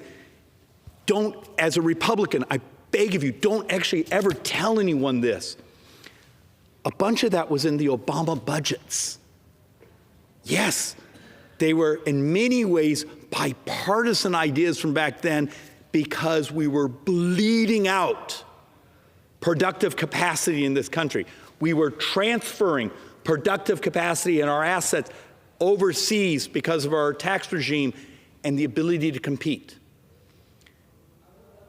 Now, it looks like the reality of sounding like an idiot economist around here doesn't buy you a lot of friends, but the fact of the matter is, the budget box that was just offered is an opportunity to not, and Mr. Speaker, forgive, my asthma and my lung infection are going a little nuts right now. It's an opportunity to stop your taxes from going up. But what I'm actually more interested in is what I believe are solemn promises I got from the leadership, that many of the things I've come behind this microphone for a decade talking about of how we can adopt technology, how we can adopt models to lower the cost and yet cover our brothers and sisters and give them more access and more opportunity and be healthier. Because the way we deliver services as a government is archaic. You know right now if you were designing a system, you wouldn't do it this way, but we're all terrified of whether it be the bureaucracy and their lobbyists and their unions, something the left has to deal with. Many of the business people that have learned how to make money off these programs, our problem, come marching into our offices, all upset because we're going to change their business model and make them compete. Guess what?